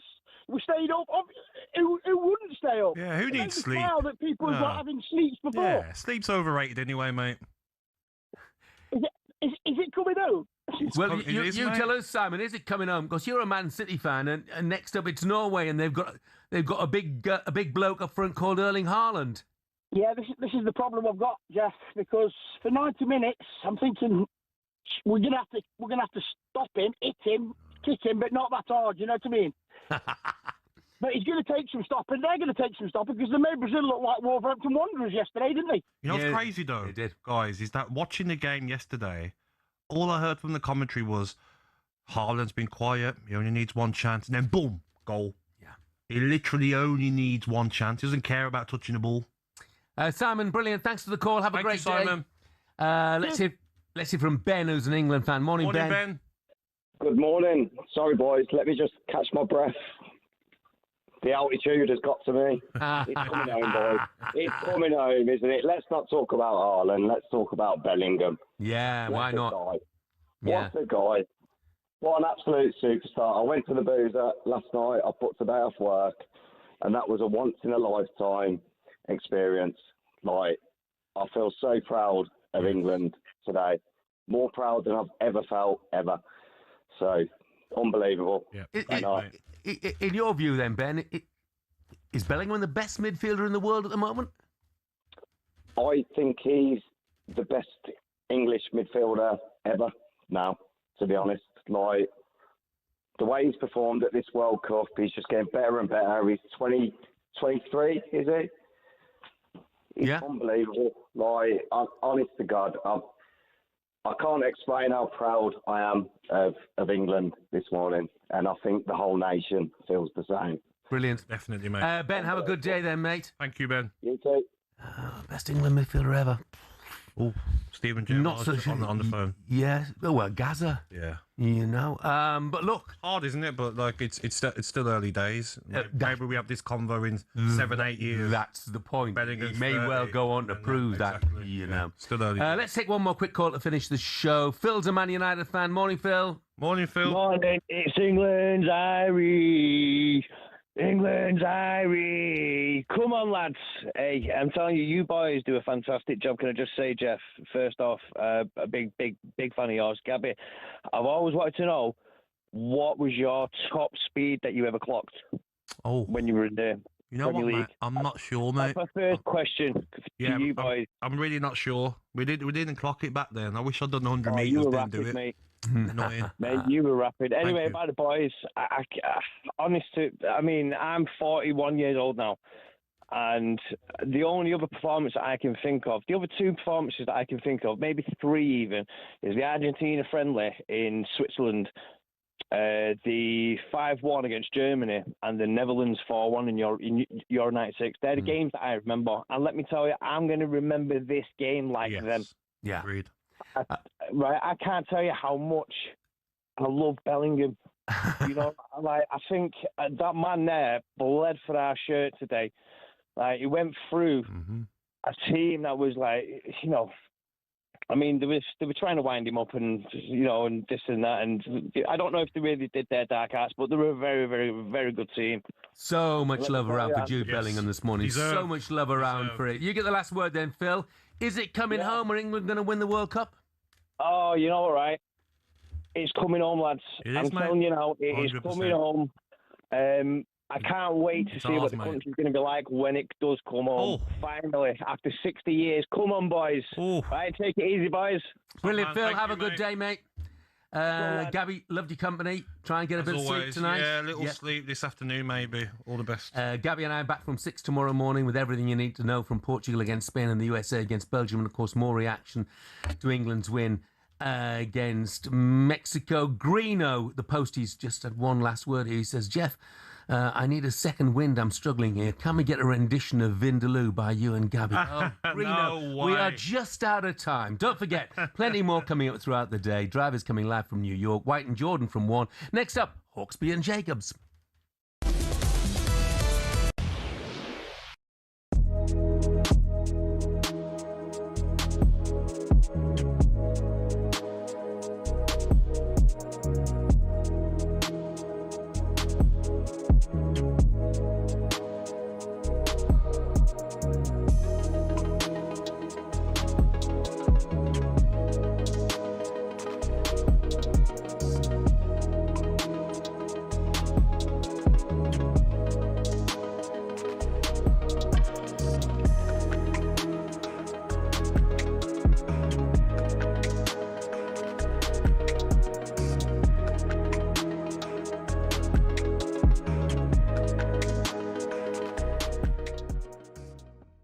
Wayne Rooney has just said that Thomas Tuchel should have brought Kyle Walker to this World Cup. That experience and the ability to play a right back rather than have to take Declan Rice out of midfield could have been useful. I think a Kyle Walker and his pomp would drastically improve this team. I really do. 100%.